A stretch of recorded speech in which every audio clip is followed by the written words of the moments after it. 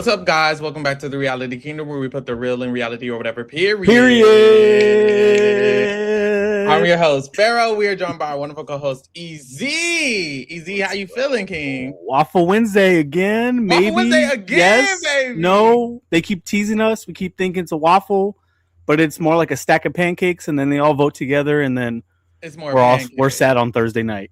I'm kind of here though. Like I feel like we got conversations. Like I appreciate that because this week has been. I'm glad the week has come to an end, y'all. At the beginning of the week, I was feeling real, and I just had to settle within the fact that look, whatever will be, will be.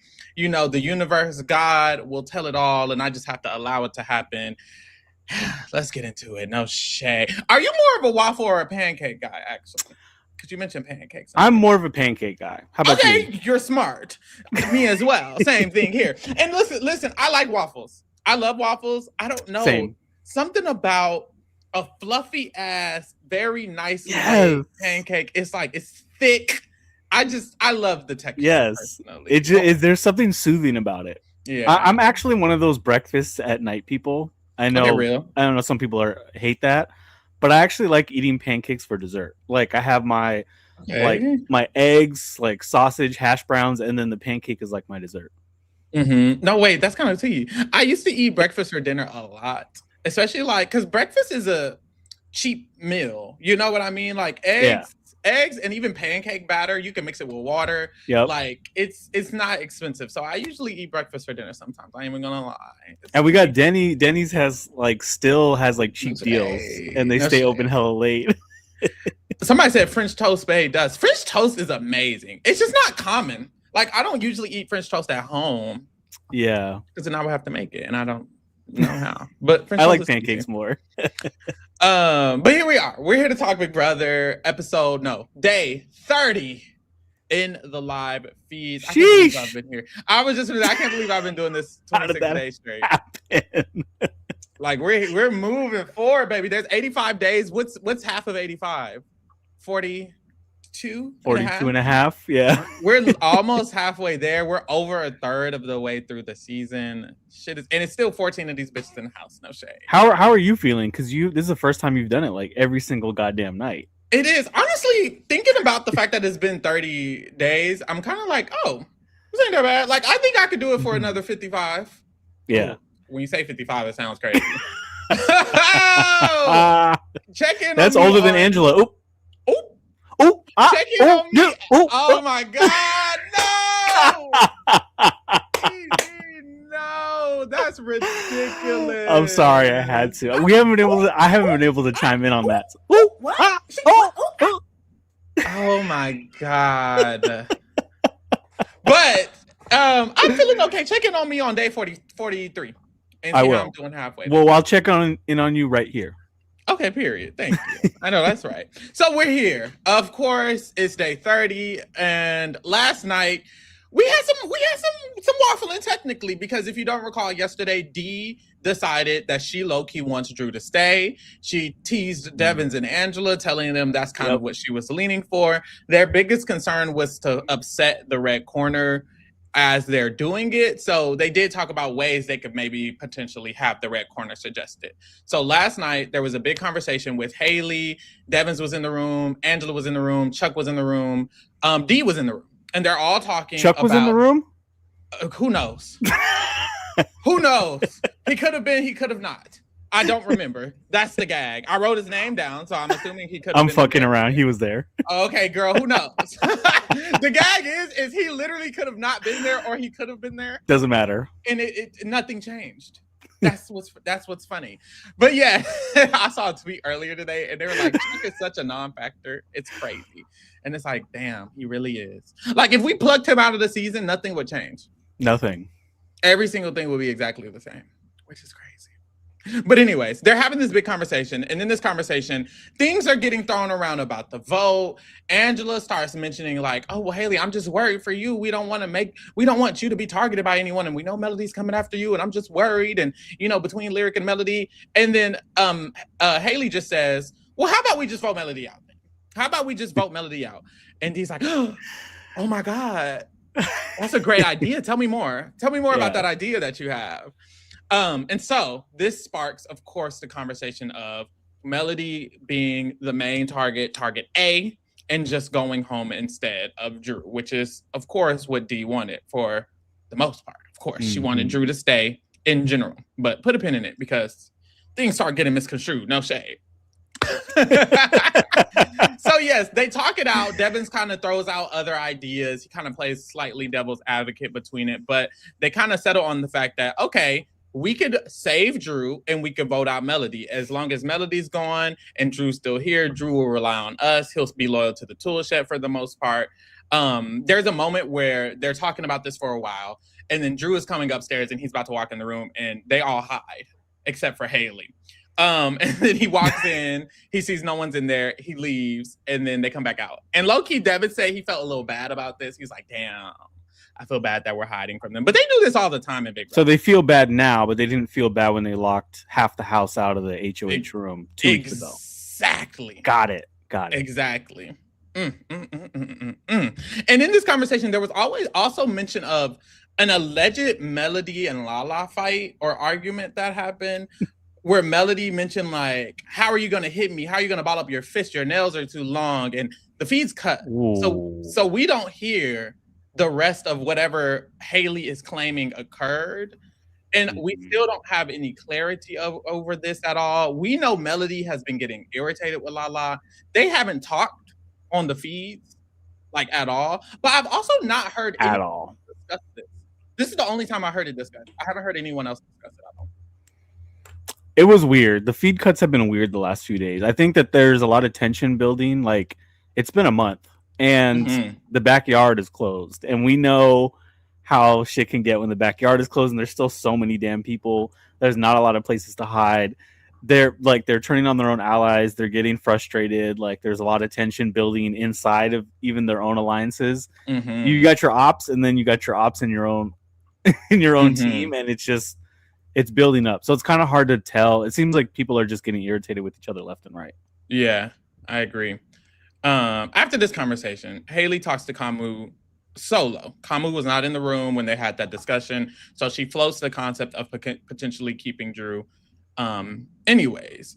And Kamu was kind of like, well, girl, I already suggested this to Devins not too long ago. And Devins was basically telling me how against it he was. He was saying how he just doesn't trust Drew and we can't trust Drew. So I don't mind it. I feel like if we keep Drew, though, we definitely need to be evicting Melody. Yep. And Haley agrees with this. And he's like, okay, so how about this? Melody is target A, but Drew is target B. Because Kamu feels like the whole point is that we should be separating them. If we're thinking about keeping Drew but not evicting Melody, that doesn't make sense. We need to separate them. So either Melody needs to go or Drew needs to go from Kamu's mind.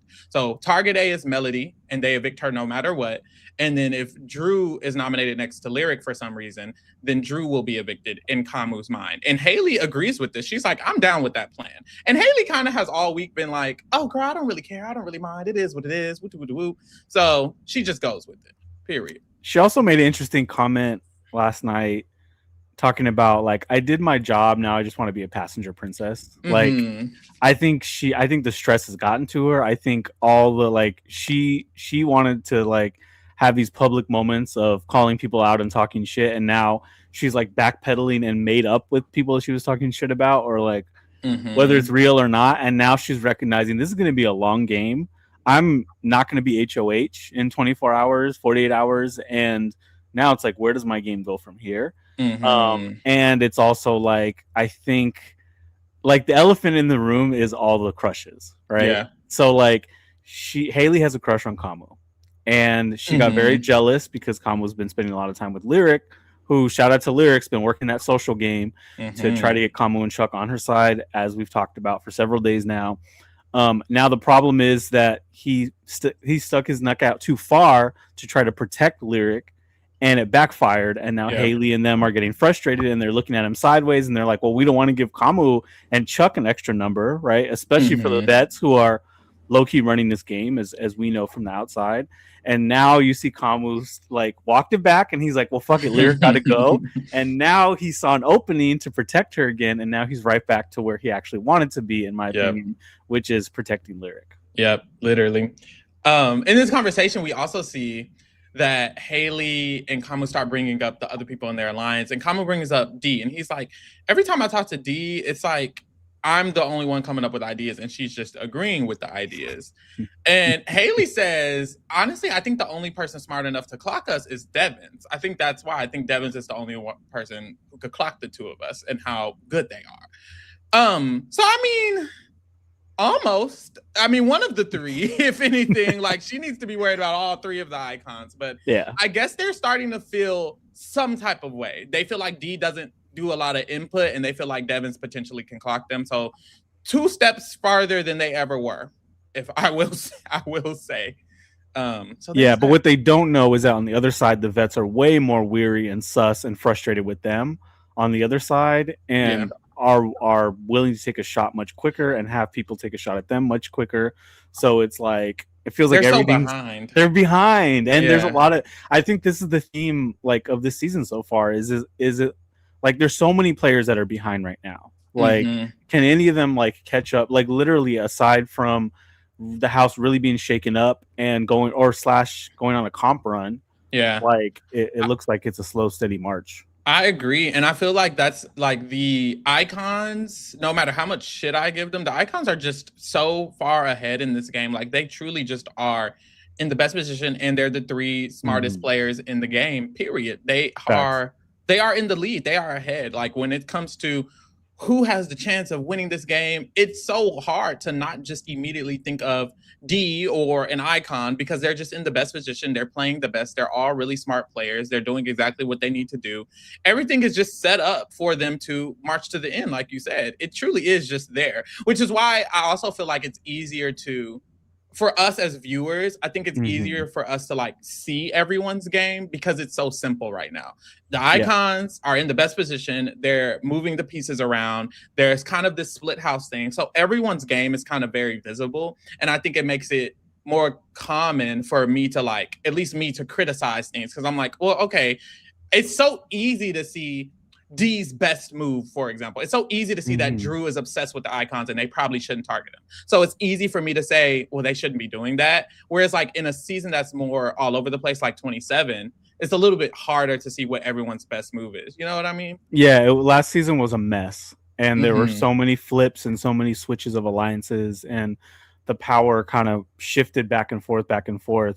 I kind of have a little bit of an unpopular opinion. I actually think that if the season wasn't rigged for the 3 vets, I still think they'd be playing well, honestly. I think, like you were saying, they're the 3 smartest players in the game, and it's not even close. Like weeks 1 and 2, we were looking around like, okay, a few of these newbies, like they have, and some of them still do have potential, right? Like I'm a Taylor apologist and a little bit of a Barrett apologist. Like, I'll own that.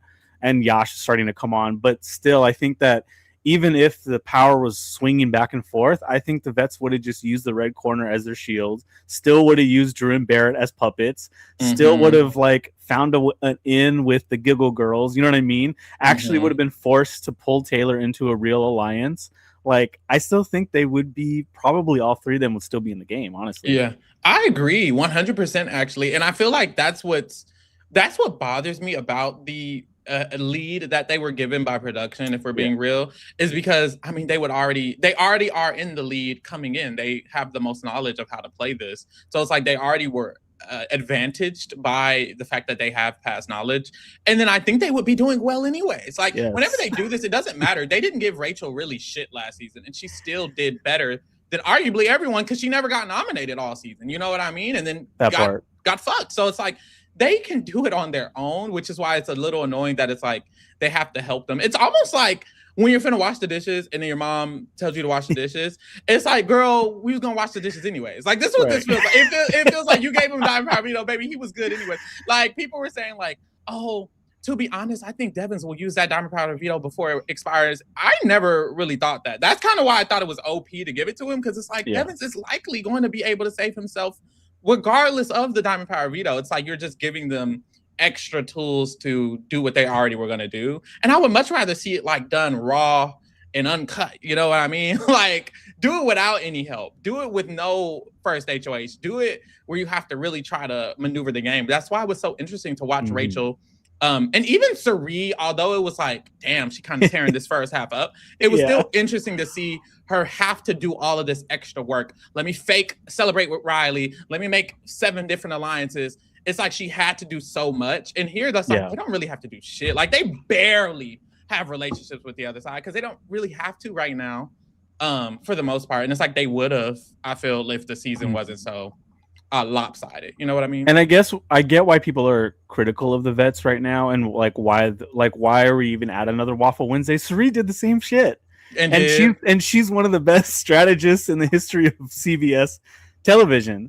I think the thing that pisses me off about the Devin situation is it really felt like production was just like, oh my gosh, Survivor 50 was a huge hit. He flipped a coin there. Let's give him another coin. And like bandwagon off. Like 2 coins are better than like 2 coins in 4 months. Like we just didn't need it. Yeah, I agree. What do you think of the rumors of Devin's whispering in Dee's ear and her like muting her microphone and talking into it, and him it seemed like he implied, girl, did you get asked the question in the diary room? What do you think of that? The timing was weird.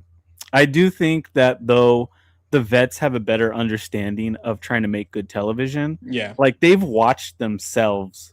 They've like Angela has been on what? 3 shows. Dee's been on also now 3. Now 4. This is her 4, right? So they've already watched themselves on the shows. They've watched the edit. They know what producers told them in the interviews and the confessionals. Yeah. Then they know what the story, the narrative that they were building once the show actually aired. And they've seen the fan response. Like they know the stories they're trying to tell. And I am curious about it because it basically seemed like Devins was asking her, like, was this a DR thing? Like, is this a production movie? And she said no. I think it's sus, personally. But at the same time, we've always said, who's running the game right now? I think Dee's running the game. I think she's Big Mama at the moment. Like, because she has Devins close and Angela close, and Devins and Angela are starting to clash, it puts her in an even better position.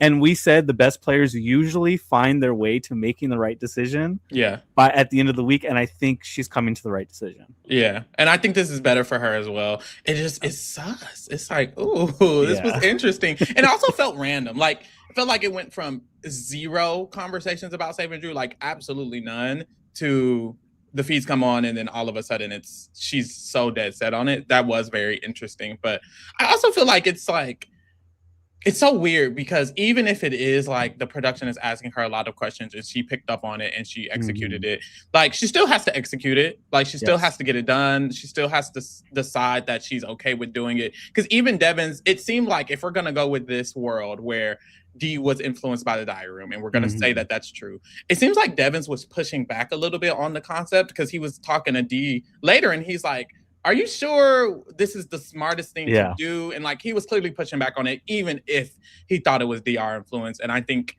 they kind of just settled on, girl, let's have fun. And that they were a little bored, which is fine too. But it's just like, DR, you don't got to tell them nothing. They're okay. Like, even if they lose Drew, they're okay. Like, let's let them make one mistake, please. Thank you. Do you think it's a showman's thing? Because they already lost Rome and they're like, I mean, Melody and Drew aren't hiding shit. Like, I genuinely feel like at least on her end, she has feelings for this guy at this point. How strong they are, it's hard to tell. It's just the way she looks at him and the amount of time they're spending. Like like you can pick up on those kind of things. Yeah. And I'm like, they already lost the Rome lyric thing. Like, yeah. I think Drew is I think they feel like Drew could be like a fan fave as well. Yeah. Potentially. Like there could be honestly, there are a million reasons why production could want Drew to stay. Fans really like him. He's in a potential showman. He genuinely is doing everything to help the icons right now. It's kind of a triple threat as to why he should stay, truly. So I just wouldn't be surprised if that is what occurred. And I wouldn't be surprised if that they're hiding it a little bit. But stuff like that is like that on top of the DPOV, on top of they get the first 3 options is getting a power, on top of the fact that they played the first. It's just like, damn. Let something happen. No shame. Also, like another thing for production is like Drew's undertones of like anti-blackness in all his comments. Like Ooh, we know they love propping up a golden boy who has problematic politics and social cues. So gag him. Ooh, gag him. In this conversation, Haley and Kamu are still talking, and Haley asks him who his top guys in the house are. She loves asking that fuck ass question. and he says Devins, and he says, you're gonna be surprised by this, probably Yash. And she says, so Yash is a little, she says like Yash is a little delayed a little bit. She was like, I don't really know about Yash because I feel like he's not all there. But why isn't Chuck your top two? And Kamu was like, honestly, I don't like that he's been throwing stuff. He's not really involved in the game. He doesn't really want to win. That shit irritates me. And Haley kind of agrees. She's like, yeah, he didn't want to stick up for me at the tea party. Haley thinks everyone should have stuck up for her at the tea party. Every single person in the game crazy should have said something at the tea party. And I think that's also a part of the reason why she like is so stuck on, not so stuck on, but she likes Angela and Dee, because Angela spoke at the tea party. She argued with Jason a little bit. And Dee even spoke up and said, by the way, da da da da. Everyone, no one else really did, or Nkamu did. Obviously, he started it, and no one else really did. And she seems to have like this irritability towards everyone else, and it's like she keeps mentioning the tea party and not sticking up for her, and yada yada yada. So it's like they don't fuck with Chuck a little bit. No shame. Well, Chuck is weird, and Haley's weird, and I think more every day that goes by, like people are picking up weird vibes from both of them, hearing the weird comments they're making and bad game moves. It feels like Haley is in power this week. The fucking Kirk family has had 2 HOHs straight, and all 3 of their games have fallen. Like you're in power for 2 weeks. Like literally 2/3 of your little trio have been running the show. Should have been running the show, and all 3 of you games are tanking at the same time. It's and with actually each other. Fascinating to watch. Like they're falling out with each other. It's like, what's going on? So yeah. Dee is downstairs. She talks to the camera and she said, y'all, it's like Inception. It's like we tell them that we want to target Drew and we get in their minds and make them do it. And then they do it. And then we tell them, wait, no, we're not targeting Drew. And now they don't want to target Drew. It's like, damn, we're eating them up. She's like laughing at how easy it is. And it's like, these people are idiots. It is very, very easy. It's like everything they tell them or they try to make them believe is their idea. It's like they just do it. Just leave a few crumbs and they just scramble. You know what? I have I was thinking about this. I have a parallel. It's kind of giving Traitors. Okay. Where it's like Devins, Dee, and Angela are in the turret every night. Oh Lord. And they're just like, who do we want to take out next? Right? And they just have all these Kaya faithful, and they have the faithful like turning against each other, and they can't come together, and they can't clock that they're traitors. Like everybody knows that they're vets and they're dangerous, but no one's clocking that they're traitors, and they're just leaving little seeds of doubt, and they're just surviving roundtables and murdering people left and right. They don't even need to be in power. No, it is kind of given that though. That was actually a good ass fucking analogy. But no, I feel like Dee this week, Dee is realizing how much it is how powerful she really is. Like before this, I think she like knew she could try to make stuff happen, but this week I think she's like, girl, this shit is easy. Like it's easy to make this shit shake, which it is. She like ate them up with one conversation, which is why she should have had like at least a 7.5 in a ranking, right? Like no one will be crazy enough to, allegedly like, in a power ranking give her anything lower than like a 7 or a 6. It just depends right? It depends who you're talking to. Right. Interesting. Dee does talk to Barrett, and she tells him, hey, look, the vote has changed. We're saving Drew. And I will say, Drew going home was a part of the reason that I had to rank her low. And at the time, it wasn't tentative. So now that she's shifted, she would have got a higher ranking. But all of the icons would have. I really did not like the Drew going home plan. I thought that was very, very bad. Like, I didn't think it was, they'll be all right. I kind of thought it was dumb. Like, it didn't make any sense considering how up they ass he was. So I really didn't like that. But now that they've shifted, I genuinely am like, girl, it's easy. It's done. It's done. Like Drew staying is so good for them. And even Dee like doing this moment here, she's talking to Barrett and she like lets him know first. And we saw her say it on the episode. She's like, I want to let Barrett know stuff first. So that way, whenever he needs to find someone to be loyal to, it's going to be me. And it's like smart as fuck. She definitely pulls Barrett in very well here. And she lets him know that the target has changed to now save Drew in the vote. And she says, just don't tell anybody that I told you, keep it cute. But that's the tea. She also mentions that she's most afraid of in the game of Mallory, Melody, and Yash. And we know Dee has had her eye on Yash a little bit. We know Angela has as well. So and they should. They're clocking again. Because he's in a good little middle position, and it's like it's getting sticky for him a little bit. The more they are against him, the worse it is. Because when they set their sights on somebody, pow, they try to take him. And I know they're worried about the like Drew and Melody showmance connect, but part of me almost feels like if Melody truly is a comp flop for the whole season so far, she has been. It could turn around. We've seen that happen so far. From what we've seen, she's been a comp flop. Isn't it almost like if she's not winning comps and she's talking to 3 people tops for 85% of her days? Like, is it the worst thing in the world for him to be distracted, spending 3/4 of his time with Melody instead of running around the house gaming with everybody? I'm just saying, like, I agree. Honestly. Like Lyric is closer to Lyric has the link with Chuck and Kamu, right? Like she's the only one that's actually misted the vets. Like out of everyone on the left side, her and at times Taylor and a little bit Yash are the only 3 people that have shown us they're capable of misting the 3 best players in the game. So I agree. I think Lyric should be going. I will say, like, it's so weird because it seems like Dee kinda wanted Lyric to go at a point, but then it kind of like doesn't anymore. It seems like she just doesn't care enough. But I think that's kind of another thing. I think Lyric should definitely be going because even though Lyric is, like you say, in claiming all of these different things, if she wins HOH, she might not target Dee and Angela, but I also don't think she'll target Chuck or Kamu necessarily. Like she could easily just, Barrett, Drew, like do a middle thing, maybe not Yash, but do like a middle thing and not target either. But that's not the best for them. I don't think. I think it is good if some of the red trio start to go. We don't want Lyric winning HOH and not taking out Chuck or Kamu. Or even if she takes out Haley, that's the worst of the trio to go for Dee and Angela because Haley's the closest to Dee and Angela. So stuff like that is like, girl, send Lyric home. No shade. I don't know. I see arguments for both sides. I just think like the second half of the game is so much about competitions. And if you're surrounded yourself with a bunch of people that can't win comps, like your chances are way higher, unfortunately, for Big Brother. So Melody and Drew, they talk. And Melody says she wants to call out Haley during her eviction speech and do all of this. And Drew is basically trying to talk her down, saying, don't do that. And all night, they're like cupcaking it up. They start to cuddle. He finally put his arm around her, right?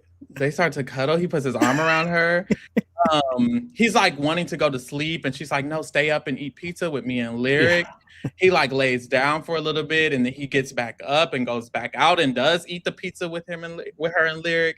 And then finally they're going to bed. And then he like gets out of his bed and like joins her at her bed and hugs her from behind. I'm like, oh, it started spicing up, child. It's always the hug from behind that changes things. It started spicing up, no shade. It was kind of giving like high school, like when he had his arm around her, it was kind of giving like high school movie theater date. You know what I mean? Where it's like, oh, let me stretch.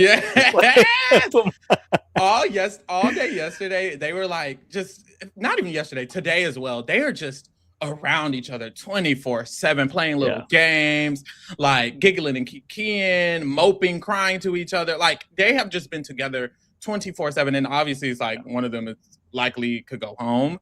So it's like they're concerned about that. And you know, when that happens, people start getting closer and closer and closer. But it's like, y'all had 4 weeks. Y'all should have been doing this, no say. But it's cute. I like it. It's also the first time where like when Lyric comes to hang out with them or Mallory does, all of a sudden it feels like they're the third wheel. It does. And it didn't feel like that before the last few days. It felt like, honestly, if every time they talk, it felt a little like, you know how you have a friend group and you know 2 of the friends have a crush on each other? Yeah. That's how it felt for me. I'm like, okay, it's like, I know what y'all got going on, but none of us are going to talk about it, I guess. Ciao. So in the morning, we see Yash checks in with Mallory really quickly about the vote. And Yash is basically saying that he thinks Lyric is the one who's going to stay. And Mallory ends up relaying this information. So put a pin in it. Mallory talks to Lyric herself. And Lyric is like, look, They're probably gonna throw me under the bus to you later on. They're gonna try to separate us. Lyric's trying to do this like backtrack type of thing because she knows she's thrown Mallory under the bus real hard. And so she's kind of like half admitted to it in a conversation with her. And then she keeps talking to her about it and telling her, like, they're gonna try to separate us. And I know I said what I said, but I already told you, and they don't know I did. Like, she's trying to get ahead of it. And in a way it's worked because Mallory's basically like, look, girl, they're not going to separate us. I agree. They got to go. They're the enemy, yada, yada, yada. So there's that. She also asked her if she thinks Chuck will ever not target her or ever think that she's not targeting him. And Lyric is like, no, they're never going to think anything. They're never going to believe us about anything. They said that there was a plan not to nominate me and I'm still nominated. Lyric is very irritated with them, which is why it is, once again, like you said, there's multiple sides to the coin. Now that Lyric is so irritated with Chuck and Kamu, as long as D continues to like push that negativity towards that direction, it is a world where maybe they can convince Lyric to do something against the red corner and definitely not against them. Something like that. She's been on the block for 2 weeks straight just with the red corner HOHs. Yeah, literally back to back. So there's worlds for everything. No shade. Mallory then talks to Melody. And Melody is annoyed with Lyric. And she's like, she keeps saying like, oh, we're the grave is dug. And it's like, girl, you dug the grave. Mallory's like, yeah, yesterday Lyric mentioned, oh, the icons are working with Kamu, Chuck, and Haley. And I'm like, girl, duh, we've been knowing that all game. Like, they're both just irritated. Didn't Rome and Jason tell you that like a week and a half ago? Literally, it's weird because it's like, I think Lyric knew, but I think she also felt like she had an in with Chuck and Kamu. Yeah. So now that she's nominated, she feels like it's a solid situation. And I guess for some reason, she never thought it was as solid as it was. And maybe it's because, I mean, I won't say for some reason. Maybe it's because she convinced them to use the veto on her that week. And she knew there was some malleability there. But girl, the longer the game goes, the less room for stuff like that is, you know what I mean? So I think because now she's nom, she's like, we got to take them out. It's scary. And it's like, girl, it's been scary. I feel like another mistake a lot of the newbies are making that I've seen honestly a lot in Big Brother, like we saw it last season, we saw it a lot, especially in 26 with Chelsea, is you have to identify who's the big dog. Like who's calling the shots, who has the most influence. Like it's the same thing in politics. Like I've worked on legislation, right? It's like you have to know who do you need to get everybody else to vote the way you want on something. And for them to not recognize that it's Dee and Devins and like Angela probably in that order and not be able to identify that and just spend more time with them. Like, and that's one thing I'll give Lyric credit for is that she's worked really hard on everybody. And again, that activity is paying dividends in one way or another. The problem is that she had to campaign for so long. Everybody knows all her tricks and trades and her shit is just on Front Street. So it's like, where else does she go from here? That's the problem. Yeah, Lyric is a much better, like Nicole Franzel, I said, like she's much better in a majority situation. Like if the season could have been Rome and his Angels, honestly, if this was a newbie season, and this is another reason why the icons, it's always slightly does irritate me, because if this is a newbie season, I just think Rome and his side of the house is the majority, and the red trio is probably the minority, because no one really likes them. They actually hate them. So I genuinely think it's like, in that world, Lyric could be Nicole Franzel potential, or at least could make it really far in that sense of, I'm pretending to not be this big threat. It's like once Lyric's in trouble, you see how smart and how active she could be. And in a world where she never has to be in trouble, then she can really kind of slither her way through to the end. She would have been a much more interesting player in a season where she doesn't have to be. Well, she's interesting now. It's just, girl, it seems like interesting, but you could go home next week. And it's like, damn. It's because she attached herself to Rome. And I will give Drew and Barrett some credit. At least we didn't see all of it, obviously, but they knew that, like, just attach yourself to the vets. Like, they're going to be in the game for a while. Exactly. Production's not going to let three of them leave pre-jury. So exactly. Fuck it. That's always the strategy. And it's weird because it's like, well, it's not even weird. These people aren't fans. Lyric says she's only seen season 20 and season 26. So she's not a fan of the show. She hasn't seen a season with vets on it. It's like, she just doesn't know. And it's like, girl, unfortunately for Big Brother, this is one of the shows where if you're going to be on, you need to study. Like, you need to know as much as possible, because there's common now there's commonalities with what happens. Like any super fan would have known you need to attach yourself to the icons. So if anyone's interested in applying for Big Brother, Pharaoh and Lee have been doing this for several years. They have rewinds, they have player ratings, they have breakdowns, they have analysis on top of analysis, and now we have like 10 to 15 more people talking about Big Brother this season. Get into this shit and send if you know someone that's applying, tell them to what like I actually think they told them to watch specific seasons. Don't they tell them like when they're sequestered or whatever? Allegedly. Because it sounds like most of them watch 16 and 26. Like they all wanted them to see Angela's season. I think a lot of people watch 26, and it's like I don't know what happens because Taylor Hell claimed that they don't give them the things, but I'm like, do they suggest or do they imply? Because it does seem like there's still a common thing with the seasons that people watch for sure. Like, why did everyone not watch shit except for 26? It doesn't make sense. Yeah. After this, Barrett does talk to Devins, and if you don't recall, last night Dee let Barrett know that the vote has shifted away from Drew. And in this conversation with Devins, Barrett is like, I mean, if I'd had to guess, I think that maybe the target has shifted to something a little more positive. And Devins is like, oh, what do you consider being more positive? And Barrett is like, oh, I mean, Drew potentially staying. And Devins is like, oh, okay, yeah, I've heard that too. And I think it might be better for the crossovers. I feel like it's going to be worse for the cool kids since he's targeting the cool kids and yada, yada, yada. So Devins now knows that Barrett at least is feeling or assuming or aware that Drew is now staying, which Barrett does know this. Later, right after, Barrett talks to Angela, and he kind of asks her the same thing. Do you feel anything shifting? Do you think the target is changing? And Angela's like, yeah, things do seem like they're shifting around, but when you're up there and upstairs, things just go ping pong, ping pong. She's been saying this all day, that things just shift all the time with them, and she doesn't know, and she's staying out of it. And Barrett's like, well, I just heard that Drew's staying. I'm down with it. Drew's going to be good for us. He'll be targeting them.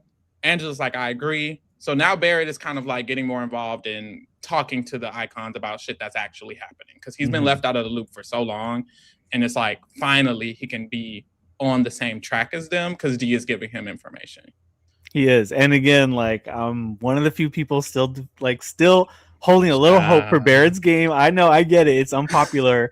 But again, if we're using the traders analogy, like Drew stuck his head out a little too far, and now look, they're about to cut it. They're about to cut him. Like he had his trader angels, and now he's doing too much, and he's in a showmance, and that's a threat. Whereas Barrett is just with them and just like sitting in the corner, like I'm just patiently waiting to take my shot. Right? Like, what does it benefit him this week? I'm just saying, what does it benefit him this week to flip anything against what those three want? Like, I genuinely don't see how it would. It's very risky. And it's like, it's almost like I just wish he could have talked about the potential of Drew not being the target. Because in this world, he just believed it the whole time. Like in these conversations, he's basically telling them, oh, great, I wanted Drew to stay this whole time. And that's where I'm like, damn, you did? Because I was almost hoping that he didn't, because the fact that he did and didn't say anything, I'm like, girl, say something. Like, say one thing. Say one thing to help them think Drew should stay, instead of saying one thing to help them think Drew should go. Yeah, Drew's been saying y'all name anyways. Slow down, King, because the fact Savannah, slow down. The fact that Dee decided to save him was the luck of the draw. Like, if she didn't do that, Drew goes, and now Barrett's just the lone newbie with three icons, and it's like, that's less enticing for his game than this. But honestly, now that Drew is staying, once again, for everyone in the crossovers, now that Drew is staying, I feel just so much better. Like, that was just really bad for all of them in my mind. I was like, ooh, I don't like this. But now that things have shifted, I'm like, okay, Barrett, find your footing again. Like, now he's encouraging it now that he heard it's a thing. So there's always hope, I feel like, for anyone in the main alliance. And I'm still looking at the other side of the coin. Like, if Barrett had been more pushy about keeping Drew from the beginning, you don't see that potentially backfiring. Now you have Angela complaining to Dee and Haley, oh, Barrett, I don't know. It's like he's pushing back. Like, him and Drew are pretty close. You don't think that the four of them, like, I don't know. I just, they're so paranoid, and they've had power for too long. It's like you give them any little reason, and all of a sudden you're in trouble. Yeah, and now you're the target. Honestly, it's happening with Yash. Angela heard one thing, and now Yash is the target for all of them, and that's and always now Yash is a target, another target ahead of Barrett. So it's like that's very valid. It's so interesting because I'm like, how would I play it if I was playing with the icons? And if I'm being honest, I would probably like big dog it. Like if I'm playing with icons, bitch, I'm an icon too. Like I'm not gonna be, because I feel like Drew and Barrett both just okay. They're yes men. They're yes men, but and then also on top of that, it's like Devins will tell them, "Oh, I'm not sure." Angel will say, "Oh, I'm not sure." D will say, "I'm not sure." I feel like if I was in the game and we're working together, I'd be like, "Okay, well, D, you got to be sure. So let's figure something out." Like I don't think I would want to leave the room until like we have an actual conversation where you say your opinion, I say my opinion. That's how an alliance works, and obviously that could get people in sticky situations. But also, it's like Izzy and Sari got really close. Izzy was straight up the whole from the beginning to the end with Sari, and they were okay. But if it was you instead of Barrett, let's say, because that's probably the spot you would take, you would walk out of the room and they'd be like, "He's got winner written all over him." Oh well, I got winner written all over me. I think it's also like an ego thing with me. It's like I would refuse to play this game and just be up under them. We're gonna be equals. I'm gonna if you're an icon, I'm either Ashley, Morgan, or Izzy. Like I'm right there with Rachel. I'm right there with Sari. I'm not gonna be no shade, Barrett or Drew. Like I just but also it's like Ashley won. Izzy didn't win, but there's a world where if that side of the game stayed that side of the game, Izzy literally could have won. It's like you have to be the person who could win on that side. That's how Ashley was able to. She was Rachel's equal. She wasn't Rachel's subservient. She wasn't Lauren. I'm scared. Like, no, like, girl, you gotta be a big dog. No shade. Or even Will. No shade to Will. Love him down. But it's like Will was just so on passive. Rachel's side. And it's like, don't just be on their side. You need to be their equal. And also it's like, no shade. I feel like not that Barrett is a better player. Well, he could be. I think Barrett's relationship with D is clearly strong enough for her to feel comfortable giving him information. I feel like he could talk to D as an equal and then she would start reciprocating it more. I feel like a part of the reason that they don't reciprocate the energy is because Barrett and Drew allow themselves to be the subservient person who doesn't know anything and is aloof. Like, be their equal, and I think they could speak to you as an equal, and then we'll see things develop a little bit more. But even like today, I liked what Barrett did with Devins and he did with Angela. He's like, it sounds like things are shifting. It sounds like this is what's happening. And now they're reciprocating something with him for the first time all fucking game. You know? And he has a little bit more space because he's not the Renom. Like he knew Drew was going up, and again, like everybody was complaining, oh my God, why isn't Barrett telling Drew? What happens when he tells Drew? Drew tells everybody in the fucking house on both sides. He'll even tell the fucking Kirk family, the Red Trio, whatever. And it would be chaos, and Barrett would be the fucking Renom. So, like...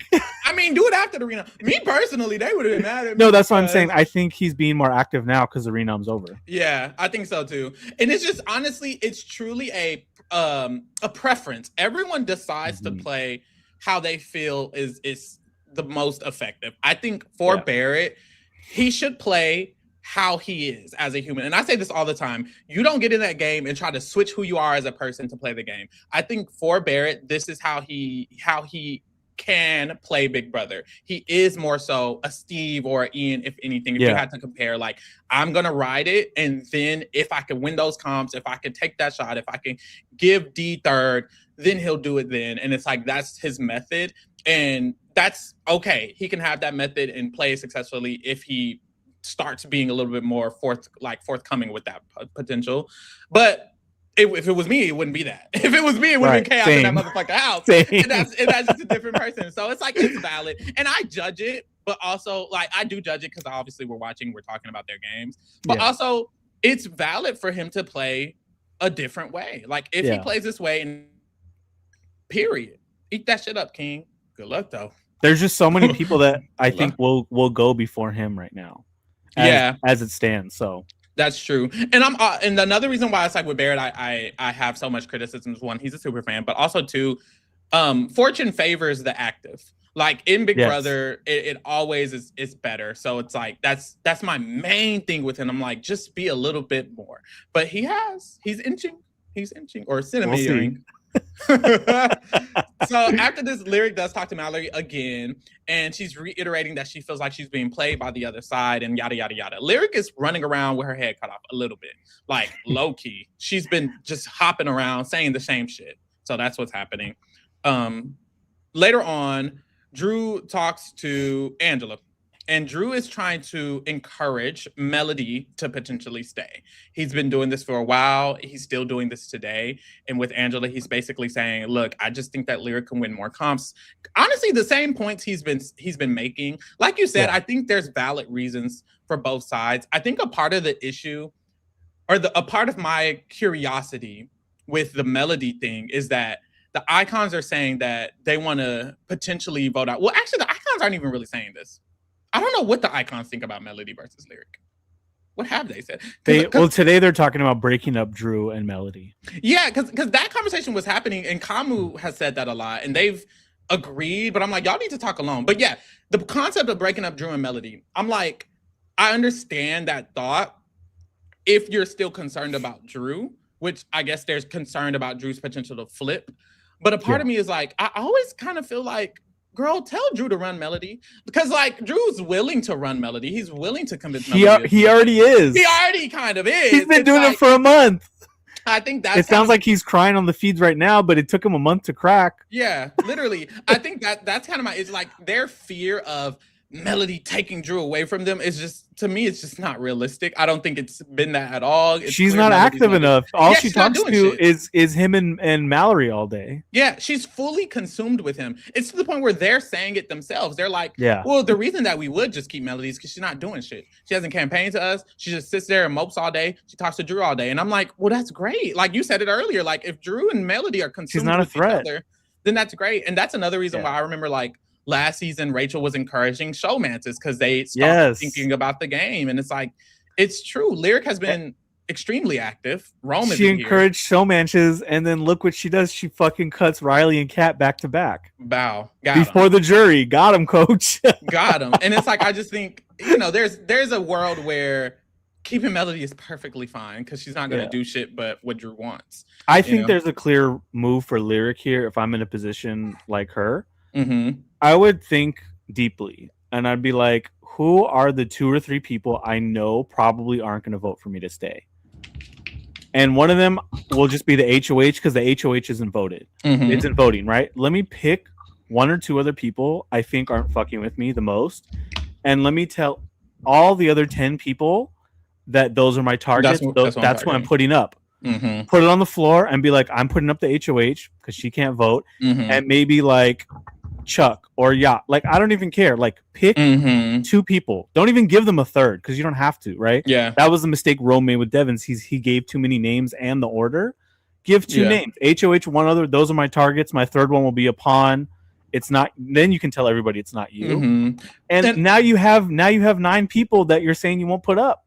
Yeah, honestly, that's the same for fucking both Lyric and Melody should both be doing that. Melody, everyone knows she hates Haley. Yes. It's such an easy reason for the icons to keep her, and she's not fucking campaigning. So it's like she's not encouraging anything because she's not talking to anybody. But she's still talking to Drew on the feeds right now. Girl, do you want to go home? Yeah, I mean, maybe she does want to go home at this point. Angela and Devins, they do talk, and Angela is talking about how she's getting a little confused about what Barrett knows because Barrett approached her about knowing that the tides have shifted from Drew, and Devins is like, I didn't tell him that, so I'm getting a little confused too as to what's happening. So both of them are like getting a little lost in the sauce. Yeah. Barrett and neither of them. That's the thing. Dee says later on that she knows that Devins clocked her, which he probably did because he did call her out a little bit about it. But like Angela and Devins don't have a rapport. So because they're separated and like Devins is annoyed with Angela, it's like there's no like contingent to Dee's control. You know what I mean? Like Dee's in the center, she has Angela and she has Devins. But it's like, and she has Barrett. Like she's in a great spot.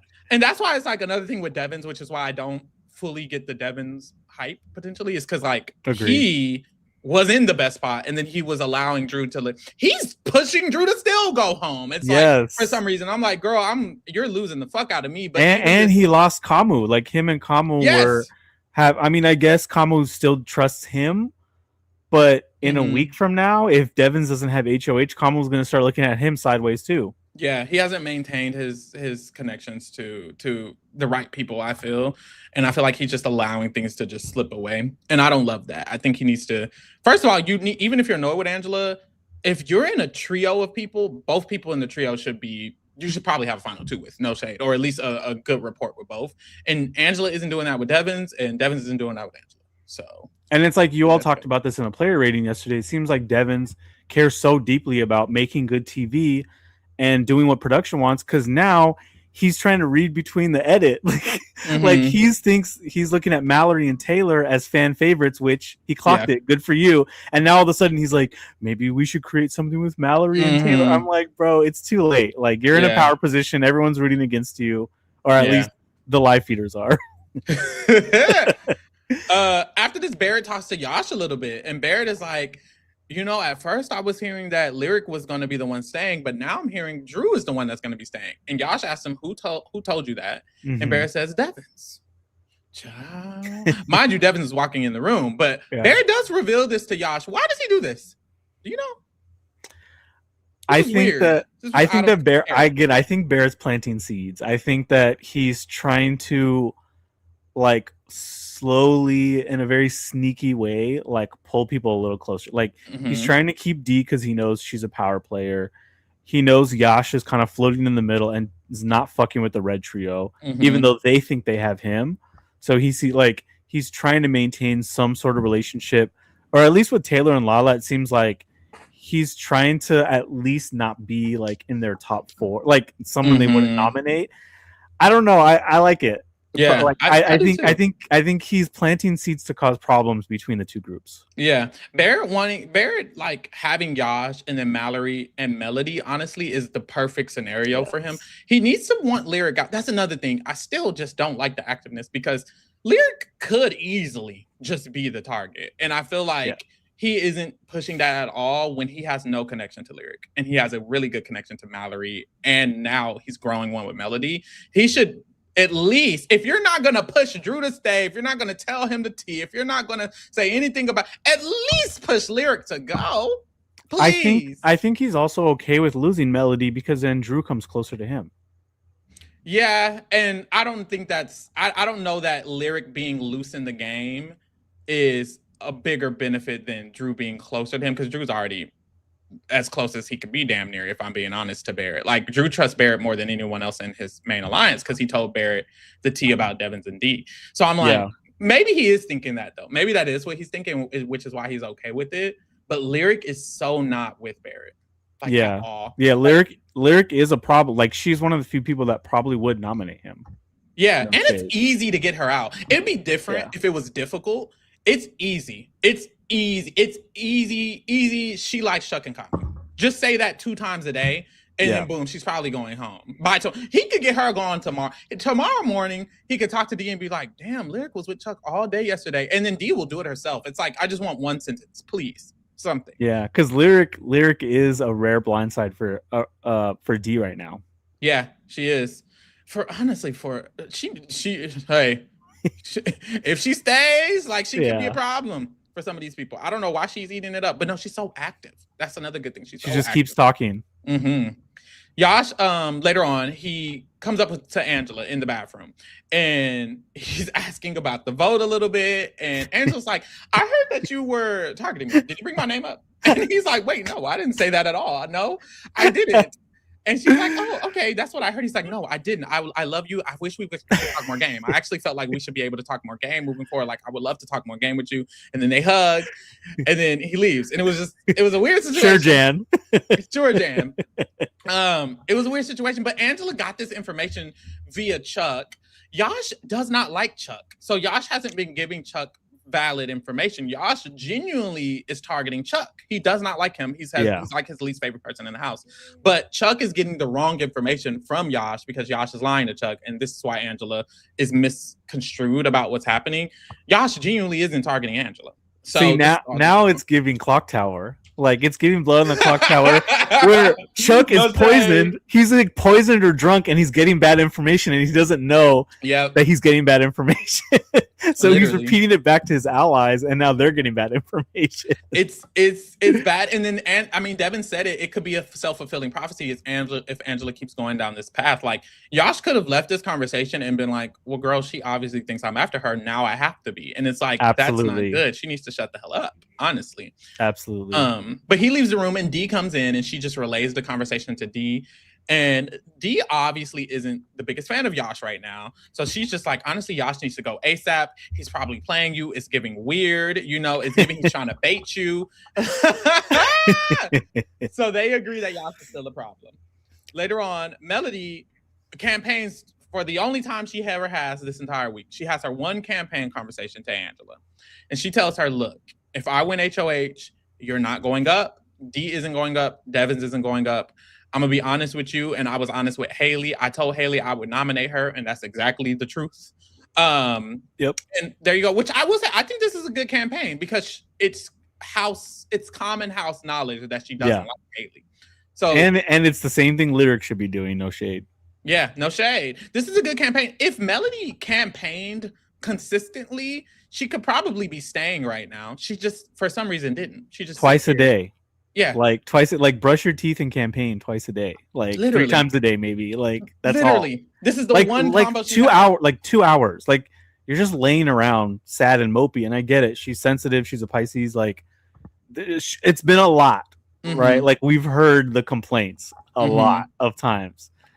Just 15 minutes like per person. And it's not a lot. And this is so not common for Melody because we've seen the previous weeks when she was in trouble, her campaign like all day. Like when she wanted to get the veto used on her, she talked to Kamu, she talked to Devins, she talked to Barrett, she told them all the same thing, she told Drew the same thing. Like she went around the house all damn day. We saw when she was told by Ashley that there was a group of people that came up to her, she was scattering around all day. Like she is for some reason just sitting here. I don't know what the fuck is wrong with her. Like this is crazy. But I think it's also like another reason why seasons that get lopsided are less interesting is because the people who are losing get drained. It's like, demoralizing. Like yes, like Serene and Felicia, you know, like being dragged by the mafia to the end of that game, and them just like talking shit about them and being hella rude, and there's nothing they can do. They're just laying around waiting to get taken out. Yeah, it gets very like you don't want to do anything. You don't want to be as active. And it's not like a typical person. Like it's so different. The energy that D and Angela and Devins, they have running around the house, and Kamu and Haley talking about everything, and even Chuck bouncing around versus the energy of everyone else. Everyone else's energy is very low. Like Taylor's not doing much. Lala's not doing much. Mallory isn't doing much. And not that these people are just the most active players in the world, but we know for a fact that Melody and Lyric both are. And even though Lyric is running around, her energy is so it's not the positive version. It's kind of the negative version. It's down. Of her energy. Yeah, she's down. It's just like, ooh, it's annoying. But yeah, girl, go campaign because this is crazy. But yeah, she has this conversation. Angela just agrees, and she also vouches for Devins. She's like, yeah, Devins was supporting you in the HOH room. He was saying that we should consider keeping Melody. So just keep that in mind. So she's been vouching for Devins in these conversations that Angela has for some reason. But there you go.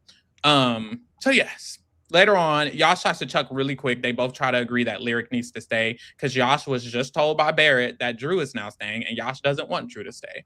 So he's trying to make sure Lyric is still staying instead. She's not. Good luck. Devins talks to Taylor about the vote. And Devins doesn't talk to Taylor usually about game. This is kind of like the first game conversation separate from that fake alliance that they made, which I was like, oh, here we go. Well, Taylor kind of came up to him, no shade. And basically they're discussing Lyric versus Melody, what the pros and cons are. They kind of go back over which is better in each direction. And Taylor's like, if I'm being honest, I'm hearing that Drew is going regardless. I'm hearing that Lyric is staying over Melody. So I just wanted to let you know what I'm hearing on my end. And they agree that they'll check in again about the vote, essentially. And this is smart. And again, Taylor being consistent, being a straight shooter, no bullshit, no fluff, no fake promises. Just tell me what I need to know, and I'll go back to bed. Yeah, literally. And it's paid off for her. It has. And honestly, like she gets a little more information. Like we'll talk about it in this next conversation actually, because Angela and Kamu and Haley are in the HOH room and they're just discussing how now Drew is staying. But Kamu and Haley last night discussed that Drew only stays over Melody, but he still gets evicted over Lyric. So in this conversation, Kamu explains target A is Melody. She goes no matter what, but target B is Drew. Chuck comes in. He's reiterating this with them. They're all agreeing also. Like Angela's agreeing to it. Chuck's agreeing to it. They're all agreeing to this same idea. Like, yes, this is what it needs to be. And et cetera, et cetera. Kamu does ask Chuck if Lyric knows she was going to be the vote to evict. And he says no. And Haley's like, then why is she running around panicking all day?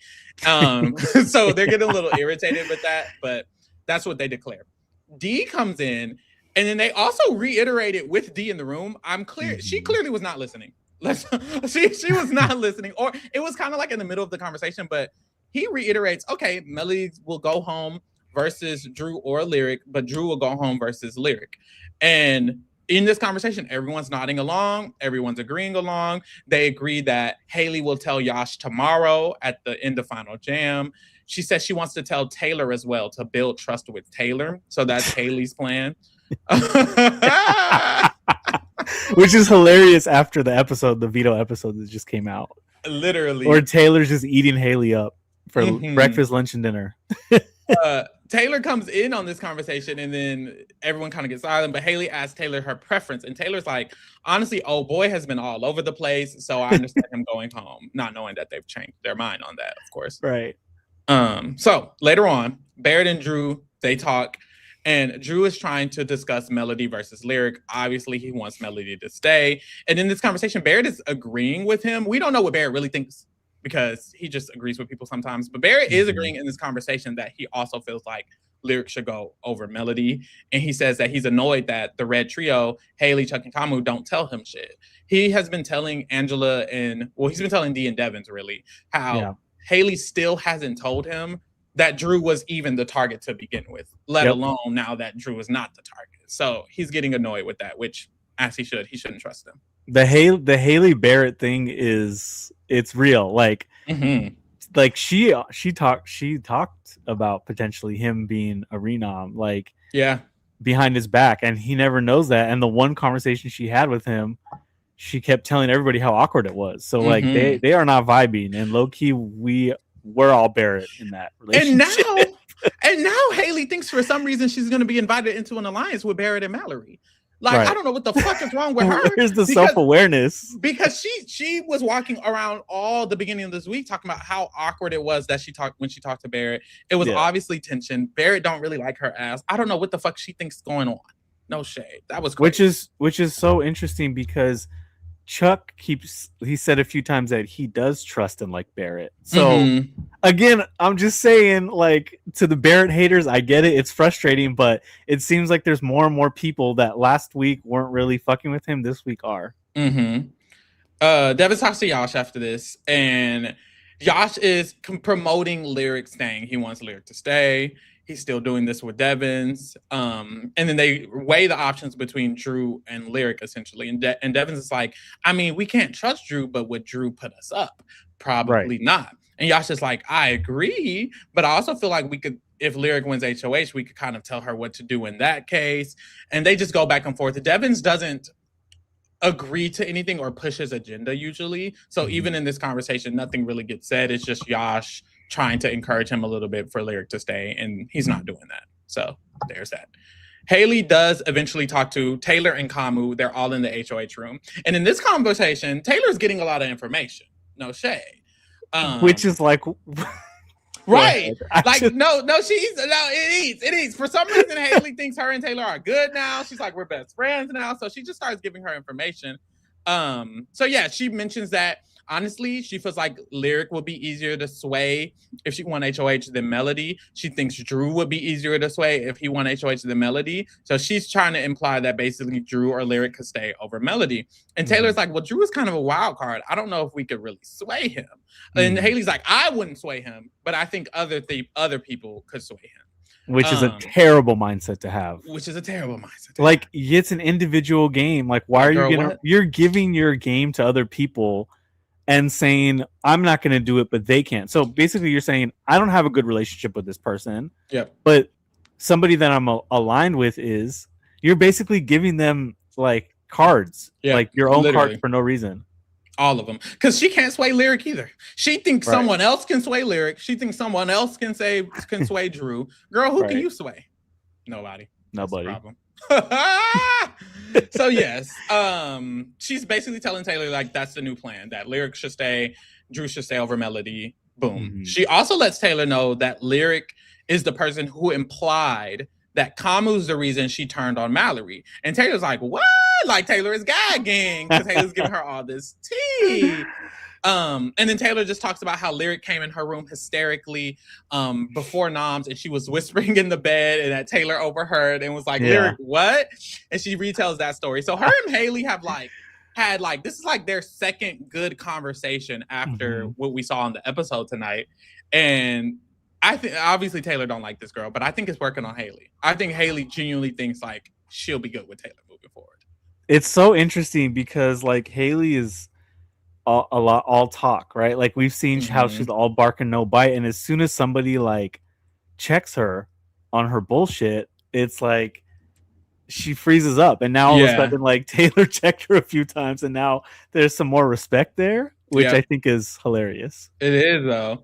Child, after this, Angela goes downstairs to Dee and Devins, and she lets them know that it seems like Drew isn't staying in every scenario. And they're like, girl, what's going on? What you talking about? What's going on? What are you talking about? And they're like, well, last night, didn't we just decide that Drew was staying? And Angela's like, yes. They're now saying that, Kamu and Haley are now saying that, okay, Melody can go, but after Melody, Drew can go. And Dee's like, girl, I don't care. I'm voting Drew to stay regardless. Like, if they get mad at me, it doesn't matter. I'm voting Drew to stay regardless. She's like, fuck that. Or she's like, it feels like it's some fishy shit going on there. Yash knows too much information. It's fishy shit happening around. And Devins always tries to defend Yash. Every time Yash gets brought up, Devins is like, well, no, wait, Chuck is telling Yash wrong information because Yash doesn't like Chuck. He's like explaining things. And Dee is like, I don't know. It's just giving weird. It just seems like all of that is weird, and they're having weird shit going on, especially with Yash. It's because Chuck is either poisoned or drunk. Literally. Chuck is drunk as fuck. Angela leaves, and Dee is talking to Devin. She's like, it's just every time they're up there, shit happens, and we don't know about it. Weird shit is happening up there. We need to have that shit under control. I don't know what's going on. And Devin's is like, look, I'm not gonna lie. You and Barrett make me nervous too. Oh. It was a oop. No, Dee was gagged. No shade. Dee was gagged. And she was like, why? Wait, why? And he was like, he brought up the Diamond Power veto to me one time. And I'm like, weird. And she's like, you don't think I would ever tell him that? I would never tell him that. I would never tell him anything. Honestly, Devin's got a little, I don't know why he brought this up there. If he felt suspicious, he probably should have shut up, because she's going to correct it, even if, like, she's going to figure out a way to correct it. But he basically voiced he's a little weird about her connection to Barrett. We know Barrett just questioned him about Drew being now safe, and I'm assuming Devins can imply that Dee's the one that Dee's spilling information, right? Exactly. So yes, Devins also mentions that Kamu and the Lyric thing is driving him nuts. The fact that Kamu wanted Lyric to stay, and now he wants Lyric to go, but now he wants Lyric to stay. It's irritating me. I thought they were going to come to the conclusion here that Lyric needs to go, but they didn't really get that far. I feel like, I guess there's still time, a tentative amount of time for that, because I don't think I don't know what Dee wants, but I don't think Devins wants Lyric to stay. Girl, I don't know. We'll see on that. I mean, Dee just keeps saying she wants to break up Melody and Drew.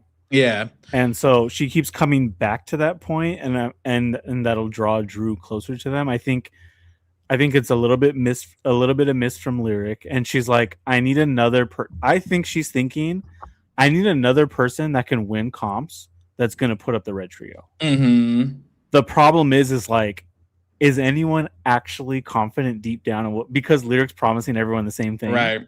So again, it's like, if Lyric just said, here are the 3 people I'm putting up, everybody else save me, I think she's safe. But she won't do that. We'll see how that goes. After this, Dee talks to Barrett and she asks him straight up if he told Devins that she told him the plan, because Devins is clearly getting suspicious of him. And Barrett says, no, I didn't tell him you told me. And Barrett didn't tell him that Dee told him. Mm-hmm. But obviously she did. After this, Angela and Dee talk. And Dee is like asking clarity of what exactly was happening upstairs. And girl, Angela, she blundered the fuck out of this. Angela's like, wait, I think Drew is going home over Melody, and she's like, wait, Drew's going home. Where is Drew going home, or is Drew saying? She's like, no, they want Melody to go regardless. And she's like, okay, but what if Melody wins box rush? She's like, then Drew, Lyric, Melody, and she's getting confused. And Dee's like, what is happening? Yes. And Dee's like, either way, they're scared that Drew's gonna put them up because he is, and he's closer to us. And that's exactly why we need to make sure Drew is staying. We're voting Drew to stay no matter what, period. I will say Dee is overestimating them. That's not what they're thinking at all. Actually, they haven't even considered the fact that Drew could nominate them. They didn't even go down that route at all. They simply just think they should be splitting up Melody and Drew. It's that simple. Child. It's so funny to me how like Dee and Devins are, again, it's like they're running around on that beach. Like, someone has to be plotting against us, right? It's like, not really. Like, it's a cakewalk, baby. It's a cakewalk. I promise they're not doing anything. Dee talks to Lyric after this, and he does tells her that she thinks she's good. Like, there's been back and forth. They're still going back and forth, but right now she thinks she's good. She thinks she's safe. She's staying. And Lyric's like, good. I mean, I just don't want to flip on my word. I don't want to keep telling people things. Da da da da. Lyric has been antsy. She's been really antsy. Yeah. This was the gym conversation? They were in the bathroom. Oh, bathroom. Okay. Yeah. Drew talks to Haley after this, and they have a long ass conversation for no fucking reason. No shade. They were up there for a long ass time. Drew does ask between Lyric and Melody, who does she care to go? And Haley says she doesn't know and she doesn't care. It's not up to her anymore. And Drew's like, I will say, you know, if Melody was here, one of y'all would have to take her out because I don't think I would. And Haley's like, I wouldn't expect that. And he's like, I mean, if Lyric was here, I'd put Lyric up. I'm like, this isn't helping your case. Like, if you want Lyric to go, you don't tell them that you would never nom Melody and you would nom Lyric, because now it's like, oh, okay, then let's leave Lyric so you can nominate her. You know what I mean? Yeah. He needs to just shut up, honestly. But Haley asked him about every Drew Haley conversation is weird and awkward. It is. Like, they do not fuck with each other. And it's like the energy is weird. It's just off. Yeah. But Haley does ask him about Barrett. She's like, what is Barrett saying? What is Barrett thinking? And Drew's like, I think he's just nervous because I'm on the block. But other than that, it doesn't seem like anything's going on. And it's like, Haley, are you concerned about Barrett or not? Because why do you think you would be in an alliance with him, but you're also concerned about him?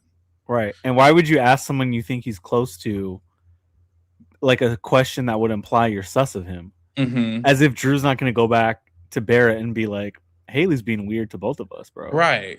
Like, what? Dee talks to the cameras, and she lets us know, of course, that Drew needs to go home.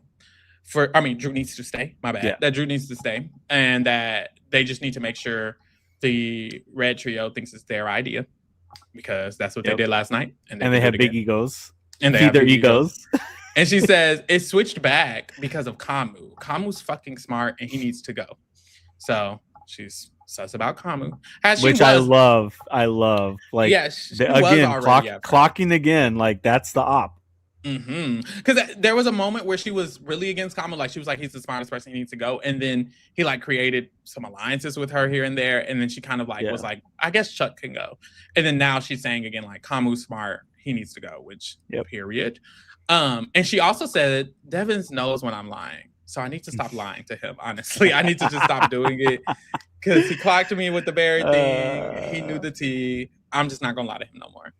And after this... It's so funny because they weren't working together on Survivor 50. Yeah, they were not. Like, I feel like the dynamic would be totally different if it was like Devins and Christian, or if it was like Dee and Tiffany, or Dee and Camilla, because they're already locked in. Mm-hmm. Her and Devins, like, they've been on the opposite end of each other, like, trying to end your game. Yeah, literally. The thing is, it's like, if Devins was more, that's the thing, Dee is more self-interested than Devins. I think Devins like kind of doesn't care about the show a little bit. He kind of is okay with just making TV. And then also, I think he's kind of just okay with going to the end with D, which I will say D says as well that she wants to go to Final 2 with Devin. It's not like she doesn't want him in the end game and she's going to cut him at top 10. That's probably not going to happen. But because she's more self-interested, she just does things that's better for her game, whereas Devin's doesn't do that, honestly. Like, even though I think she should take Angela, but we'll see.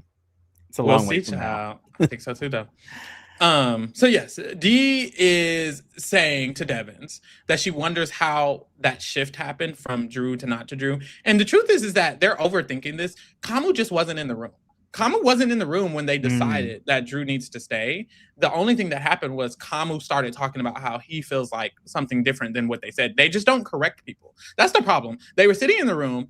Angela was sitting right there. Dee came in. She wasn't paying attention. Like, y'all could have just corrected them and said, oh, wait, no. Drew just needs to stay regardless because this, and this. And I'm sure Kama would have been like, oh, okay, great. Kama wanted Drew to stay anyways. Like, it's because they don't correct people, they get like flustered. This is what happened with Drew. Like, they never corrected his behavior, even though he kept asking for correction. And then they got so flustered with him and thought he was a problem. And then it's like they looped back around on it because now he's just nominated and not doing anything. And it's like, y'all are overthinking because y'all aren't correcting people. Just tell them, never mind, Drew needs to stay, and they'll do it. Instead, they're like, oh my God, what do we do? They're so smart. Kama's overthinking us. He's changing the plan. Kama didn't know the plan. He wasn't in the room. Jesus. Like, they're in this conversation talking about how badly Kama's protecting Lyric, which he is. And then once again, I thought they were going to lead to, we should evict Lyric because Kama's protecting Lyric. And they still didn't get there. I'm like, damn, okay. Child. But they did say that they should put in Haley's head that Kamu might, that Lyric has Kamu and Chuck her boys, and those are Haley's boys, and you and Haley aren't even close together, so you should be after her. So they did like push that. It gives kind of the Morgan Lauren dynamic last season at the beginning. Like, Morgan was with Zach and Vince, and then Lauren was with Zach and Vince, but they weren't working with each other. So it's like there was always this like tension.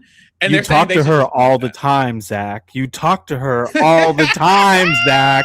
You talk to her all the time, Zach. Oh my God. That was so fun to watch.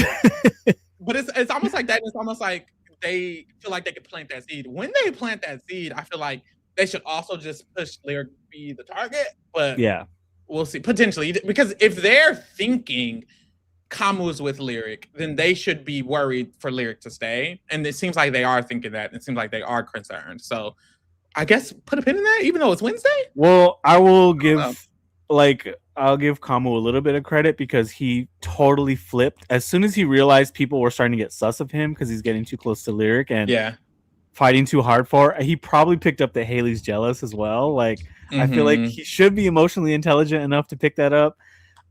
He totally flipped and said, well, fuck it, Lyric's got to be the target. And I think that actually just like mind fucked everybody a little bit because they were just expecting him to be consistent and he just changed his mind literally overnight, like in a span of 5 or 6 hours. And now they're all shuffling like, wait, does that mean like, should we keep her now? Should we like, that's confusing them. Right.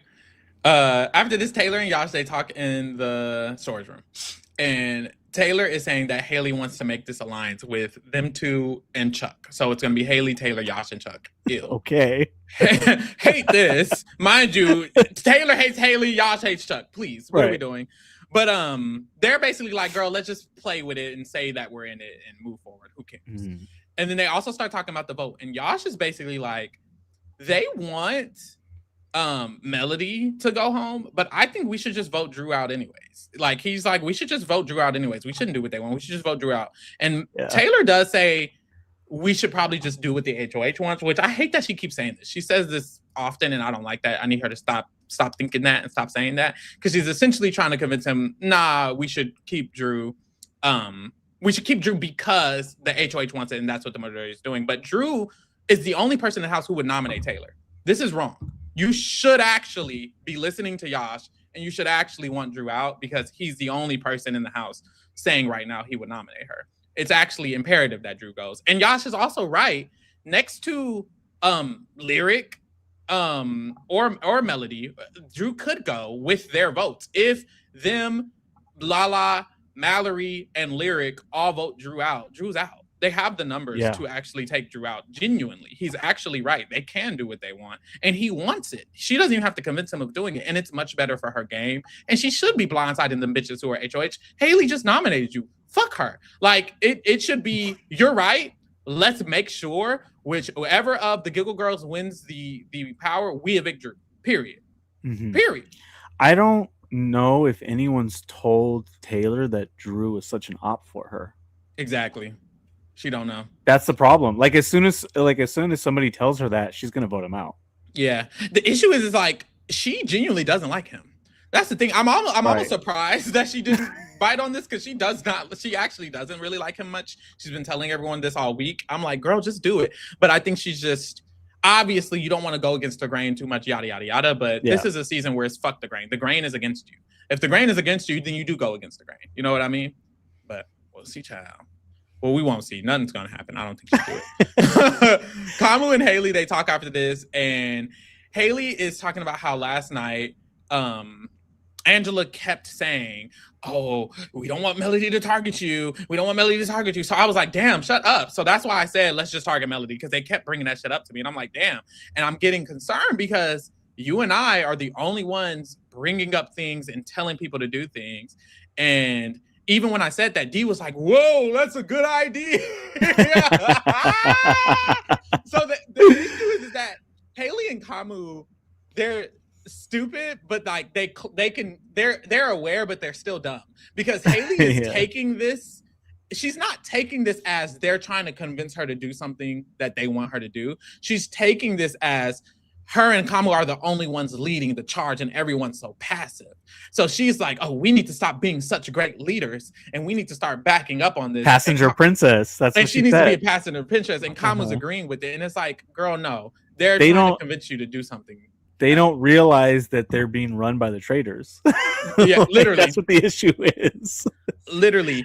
They just think that they are not registering this as a convincing of anything. They're just registering this as, we have to say everything, and they're just going to go with it, and they're not going to say anything themselves, and they're just going to make us say it. And it's like, girl, think a little bit harder. So yes. Kamu also is reiterating his point of Melody and Drew need to be split up. So he's still stuck on that, which is why I'm like, they need to kind of get on that. Like Dee and Angela and Devin, they need to correct that. They still haven't corrected it by the end of the night. And it's like Kamu is still thinking it. He then goes and he talks to Devins, and he tells Devins the same thing. He's like, yeah, I know we had that conversation last night, and y'all said y'all want to keep Drew. I'm thinking Melody is target A, Drew is target B. And Devin is like, yeah, that's exactly what I was thinking too. No, it wasn't. No, it wasn't. And I don't understand why they agree, because they have all the power. Like, y'all are the people voting. Haley doesn't even vote. Like, and then also y'all are in an open alliance. It's like, I don't understand why they don't ever just correct people. I just don't get that. And that's like the theme of the motherfucking day. So Devins is just allowing Kamu to still think they're supposed to be evicting Drew. And that could fuck them the fuck up, because if Yash is like, bitch, let's evict Drew, and Kamu and Chuck are still evicting Drew, and it's like, boom, now Drew goes home. That was the same issue they had last week, where they were like, oh, next to, who the fuck was it that was on? Mallory or whatever it was. They were like, oh, we have the votes. And with it was Jason. Like, yeah, and it was very close between that vote between Mallory and whoever the fuck else was on. I keep forgetting. But yes, there was very close between that vote, and they just didn't think it was that close, and it was. And it's like, y'all need to be paying attention. What are we doing? So yes. Later on, Chuck talks to Lyric, and they talk for fucking hours and hours and hours. But Lyric tells him that if she won HOH, she would want him to guide her on what to do with it, essentially. And I know you would want me to put up Mallory. And Chuck is like, I mean, you wouldn't put up Mallory though. And she's like, but I would want to align with the people who could win HOH. So if that's what I needed to do, then I would have to do it, because you and Kamu and Angela and Haley, y'all went off the comps, and I would want to do what you guys wanted me to do. And if that's Mallory, then it just has to be Mallory, and I just have to do that. Is this Lyric Mouse again? This is Lyric Mouse. Okay, I was listening to this conversation, and I was like, that's it. Yeah. Like I've listened to a lot of frustrating, like the worst conversations to listen to on feeds right now is Chuck and Lyric. Yes. Oh my God. Is like, I feel like I'm losing brains. Like I feel like I'm getting dumber every minute that, like, even the cringy conversations, like even the fake showman, like the Drew and Melody, which they just keep repeating themselves all night, is less frustrating than like Chuck says nothing and Lyric just keeps saying the same thing over and over again, and it just makes me feel crazy. And Chuck's sitting there with his arms folded, thinking like, "Oh, this girl really wants me to save her," and no one gives a fuck what he thinks. Like nobody, not even Lyric cares what he thinks. Lyric would win pressure cooker because the patience that she has to sit up there and listen to this man talk about fucking nothing all day. Jesus, oh God. After this, Drew talks to Devins. And he's getting concerned and he's like antsy and he's like, honestly, I am a little worried because I'm nominated. I'm just checking in on the votes. Lala and Taylor won't vote me to stay. He talks about how I think this is a conversation where he talks about how he doesn't trust Lala, Lyric, and he's scared of Taylor and all of that. Lord. And it's like, girl, these microaggression fucking Olympics, god damn. For literally the Olympics. I'm like, what are you talking about? Because Taylor said one thing to him about what he was spreading about her. And ever since then, he's been walking around saying that. And it's like, how about you have a conversation with her? I will say it looks like they had a conversation while we were live, but I'm like, okay, are you going to continue to walk around saying that? Like, what are you doing? Like, if you feel like someone isn't with you or aligning with you or saving you and you're on the block, how about campaign? I don't know. He has a lot to learn. Like, you can tell he's ignorant and totally unaware, like, of the undertones of the shit that he's trying to say. And like, I truly hope he can learn from this because people are clocking his shit that are watching the live feed. Clock that to you. And it's getting weird. It's been a month. And like, why is it that like Taylor and Lala are the only people you feel uncomfortable talking to? Literally, I was telling and Chuck even. I was talking and Chuck. Like, what's going on? I was talking to Lee about this before. I was like, honestly, in this like in this society, you have to be unteaching your young men, your young boys, that part immediately. Like, you have to unteach them everything. You have to unteach them everything about the, especially if it's a white boy. Like, you have to unteach them everything about the patriarchy, everything about this, because the world is, it encourages that. Unfortunately, like media, YouTube, podcasters, where you walk, where you go, work, the misalignment between pay, everything in this world, every institution in the world, literally, it is male-centered and white-centered. It encourages white patriarchy, and you have to unteach it. So the hope is that Drew can unlearn it, because it's getting ridiculous. What are you talking about? After this, Barrett and Haley, they have a conversation, and Haley is basically discussing her thoughts on who should go, and she's finally kind of revealing to him more information on what she prefers between Lyric and Drew. It's kind of a similar conversation she had with Taylor, where she basically reveals, like, if Lyric wins, we can easily influence her. And by we, she means not her. She means someone else. Somebody else. Literally. And so she finally reveals this to Barrett. She asked Barrett how he feels in the game. And he's like, he doesn't really know where Lala stands because he doesn't talk to Lala at all. And it's like, y'all need to start talking to Lala because everybody says the same shit. Talk to her. She's walking around doing nothing all day. No shade. No shade. Lala is very available. You can talk to Lala. She's very available to talk to. And it has to be bad because even Taylor is like, I'm trying to coach this lady on how to play. Like, the one conversation she has where she throws Melody under the bus was Taylor's idea. Like, it's tough. It's tough. But like, it's weird. It's like, is it just me or it feels like she's never even on the feeds? No, she's not on the feeds anymore because she's not. Like, they're not even like even if she's just like in the kitchen or in the backyard, they're not even like I'm clicking around and she's never on there. She's not there. She's an invisible character. So weird in the house. It's very crazy. But I think that just shows how little involved she was, especially this week with the game. Like, she's quite literally nowhere. It's so many conversations about her, and she's not even anywhere to be found. It's frustrating and sad. After this, Haley catches Lyric finally, and she tells her to calm the fuck down. She's like, girl, you're safe. Stop running around like a Tasmanian devil. Chill out. You're safe. You're good. Mallory talks to Melody, and Mallory lets her know that she's hearing Lyric has the votes to stay. Melody's like, girl, from who? Mallory's like, Angela kind of told me, Yash kind of told me. And Melody just start crying. I'm like, girl, get up. I would have heard this and I would have said, oh, girl, let me go campaign. Let's go to work. Like, let's go to work. Instead, she's been sitting there moping with Mallory and now Drew, and then Mallory and Drew, and then one of the other all fucking day. It's so disappointing. Get the fuck out. Literally for 12 hours. All day. I'm not even exaggerating. The entire day. The only person Melody has talked to today, other than Mallory and Drew, is Angela. That one fucking time. That was it. Everything else has only been Mallory and Drew the entire day. Girl, you're nominated. Next to Drew. I just can't imagine it fair. Like 750K on, like, I get it's been a hard month. You've been on the block over and over again. You've been at the bottom. But 750, and she keeps reminding herself out loud. She's like, I'm having fun, once in a lifetime opportunity. We're going to be friends forever. Well, at least with the young white people, she says that. And like, I want to be here. But it's like, the vote is in less than 24 hours. Apparently, she's doing the same thing right now on the feed. It's like, oh, my mom, she's going to be so proud of me, but she might be disappointed. Girl, I'm disappointed. Yeah. Get up. And this was always the frustration. Like, I know there's a lot of people rooting for Melody in the kingdom, in the royal court, and she's a great TV character. I think she's hilarious. I love the way she talks shit about people. It's probably how I would be feeling if I was in the house too. I can relate to that. But it's like, game-wise, it's so frustrating to watch. And it's so frustrating that none of these white girls are pulling in Taylor or making her feel a part of something or sharing real information with her. And I know we've talked about it over and over again, but it's like, she's off the block. Like, they're not campaigning. It feels like they're still campaigning against her sometimes. I'm like, what the fuck are we doing? I'm honestly, I'm fucking. I was saying this. I don't even know when I'm saying this. I'm like, honestly, the joy that I can attain from this season, if I just accept that I need to root for the tool shed. So I feel like that's what I need to do, because I'm tired of all these bitches. Lala, where the fuck are you at? Sorry. Shit. Taylor, you too. You need to be talking to these hoes too, because these are only alliances. Like, these people are not going to work with you. These people are not going to work with you. They're not going to work with you. You need to do something else too. Yash, he's okay. The white girls, we just drag them. Y'all don't talk to nobody but yourselves. Lyric, you're throwing everybody under the bus. Like, I love Lyric for trying. I love Taylor for trying as well. I feel like both of them are trying this week. I appreciate it. But goddamn.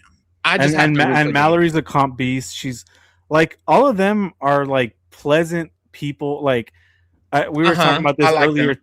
Like, compared to Ava and Kelly and Lauren and Kat, give me these girls any day of the week. Like, they seem like when they're doing well or when they're gaming or playing hard, they're fun to watch. And like, Mallory's also funny. She's talking about how she is a comp beast and she's proud of herself.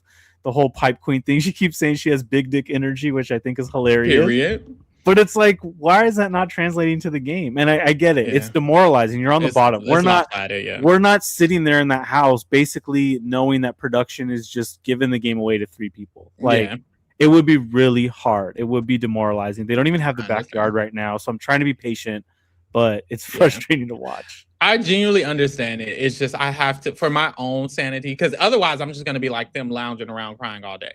I'm Team D. That's why I keep saying. That's why I'm rooting for D and Barrett from the beginning, because I'm like, this shit is rigged. I want either one of those two to win.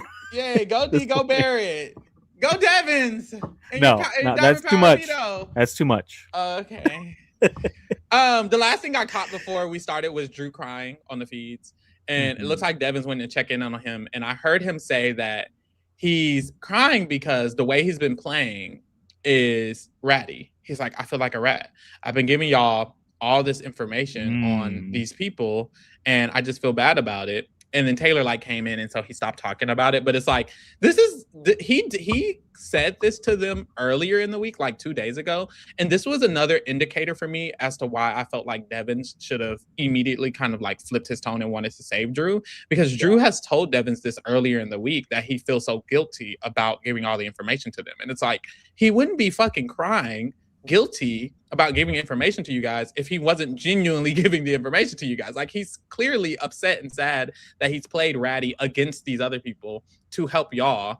So it's like, to me, I'm just like, well, this is obvious reason why you should save him, which Devins is now doing because D told him to. And it's like, girl, I feel like since the first day we saw Drew on feeds, immediately I was like, he's looking for a big homie.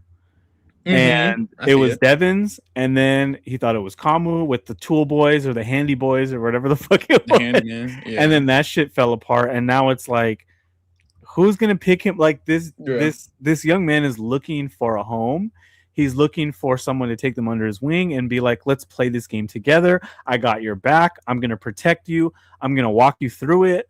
I honestly, if I'm in that spot, like, because I probably would try to do that if I was on this cast, I would tell Drew, like, bro, you gotta stop making jokes and being so loosey goosey about everything, because it's making people sus of you. Like, just stay focused, have a little bit more serious conversations, keep a little bit more information to yourself, and let's save you. Yeah. Save you from this vote. He's begging for Devins to be his daddy in this game. Like, literally. He's begging from the beginning. Like, it's crazy. And, like, it's not clicking for Devins to just grab this man and just use him. No shade.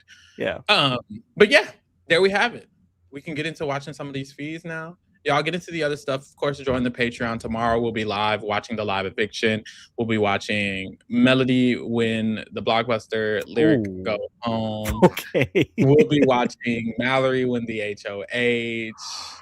No shade. Oh yes, let's get into that. The wall is coming up allegedly. Wait, you mean Taylor winning the HOH, right?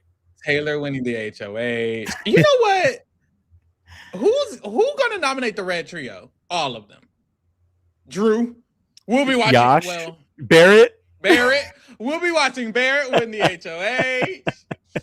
My worry with literally everyone is the renom. I'm like, sure, Barrett would do it, but then who would he renom? Fucking Lala. I'm not just worried about the renom, Pharaoh. I'm worried about every single person's nominations. You know, I was thinking about this earlier. Like, even if Rome or Jason had won a HOH in these last few weeks, I'd be nervous as fuck. That's like, real. If Selena S. Titties of all people got a HOH, that's real. And those vets got in his head, and he ends up nominating one or two, like, throws up somebody from his side, and they take out Lala or one of the giggle girls or whatever. That's another nightmare scenario. And part of me is almost like, this has been such a drag to watch so far in a lot of ways, but it could be ugly in a different way too, y'all. I would hate that I'm just saying, no shade. Oh my God. Join the Discord, because I don't want to talk about that no more. Get into the Discord, get into the bracketology, send in one of your votes for one of these shows, get into the other shows we got going on, get into the BP coverage. And let's get into these feeds. A lot of getting into. Oh my God, why did you bring that up? Because that's true. The issue is like, I'm like, y'all can't be that dumb. I will say, like, they've all discussed, what is it called? They've all discussed, if we win the HOH, we put up Lala and da-da-da-da-da. But yeah, would you really? That would be so stupid. I just think there's so many worlds where Devins, D, and Angela just go up to the HOH room and just work them. Yep, I think for the whole first 48 hours and make them feel like we're gonna do this together. Like, it's us to the like. They would just make them feel like Drew and Barrett. I think so too. Like, whoever had won the HOH, and whether like, look at Rome. Like, Rome fell for Devin's bullshit in 5 minutes. When they had that one-on-one and when Devins was HOH, and Rome just spills his whole entire game to Devins, has like a gentleman's agreement handshake, and then Devins completely blows up Rome's game. Like, that's what I would be worried about. I guess I feel the most comfortable with the smartest people. So I think Taylor will be smart enough to just know that she has to put even if it's Barrett and Drew. Yeah. Because I do think it would be probably Drew, maybe not Barrett. I'm okay with that over one of your own. So I might have to. So it would be what, like Drew, Haley, and Devins or Chuck. But I thought she just made a fake alliance with Chuck and Haley. She don't give a damn. I think I trust Taylor the most to just regardless of who she's nominating, she refused to nominate anybody who's been nominated before. I think she'd refuse that. So I'm like, because of that, I would hope she would just put up Chuck, Haley, and Devins. Let's hope. Or Angela. Oh, what's up, Lee? Hey. Hi, Lee. What I'm hoping, I'm gonna be scared until we see the power, because even if Taylor, Latrice, one of the good girls, end up winning, I mean, Drew could get the coin of destiny, get the HOH, put up the red trio, and then backdoor fucking Lyric or Taylor. It's like we can still get the most terrible week ever. So I'm gonna need Drew to get this motherfucking slop pass and then this HOA stay intact if one of them get it. Or they just flip back to the original plan of taking Drew out regardless if he doesn't win Blockbuster. Like, I don't think that's gonna happen at this point. I mean, I hope not. I feel like, well, I mean, for them it's bad. For us, it's good, especially as he's like Taylor's number one op. I want Drew to go home, but me too. I'm just so I'm just like, don't think we're getting another. Like every time we think we're getting a split vote, it hasn't happened. Yeah, I don't think it's happening either, unfortunately. So like, vote together down. I think Melody's winning the Blockbuster and Drew's just staying unanimously and Lyric's going home. Melody ain't won shit. Pharaoh. Which is why this time it's gonna be the one that she can win. She gonna pull up in the A-Lab. What is it gonna be that she can win? It's going to be the one that Kelly won, where you had to find which item was being referenced by the little question in the room. It was just a room, and she found the tiara, and she put the tiara on. The one that Will flopped on? Yeah, that's the one that Melody's gonna. Kelly ate that down, unfortunately. She did. I will with say, the pose she made after she hits the button. Like she knew she tore that set. Yeah, like, she knew she tore that. The issue is that Drew's not all there. It's like dare I say I got more confidence in Melody than Drew. I'm kind of like, Drew, what could Drew win? I think that's a stretch. He also said people are saying he'd thrown a few things. Allegedly, I just kind of think he's been a little, like, considering how he did in this veto. I'm like, you kind of didn't think at all. I feel like it just doesn't make sense for Melody to go home here. Like, it would feel so weird. She won't be. She'll be winning. It'll be something random, and she'll finally win something. It'll be like, what if it's the balls? I think Drew wins the balls. You know, yeah, or Lyric. I could easily see Lyric beasting a Blockbuster. I think Lyric could beast a Blockbuster. If it's that rope one, Lyric tearing them hoes up. Yeah, I don't think. Bad. I think they want Drew to stay, so I think they're gonna try to give him the one, which is why I think it's gonna be the balls. I see that. Because who won that one? Was it Vince? A man. Right. A man has always won that. Vince won it. Pick a man, any man.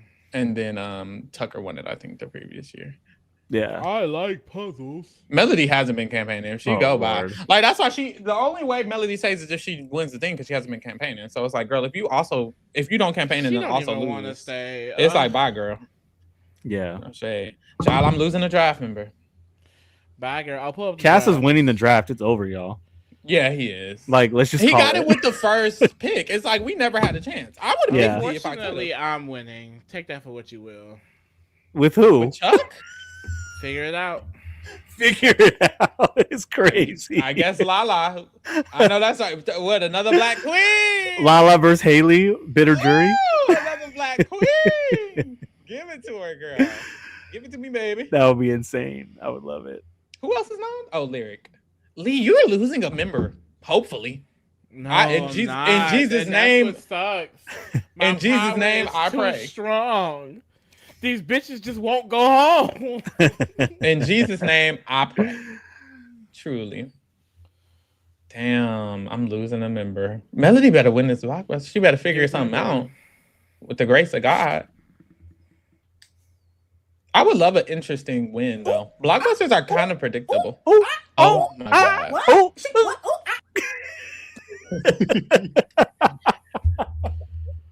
What does Haley and Angela talk about? Never going over there. Never going over there. Never going over Not happening. Going over there. It's never gonna get old. I'm sorry. Never going over there. Not happening. The clapping. Not happening. I'm never dead. going over there. I'm dead. Oh my God. We're part of the plot now. Oh, I'm sick of Angela. A shout out is a shout out. Ooh, Y'all, who else talked? Was it just Angela and Haley? I'm certain I saw something else going on. I'm trying to catch up now too. Chat, who else was talking? Oh, baby, Anaya looking. Let me shut up. that was a bad picture. Don't do it. You saw what I was talking about. Love my Just leave her queen. alone. I love her down. This was crazy. Damn, I feel like most of us are in that that boat of I do not give a fuck what's happening with the Love Island people postseason. Like, oh, I'm so genuinely don't care. People like, I already forgot half of their names. Well, also they aren't as like chronically online either, because Right, I keep that's up with the true. core 4, and they haven't been given as much. That's true. But hell yeah. I am so up. Taylor's still on the board. I know that's right. What's up, hell yeah? You're actually winning. You're actually still gonna win the draft. Let's Hold just on, hope. hell Let's yeah. not get too cocky now. You're low, hell yeah, and there's an echo. Oh, of course. Oh, of course. It's just been that kind of week. So, oh my god, 57 more days to go. Somebody asked who's Lee's sleeper to win. The Oracle. It would be Lyric. Like someone said, we all have a sleeper win pick. I see it. I see a Lyric, Taylor, Barrett, Yosh, low key, and I mean Cassis isn't a sleeper. It's just a banger. Who's your number I one think sleeper? Angela would be the sleeper for Cass. Is that a sleeper? I guess out the other two would be three of them. Yeah, that's true. The other two would be Wakers. So, wait, what was your question? You were going to say something. Like, who's everyone's top sleeper pick? Obviously, mine is Barrett. Lee is Lyric. Dave's is Josh. And then Helly. Yeah. Oh, it's good now, Helly. Yeah. Okay, sleeper pick. Yeah. Are you saying ours or on our draft? No, not on your draft. Just like in the game. Oh. Okay. Yeah. Mm-hmm. It would be Yash, but now they clocking his T's. So I would say Barrett, I guess. Yeah. Barrett, and then unfortunately, Camuela. Is that even sleeper though? I don't know if that's actually sleeper. That might be. I think he's kind of a front runner. Yeah. Unfortunately. A front runner? Can we not say that? I mean, you brought him up, baby. I don't even Y'all want him to win. Y'all want him to win. No, we just know how production they want him to win. No shade. I think Barrett is a good one. I kind of have too many. Like Taylor, I feel like if I wanted to say one, I just want to say Taylor. So obviously. Taylor. Oh, of course. Well, Taylor is winning, so that's not really a okay, so she's also a front runner. Did you guys have to watch her win? Did you watch her win that veto in the episode? I didn't catch the episode. I didn't catch it either. Y'all better watch it. Let me go watch it, girl. I was going back and forth between that and the feeds. Because it was actually amazing. She basically could tell everyone was lying like so easily. And she had the best poker face. Love it. What a queen. Do we think we would do good at that or bad at that? I think I do good. I do play poker. Okay. I asked this on the pod. Mama. And we all said we wouldn't be that great. But I feel like I could tell when people are lying. Okay. But not be able to lie myself. So that wouldn't help. I could see that for you. I could see that for you. Lee, you said you would do good? I don't know how I would do. Well, Lee's an oracle, so. That's true. But I feel like when I actively use it, I'd be fucking up. No, Lee, actually, you'd be good. You'd be good at lying because you've gotten me before. Many a time. I'm not a good liar. I don't think I'm a good liar for real. I think you would be. I think I'm unassuming. Is that a good word? Yeah. Sarah, why are you always getting up? But you have to watch her beat Chuck. Like, that is so satisfying. And Thog. I'm definitely going to watch it. I'm hyped for it. All 90 minutes. The Thog. I mean, it really is. And she has great DRs. Like, and just like everything about it is like her episode. I love it. Queen, that power.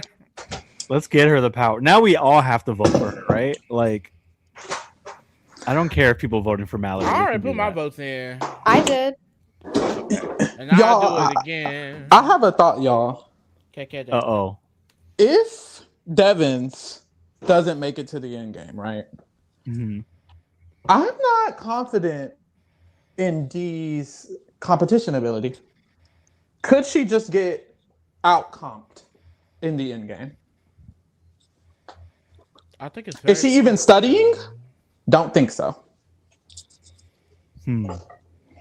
Like, could it just be, boom, she loses the final 4 veto or the final 3 HO? Like, I kind of feel like that's a possibility. I don't think she's that comp ready. Like Morgan and the trivia, the questions at the end. Yeah, one simple comp loss could be her down. Like, it could be she played a great game. Oh, you're talking like end game, not like exactly. Jury. Okay, yeah, I can see that. I'm like, Devins could definitely help her with comps for a while, but once Devins is out, can she win those like comps herself? I'm not confident in that. I kind of feel like that could be her downfall if she has one. Yeah, because in Survivor she was really good at the physical ones, but on the challenge she sucked at puzzles. Yeah, that's true. And I think she might suck at puzzles here, even if she tries. Which is also dangerous for a blockbuster. No shade. That too. Like, I'm like, in the world that D doesn't win, I think it's because she doesn't win the right competition at the end. Which is why she can't be with Devins in the final 3 or 4. No shade. That he's like, very dangerous. Who else could make it near the end game and could win comps over her? Over who? D specifically. Devins, like, Kamu, maybe Lyric. I can see Thog. Oh no! Don't say that out loud. Wait, I don't think Dog's gonna be in the end game. Do you think Dog's gonna be like a top 5? They keep protecting the red trio. They don't want to anymore. Well, they never really wanted to. She could be the Bowie Jane of it. I think she's too unlikable. Somebody's just gonna get frustrated. I don't think Dog's gonna make it. I think Chuck would be the one to slide through from those 3. And I don't think he's that good at comps. Who Yash? If they don't hit Yash, like they want to, but if they don't get to, he could be a problem. Wouldn't we think Barrett would study a lot? You would think that, right? Will he? Oh my gosh, Taylor just barely told Lala about the whole Lyric going up to the HOH and throwing everybody under the bus. Like, that just happened right now. 2 days later, day and a half later. She just got gagged about it. Like, what are we doing? Oh, it's so frustrating to watch. And then Angela and Thog are having a passive-aggressive-a-thon. Like, they're just going back and forth, being passive-aggressive to each other right now. I love that for them. I can't do it. They need to speed run the end of this. I can't have her in the HOH room anymore. It's painful. If Kamu or Chuck wins this next HOH, Pharaoh, can we take a week off? I'll allow it. I'm not asking. I'm doing. Yeah, right. Somebody took this week off. They was like, Who was it? Oh, Armonte was like, I'm good on this week. I know that's right. But knowing them, they'll do something stupid and still like renom the wrong person, like they did this week. Yeah, no shit. Baby, this is all child's play for me. People saying they think Barrett could win those in-game comps. Is that just because he's nerdy looking? Because he hasn't proven to be able to win comps. I fear that's the case. Because what is the credentials? It's so hard to tell. It's too early. He hasn't shown up, so I don't know. Oh, you know what? I will say, someone made the comment that he fully won the puzzle veto that Devins won, and then he started taking pieces off, and then they showed a clip, and I was like, oh, it kind of did look like that. No shit. Oh, like he wanted to lose? Yeah, he threw it. Interesting. What the hell? Why would Angela tell Thog that Kamu likes her? She's just playing in her face. Didn't Dee tell her to create drama? I guess. I mean, fun feeds for us, I think her and Angela planned this. They were like, we want to make them... Yeah. They want to cause problems. They want to cause drama between those three. I didn't pay attention to that. Yeah. They're just bored. Very bored. And you would think Angela psychological warfare. Like Angela's the only person that's done this before. Like she should know better. But whatever, it's fun for us. Well, like Angela does psychological warfare without really trying. Like that is She do it on does. herself. No shade. Exactly.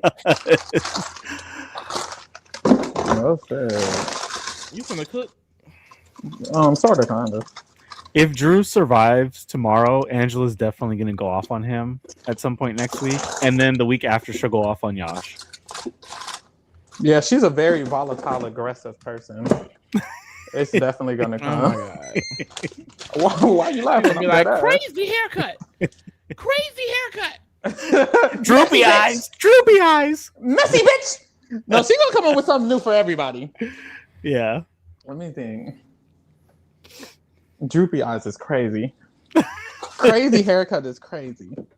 Pharaoh, you're gonna need to add some Taylor sound bites to the soundboard because this episode she gave a couple. So I know that's right. I actually haven't been the one adding the soundbite. So, girl, I don't know how to. Oh, I don't know how to do it. It's been Dave. And Dave Drake mainly. Oh well, there are some gems in there. I think if you clip like what the timestamp, we can add it.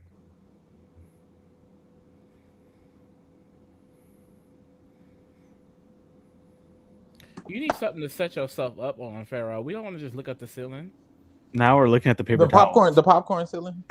You got asbestos? That's not what that means, baby. I heard popcorn ceilings is always asbestos. Oh, maybe so. Girl, I don't know. Asbestos. I don't know. I just live here for now. I could feel it when you walk, even when you talk. It's just fine by me, just like candy. I would have sugar-free snacks. In the house? I'm just playing. I was gonna say, I'm not eating at your HOH basket. Yeah, girl, what you mean? Somebody in the chat asked what would our HOH snacks be? It would be Mike and Ike's for sure. Some chocolate, milky, some like a bag of Milky Ways, like those mini Milky Ways. I would have Cocoa Pebbles for my cereal. I would have some cherry Cokes in the fridge. Cherry? And I would don't they give them do they give them well, I mean, I would want something special. Like I wouldn't want regular Coke. I want to be special. Whatever alcohol they got, give it to me. I would get some marshmallows, mini marshmallows. And then for the alcohol, do they give them like beers? Quotations? Yeah. Like okay, I would get Mike's lemonade. Like I would definitely have some. Those are some interesting picks. Oh, you too probably. sugary. I wonder if they could get Buzz Balls. That could be cute. I don't think Buzz Balls. That's not happening. No, what is this? 2011? It has to be like a mixed. Like it can't. Buzzball is like you could get buzzed off of it too fast. Like it has too much percentage. I don't think they give hard liquor like that. Yeah, I think it's wine and beer, right? Or wine. Yeah, either beer or wine. That's like juice. But it's not beer or wine. That's the problem. What am I gonna do with some wine? Drink it, baby. No, what's it called? You might like beer is nasty. I guess I can get some Mike's. Beer is nasty. I can get a little buzz off some Mike's lemonade. Yeah, the whole pack. They said Devin's had Blue Moon. That's so hipster. I would literally tell them. I'd be like, y'all, I want to share this alcohol, but no shade. I want to get drunk. You would have pissed me off because you don't want to share it. So why'd you start off that way? I don't want to get buzzed. I'm trying to get drunk, bitch. Like, I wouldn't trust myself. I feel like I would. Opportunity. Yeah, I feel like I would say the wrong thing. If I feel like it would be fun. Like I would definitely start spilling all my secrets for real. Yeah, me too. Easy, because I'm already sleep deprived. Girl, when I tell y'all that sleep deprivation would have had me telling all my allies everything. Not even my allies. I would use the alcohol to get people to talk more to me and just spill whatever they need to spill. That's smart. See, you need to go. Because why are you thinking like that? Get off her neck. Like, no, you look too smart. We're not even playing the game. Okay, I'm just preparing in my mind. Why are you scared, Pharaoh? What are you so scared of? I already told y'all I'm scared of smart people. Smart people gotta go. If I was in he's scared of women. All he do is target women in his orgs. In this last org Pharaoh did, he took out all old women.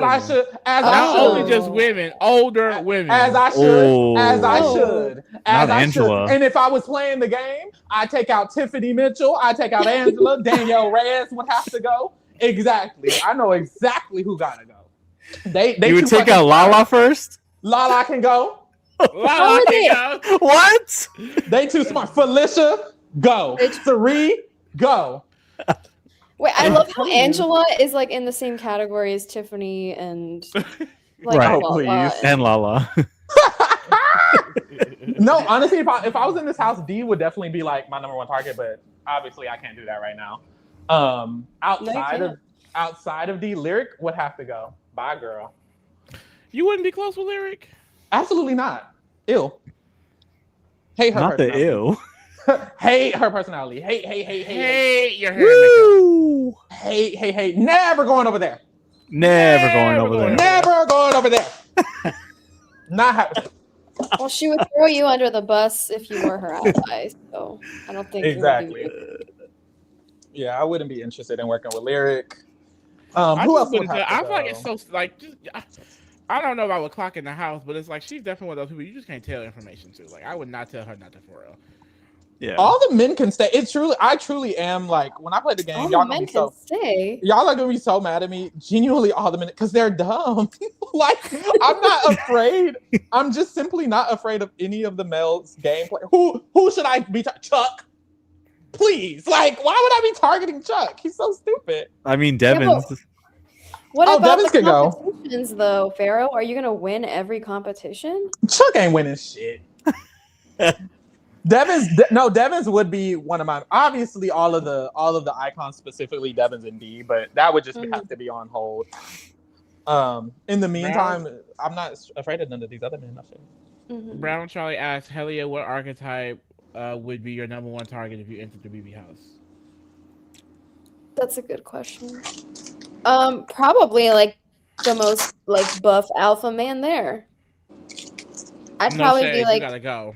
Yeah, I'd probably be like Angela and just like zero in on that person, whoever that is, the first week.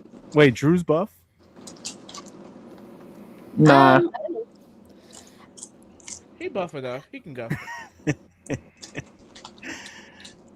I mean, in this cast, maybe Kamu. Yeah. Kamu can definitely go. I would target him first. Kamu do need to go. I think that's smart though, because that person usually, unless they're like an idiot like Zay or yeah. Zach. Yeah.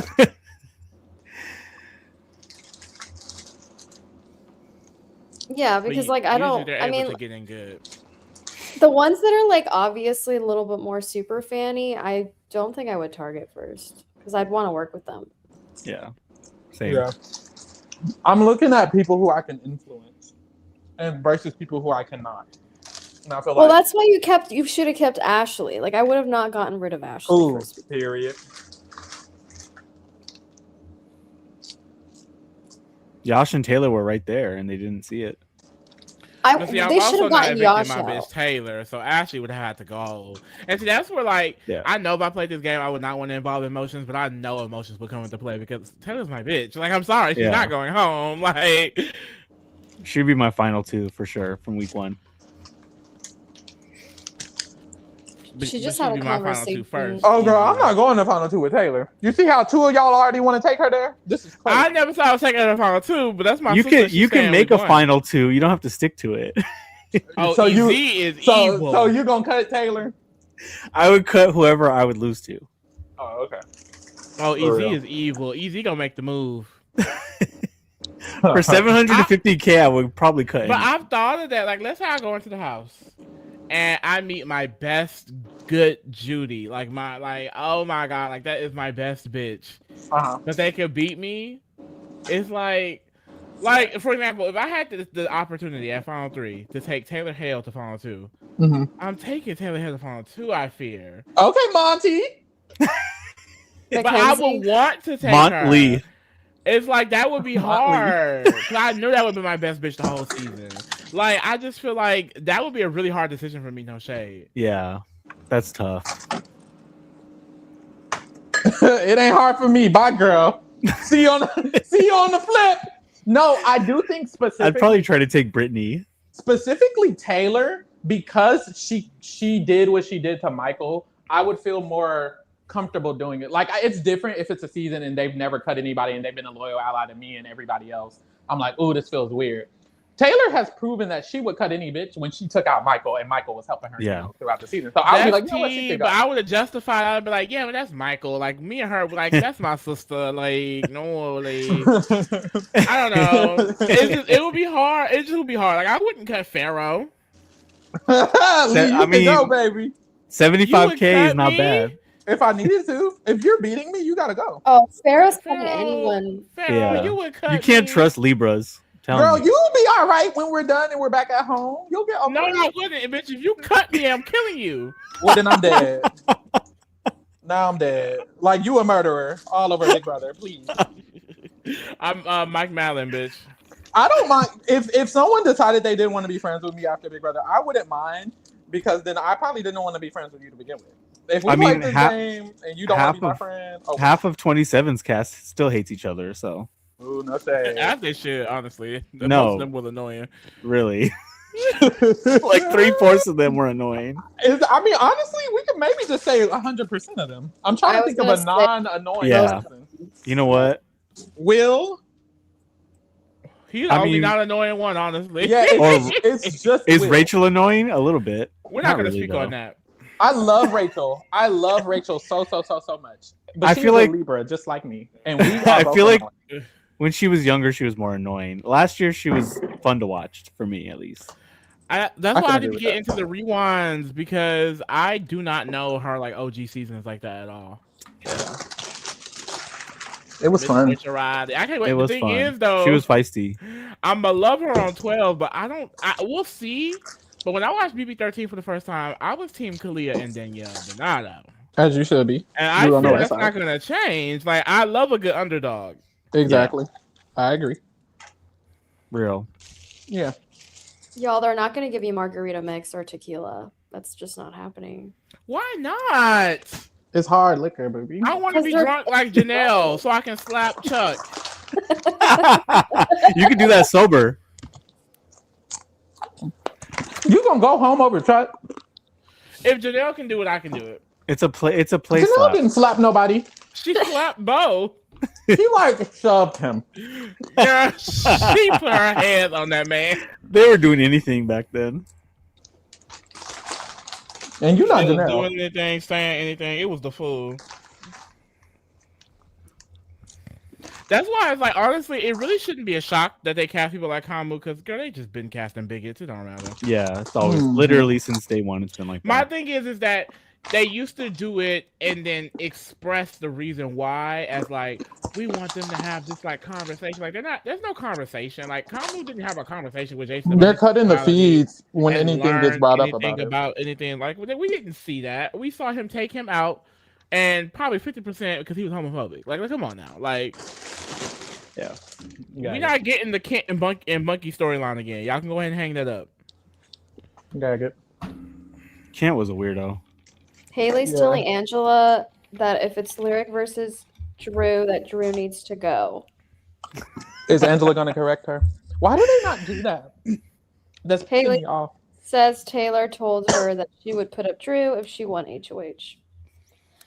Meanwhile, Taylor and Drew had a good conversation, and they in the kitchen too. Afterwards. I'm not buying that. They can't stand each other. I don't know. Not for 1 second am I buying that. Not for 1 second? Damn. Taylor and Drew? Yeah. Cannot stand each other. I just think it's silly to put up Drew. But for Taylor, that's the one person she should be. Because you don't like her. She would be his target. I think there's two options. Make a bitch for your friend or take a bitch out. Yeah. And I do think she probably just gonna take him out. But I'm like, girl, that means Haley, Chuck, and Kamu are all still here. No, I know. It's like, remember who the real enemy is right now. Well, you put them up together and then see what happens. It's probably what she would do. Yeah. It's giving Katniss. Yes, remember who the real enemy is, Katniss. Yeah. Mm-hmm. Yeah. It's so instinctual. It's so instinctual to take someone out in Big Brother who you don't think likes you and vice versa. But a lot of the times you need to just repair that relationship or try to create a relationship. Especially in a situation like this. There's no reason that, honestly, the icon should just go up. I don't care who it is, but I see why you wouldn't want to do that. But at least it should be the red trio. Well, but wait, Kamu didn't nominate Taylor, right? No. No. She's not going to nominate him. She should. She should. Or Devins. She's not going to do him or Devins, I don't think. Exactly. And that's the problem. I don't think she's doing Angela or D either. So it's going to be Chuck, Haley, Barrett, Drew. I agree. Ooh. That's a mess. Yeah, I think she's gonna do the Drew or the Barrett of it all. I will say like, Chuck or Haley could still go because I don't think their crossovers. I mean, the only good thing. I mean, there's a lot of good things that come from a Taylor HOH, obviously, but I feel like at that point, if you're Barrett and Drew and you're still in the game, you have to go like full send, full court press. Just be like, we've been at the bottom of this since day one. Like, if we don't go for them this week, we're just gonna be taken. Like, none of us are gonna make top 8, top 7. I mean, that's the pitch, but it's like, why haven't you been planting the seeds this whole time? Yeah, they're not smart enough to do that. She's just gonna end up nominating their ass, and then the issue with that is now Barrett and Drew, whichever one of the ones she ended up nominating. Well, Drew already kind of wants to nominate her. That'll just stay consistent. But also because the red trio is now broken up, I think it's like, oh, that's less of a worry. Barrett might be tired. It's just like, ooh, she maybe just don't win HOH, Queen. Don't throw it, but hopefully Mallory gets it. She needs agency though. Like, it'll force people to come, like, spill to her at least. Honestly, I think she would handle it very well. Yeah, I do too. I think she would handle it very well. So whatever keep my bitch safe is what I'm here for. Okay, then let's just let her get this HOH.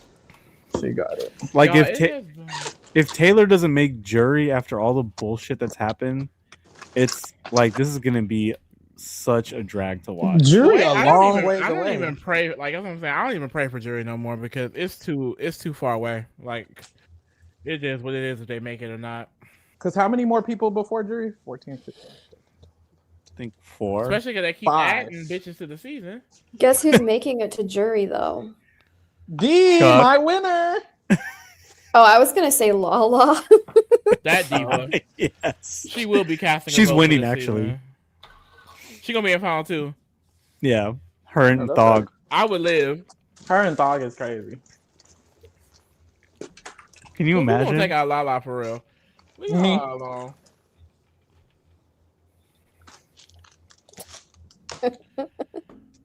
Y'all, Pharaoh, I hope they never cast you for anything, honestly. Can you imagine our notifications? Like, everyone will be like, this is y'all king. Like, what the fuck? I would not nominate Lala. Like, when I tell you, I would drag you all the way to hell. I genuinely wouldn't nominate anybody black just because they're black. Dead ass. You better nominate Chuck. I'm not even nominating Chuck. Why nominate Chuck when I can nominate Kamu? The fuck? Yeah, that part. I don't have to nominate Chuck. That's the thing. I really don't have to. I'm nominating them both. Honestly, I'm confused. I'm making a final 2. Honestly, I'm making a final 2 with Chuck. Ooh, too far. Well, I'm gonna beat him, so why not? Oh, okay, that's true. Are you? I'm voting him. Lee, shut up. I mean, we just standing by black people now. No, I've already said. I already said I'm the type bitch. If I'm not in the crossovers, or the tool shed, I'm just nominating Angela D and Devins. I don't give a fuck. The hell? I'm not here to lose. That's the thing. It's either lose and don't nominate them, or lose and nominate them. I'm nominating them bitches. Good luck. Y'all gonna have 1 week of struggle, and I'm also gonna tear that shit up. Like, I'm gonna be cock blocking them all week. Y'all not gonna get to talk game. Like, I'm gonna be evil that week. Ooh, they gonna hate me. Cause bitch, I'm losing anyways. Y'all probably got all the powers. Well, then they're gonna say Pharaoh's everywhere. Why is he in every room all the time? Why is Pharaoh everywhere? He has crazy eyes. Yeah, they're gonna want me out real bad because I'm gonna be very mean to them. Like, I'm tired. I'm annoyed. I'm already losing the season. Y'all probably got all 3 powers. Fuck y'all. And CBS. I actually feel like not Shima. I actually feel like Devins and D, like, well, not that they'll like relish being on the block, but they'll lean into it. I don't think they're gonna mope around. I think I think so too. They'll still have fun. Honestly, I'd probably end up arguing with them hoes.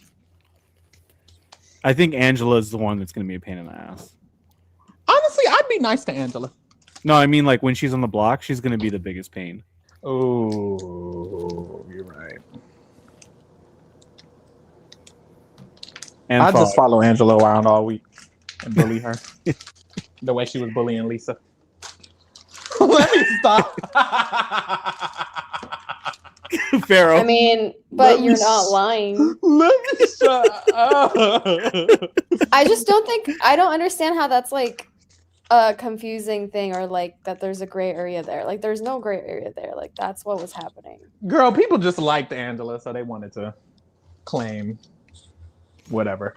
I guess the question is bullying okay if it's funny?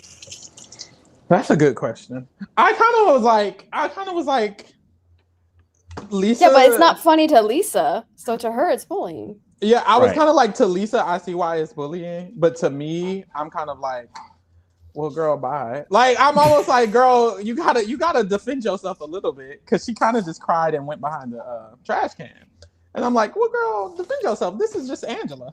Well, not everyone is aggressive like you, Pharaoh. Exactly. And I understand that. Like, I fully understand that she's not like that.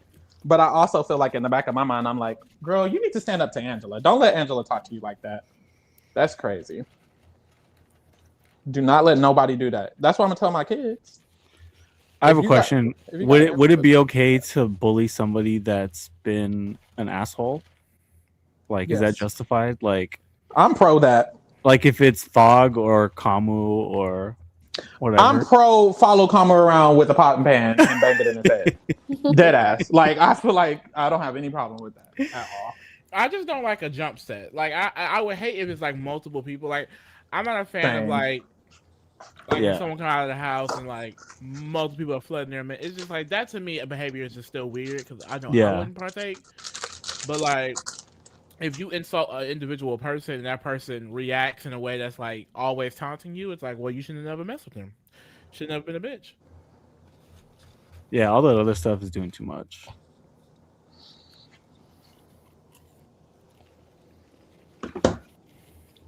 The walk Angela did to mock Lisa was hilarious. It was hilarious. It was, though. Iconic gif. Iconic. It was actually funny as fuck. Two things can be true at the same time. It can be funny and it's still bullying. But facts. Period. Lisa was weird though. She was just annoying, but like, I don't mean be mean to her. I feel like I would have liked Lisa though, in a funny way. Liked Lisa in a funny way. Cause I don't know, I like kooky people. Like, she would be a key to me. Like, is that your Lauren? Oh my god! Oh, Lauren. That was my bitch. Her and that glitter. I would love Lauren. I would not like Lyric. Of course you would. Ooh. Y'all are silly. But y'all, has it ever rained in Big Brother? Like, in the during the season? It's the summer in Studio City. That's not happening. No. Oh, it really never rained over there? Like, that's it's like thing? In the 90s this week, right, Helia? We still get random rain clouds every once in a while. No, it doesn't rain in the summer here. It's hot as fuck out here right now. Yeah, it's been hot over here too. But like, it'll be hot, and then one day, or like a week at a time, it'll be like thunderstorms. But it's still hot as hell. Yeah. And that's how we get tornadoes. Oh, come on, Mr. Electric. I know that's right. Shut up. That's how I knew how tornadoes form. No, Drake, we don't believe in rain over here. That's why we like crazy. I love when it rains. It's so peaceful. Oh, boo. It rains in the winter. Barely, but yeah. Yeah, usually for like a week. So are y'all just used to the heat at this point? Are y'all both originally from there? I am. I'm not far from, like, I was raised not far from here, but outside of LA. I don't think their heat is as hot as our. I don't think their heat is as hot as our heat. Really? It's not, because you have humidity, right? That shit's nasty. I can't do that. Yeah, especially when it rains, it get really humid. I like the rain. I'd rather like when I walk outside, my glasses fog. I like the rain too. I'm a winter baby, so I enjoy it. Yeah, same. Yeah, I love the winter. That's my favorite season. When it gets cold here, yes, mama, give me some snow. Oh no! Wait, it don't snow over there either, do it? In the mountains, it does, but not in the cities. I feel we have access to it. We can go. Which is nice because we can like drive to the mountains and get snow, but it doesn't snow like in our neighborhoods. Do they have hurricanes over there? Hell no. I'm like, what happens over there? Oh, earthquakes, I guess. Earthquakes, yeah. And fires. Yes. Oh yeah, fires. The fires last year were really scary. That I don't know what I would do in that situation. Entire communities were wiped out, y'all. That's what I'm saying. Like, does the state replace it? They're still rebuilding. That's so unfortunate. It's really sad. It is really sad. I'm sorry about that.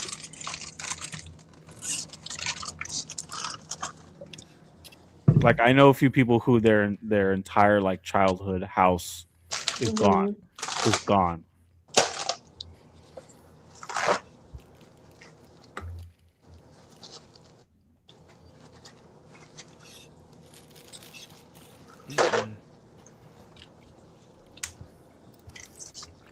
How did that even start? Is it because it is so hot? So it's like there's no water, and then it's just like the friction. I'm like, yeah, it's because it's really dry because we have like desert climate here.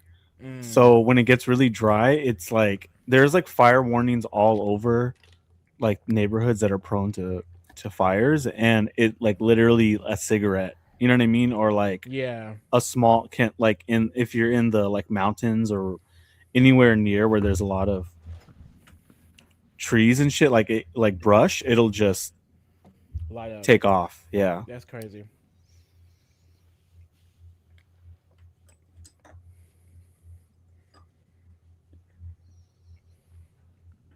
Yeah, I was seeing that. I think even a few celebrities were affected by that. Yeah, because especially like Malibu and Malibu area, Palisades. Yeah, there's a lot of celebrities. It was a baby shower incident that started one. Yeah. Yeah, people, or not just, or like gender reveals or whatever. I don't know. They get a little crazy.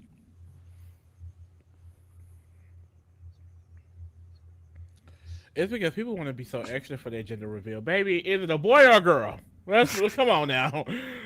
It's not even real. It's a social construct, but it's another conversation. Hey, go easy.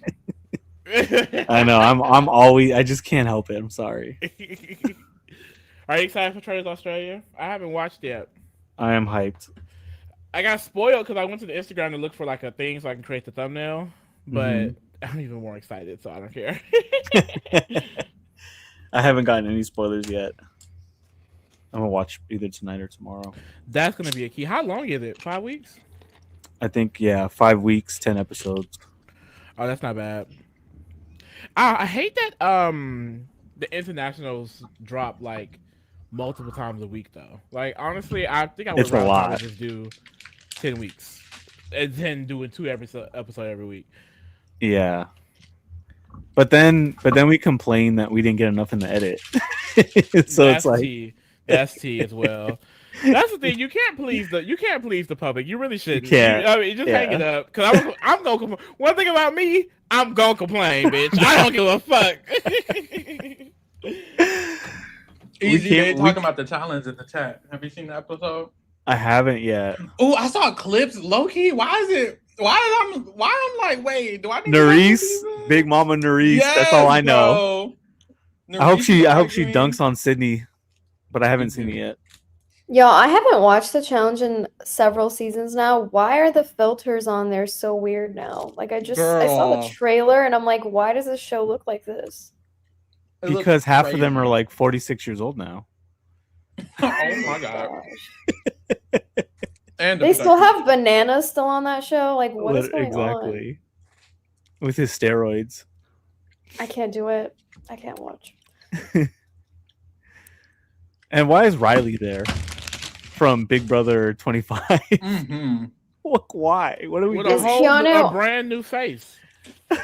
Wait, no, for real though. I didn't recognize I think the challenge cameras are just different or something. I don't know.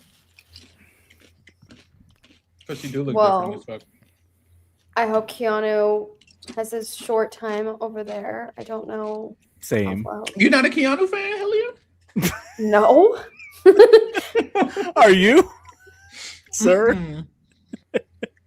Why are you asking a question like that? I mean, a lot of people love Keanu. If you don't watch the feeds, I think if you're a casual, which I'm not, so that's offensive. He's trolling. He's trolling us. No, he really tried you bad. Hey, who knows? Maybe I thought maybe he would be better over there. But the chat is saying he was even annoying over there. That's really funny, actually. He's just annoying, period. Yeah. Why is he so annoying? Ugh. Some people can't help it. Like can't help it? What the fuck does that mean? How do you go your whole life acting like that? He's kind of an ass. I believe you have a prompt, Pharaoh. Oh my god. I'm sorry, that was hilarious to me. You believe I have what? And then the ass, remember the punishment he got? With the hush puppies on the ass? That was pretty campy too. I remember. He was like a butler. Yeah, the butler. I thought it was random. I'm like, what? Pharaoh, you voted for him for AFP. Yeah, that's probably. Oh. You know what's crazy? I actually don't vote for AFP usually. I think I voted one time and it was real. And it was Davon. Yeah, it's not like your vote's probably not gonna make much of It's rigged anyways. I vote every year, bitch. It's so serious for me. It's so serious for me. Okay, who are your new era votes for? Cameron? Tiffany Taylor. Last year I'm pretty sure it was Morgan. Morgan? Who won last year? Oh, Keanu. Ashley. Oopsie. Morgan. And then 26. I think I voted for Rachel last year. 26 I think definitely T-Core. Oh, no, it was Rachel. It was Rachel. Yeah. Rachel. And I want to say T-Core. I voted for Sari. I had to. And then, yeah, I also did Sari. Mm-hmm. Oh, did Sari win? No, it was Cameron. Yeah, they started fucking up. And then they brought him back for reindeer games and he flopped. I don't mind Tucker winning, though. I do. Oh. I kind of feel like 26 doesn't have a good one. Like, yeah. I think Tucker was fine. No shade to T. We should have just given it to Cam. Cam? Oh. Final three Cam. Yeah. Shout out to my dog at the crib. Exactly. Maybe we should have voted Quinn. Oh, he was in the top 3. I know that. Yeah. I did not expect that. Angela almost got it, didn't she? Yeah. What would be y'all's like DR or voting like DR slogan? Wait, like your shout out. One. Oh, I don't have one. No. Bye. We're like shouting out the kingdom. I might give my sister like a birthday shout out one time. That's it. Damn, I ain't even think if you last that long. I probably should be like, oh, shout out to Reality Kingdom. Yeah, shout out to the kingdom. My dog's at the kingdom. Did you just say if I last that long? About me giving my sister a birthday shout out? What? Who said that? Actually, I think my sister's birthday is before the premiere. When is this premiere? July? Something like that. My sister's is actually like week 2. Maybe my mom's. My mom's is August 30th. I'd probably say something in a different language so no one would know what I'm saying, but it's only to my family. That's cute. Mm-hmm. What do you speak? What different language do you speak? I speak Farsi.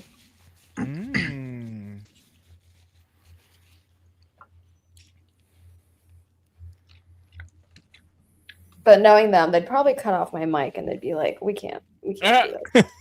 Right? No, ma'am. It was that your is it your first language or no?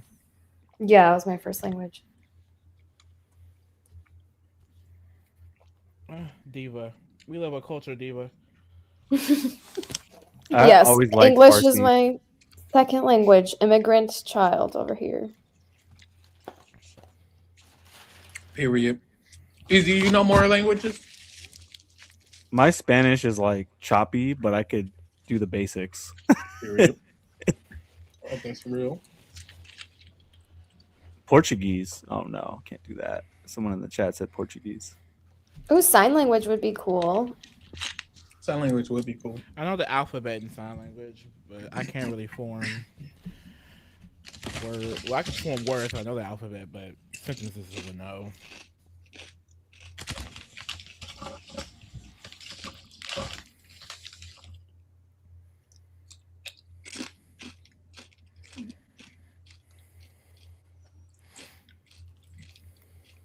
Yeah, I don't know any languages because they took them away from my ancestors. Unfortunately. You don't have to say that. Why are That's we true. Stop it. No, because I always think about how it's actually sad. Like, it's actually fucking sad. I always think about how I was talking to my ex about where he was from and stuff. And then he was asking me, like, oh, where are you from?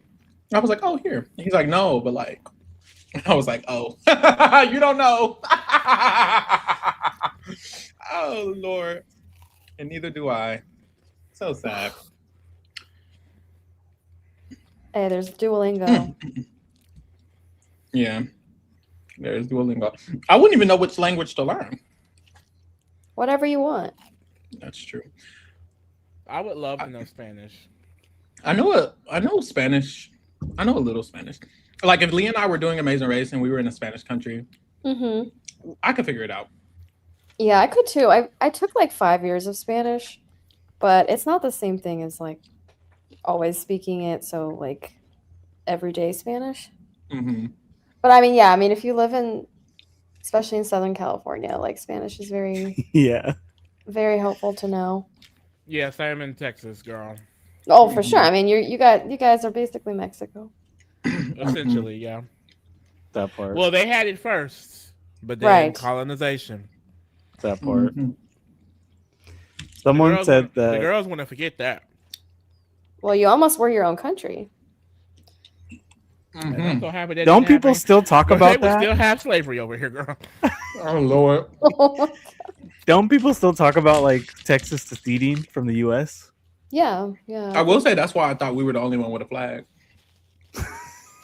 What? I mean, we do have our own pledge.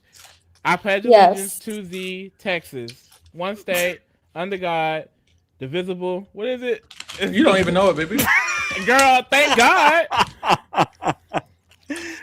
So other states don't have their own pledge. That's unique to us. Correct? I don't think so. I think most states probably do. They just don't force their children to say it. Okay. Yeah, we were forced to say our pledge. That's why I thought we were the only ones with a flag. I'm like, we're weird. That was just stupid, girl. Come on now. Okay, girl. You thought we all just had that universal flag with the 50 stripes and stars? What was that math problem that they asked you that one time? Oh, baby, geography is way more important. History is way more important than math. History is no. I don't think that's history. History is 10 times more important. I don't math. think what we're talking about. I think what we're talking about is more so geography. I guess. Like I think you were more closer though. No, flags is history. I would say. Okay. Geography, history, all the same. Anyways, why are you asking me about math? Because you tried to come for me about history. Uh-oh. It's not my fault you didn't know all 50 states had their own flag. It's not my fault you didn't know what 9 times 2 was. I do know what 9 times 2 is. 17, right? We're not asking. You know what, Easy? You trying to be funny. And I'm just asking. You trying to be funny. I could be hilarious. Wait, Drake clocked it in the chat. Look. Lee, you were just reciting the US pledge. That's the same one we do. I don't want to say it's actually anything. very similar. Let me see. They just changed like 5 words? Yeah. I'm a Google. That's crazy. Oh, okay. Yeah, it says I pledge allegiance to thee, Texas, one state under God, one and indivisible. Yeah, that's it. That's Isn't that like cult like? That's wild. We said it every morning. Yeah, we say the US pledge and then we say that. That's creepy, actually. Why are the feeds down for this long? What's happening? I know, right? They're saying the Texas pledge. I stopped saying it. Lee, was there ever a time you stopped saying it? Girl, I would just stand up. I'm not gonna sit up here and I don't got time for that. I know that's right. I think I stopped standing up too. Oh, okay. Colin Kaepernick. Pharaoh Kaepernick. Mm-hmm.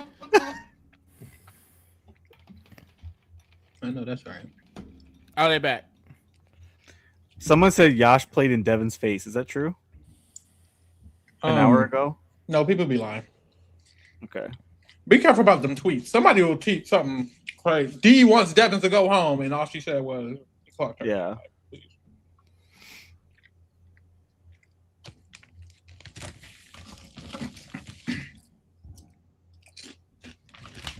Are we gonna watch Drake saying they did the same thing in Kentucky. See, those are those red states. Scares me. Yeah. Mm-hmm. You have to be loyal. State before blood. I mean, state before country, for sure.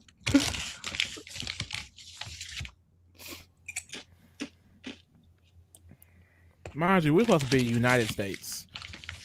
Ain't shit united about these motherfucking states. Period.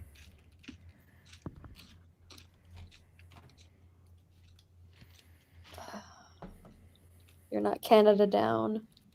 Easy, you still teach the kids that it's Gulf of Mexico? I mean, fuck it. Wait, don't they say that Canada's the 51st state? Oh my god. I don't think they like that. Don't get Josie Ann mad. I know. Teo was like, don't ever say that. So now I can't not say it. Oh my god. Mind you, they just stole Alaska. Oh. Ooh. America. Oh my god, I just saw the update. The Lyric told Barrett about her dad's song and about getting shaken by Katy Perry on American Idol. They probably think she's trolling, which makes it even funnier. I have the clip. I'm gonna watch the clip. Hold on. Wait, can we put it up on the screen? Trying to find it. It's under Tomb's Twitter. Oh, okay, bet.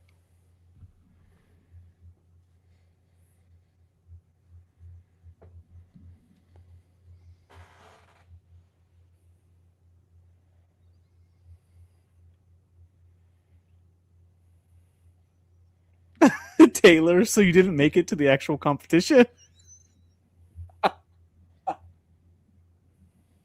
Oh my god, Baron's face. This is funny.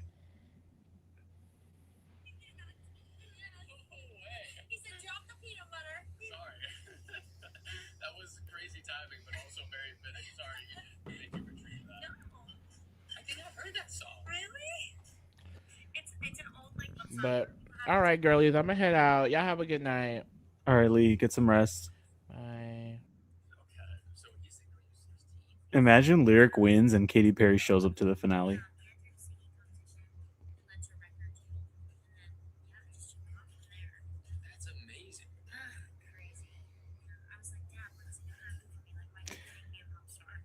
Maybe that's why she's not playing it safe and she's like doing too much on feeds because Katy Perry shook her.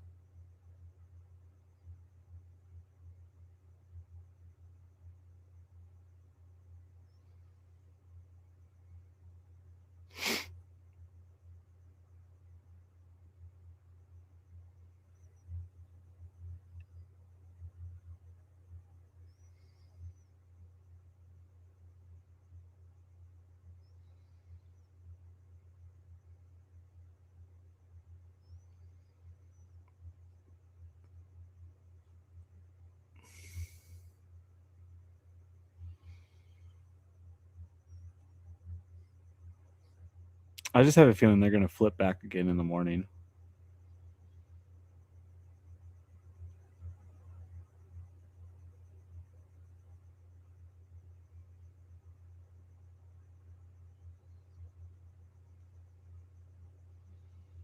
Wait, now I'm seeing challenge spoilers. I need to watch these. Is it 1 or 2 episodes?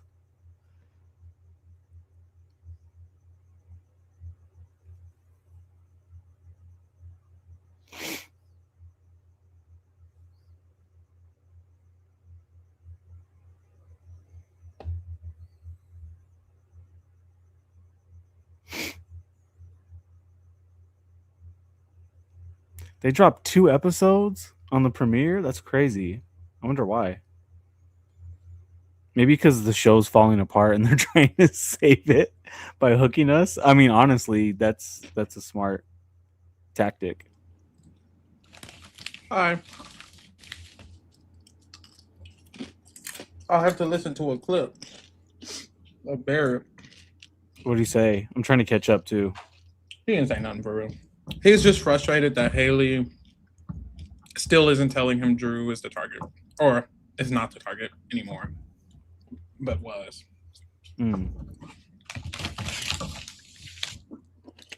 Low key, I kind of need him to move past that. She doesn't trust you, because a lot of his conversations have been about that, and it's like, girl, who cares? Fuck Haley. Barrett? Yeah, keeps talking about Haley not telling him. It's like, fuck Haley, bro. Yeah. Vote her out. Please. Hey, there's over 700 people watching right now. If you have not subscribed, why are you not subscribed? That part. We have 10K. We finally made it to 10K, but this is just the beginning, y'all. And Davon endorses. Never going over there. Yeah. Never And Bailey. Never going over there. Not happening. She endorses us. So. And Bailey and America and Corey. Allegedly. And Captain Will. Period. And who else? Taylor Hale. Sophie. Ballardi.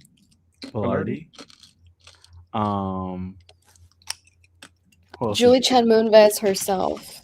Julie Chen, right? That's it. That's her full name. Julie Chen, yeah. And who else? Let's just start lying.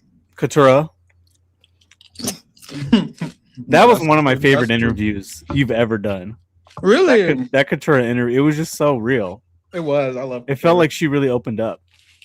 Yeah, she was so real. Yeah. Because her edit was so whack. It was. Ugh. I hated Pissed me off. Why did they throw away $80 worth of salmon? Girl, let me unmute this.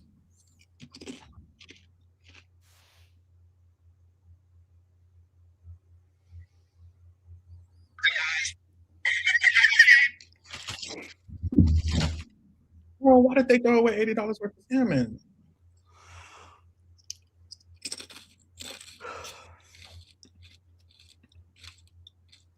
Who, the house guests? Yeah. That would have pissed me off. Like, what are we doing? I hate wasting food. It's so expensive. Yeah, that's crazy. You like X-Men? I'm obsessed with X-Men. Ooh, who's your fave? Wolverine, of course. I've been Wolverine. Of course. I don't think he's anybody's fave. Okay, well, Wolverine, Storm. Okay. Because Halle Berry, of course. And Mystique is pretty cool. I agree. Who are yours?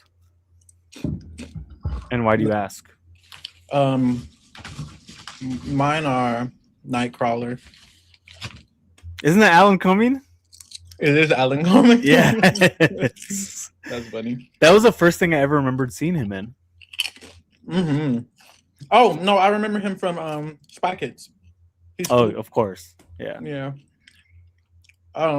Nightcrawler, Storm.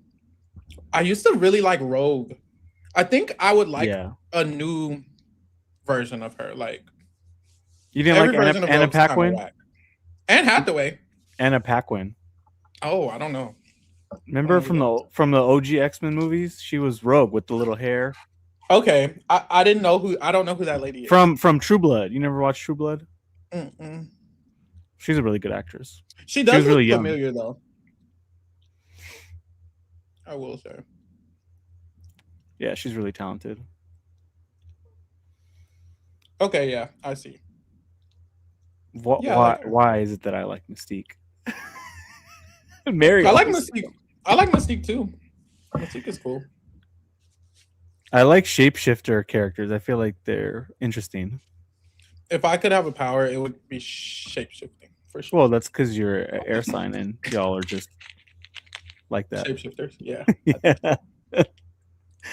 That's true. What would your power be?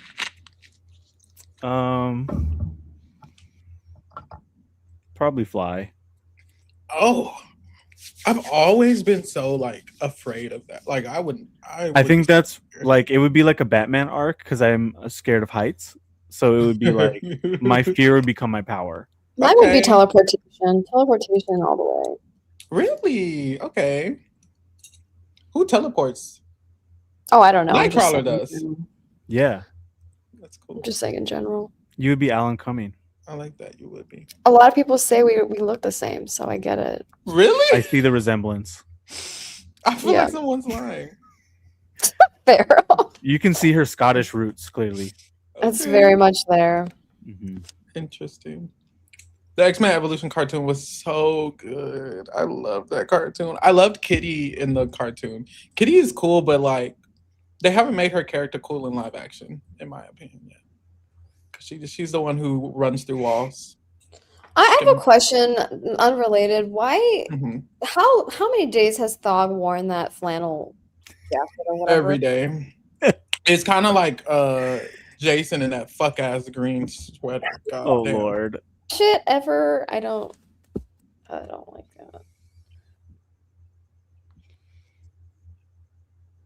that. The reason why I wouldn't want teleportation is because then, I mean, I guess no matter what power you have, people are going to try to exploit you.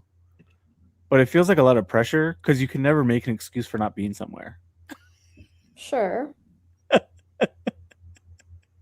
Yeah, and then everyone's going to be like, my mom's dying, like, teleport me to another country. Well, yeah, I mean, everything has its thing, right? Yeah.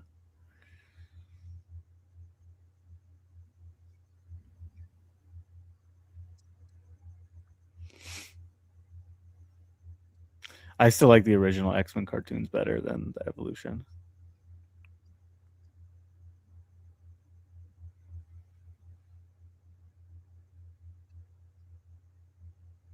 Maybe it's nostalgia. I don't know.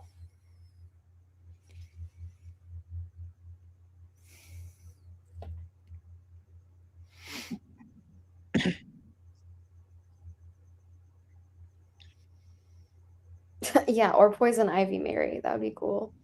I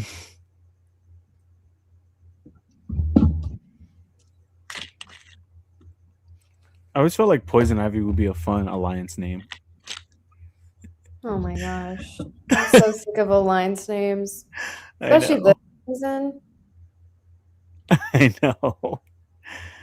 But it's like we all complain about them, but then like what would be a good one? It's really hard to come up with good alliance names. Mm-hmm.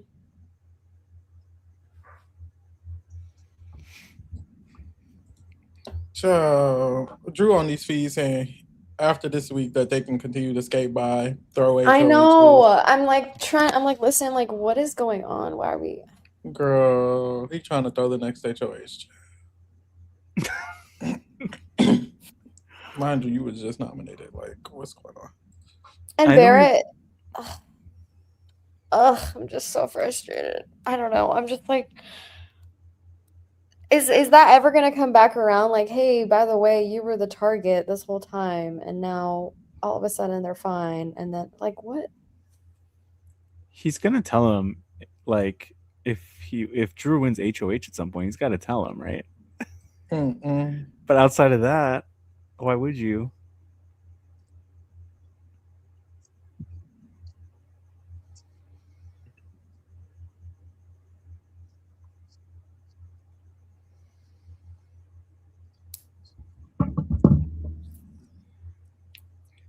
I know we've said this a lot of times, but this, now that we're at what is this, week 4? This does have potential to be one of the worst seasons in a while.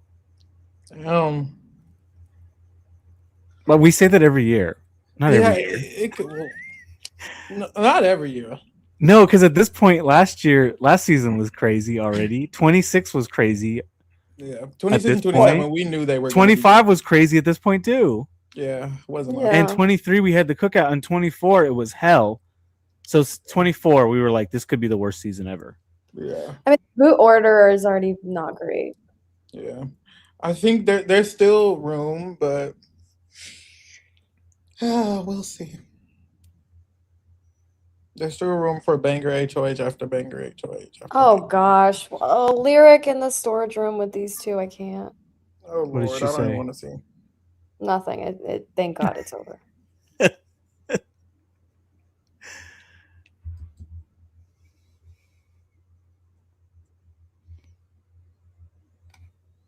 Shout out to Lavetta. Shout out Alessandro. Shout out to Shaw. Hi, Lavetta. What's up, Dave? Dave's here in the chat. That's true. The leftovers were formed. This is the worst. Oh my gosh, this is the worst season by the 4th week in the new era.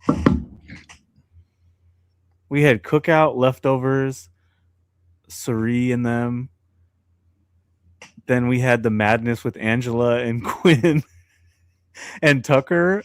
And then we had we already had like chaos by now. Wasn't Zach going this week? This is Mickey's HOH week. Exactly. That was one of the Jimmy. best. That was one of the craziest weeks of feeds we've had in a long time at this point last year. I was enjoying myself the last. I'm not funny, but we're still positive, guys. Please, I got 57 more days. We Pharaoh, you're not in this alone. I will say, if this ends up being the worst season in like 10 years, at least we're doing it together, y'all. This is a good icebreaker for me to do these live feeds. Because imagine like a season that I'm like invested.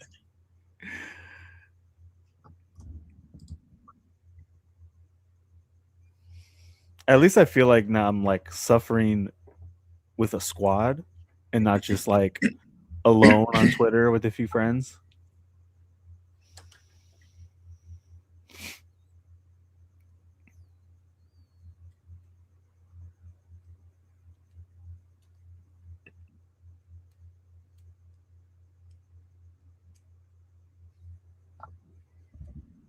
That's true. Every week 4 has been crazy.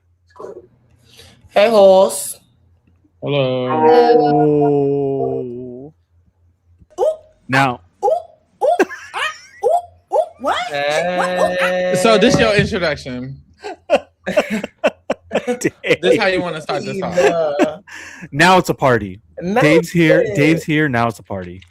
Girls, I was gonna come up here, but I had to fold some clothes. I got my sheets is in the bathroom. My sheets is in the washer. It's a lot going on, mama. Real. But what's going on the feeds? What did I miss? Child, Drew and Barrett talking. Bullshit. Girl, Barry ass so damn fucking annoying. Like, I don't know why everybody just don't want no allies this season. I think everyone's just like, if I go against the vets, my game's over next week. Oh, I mean, going with the vets, your game is over, mama. That's what we were saying earlier.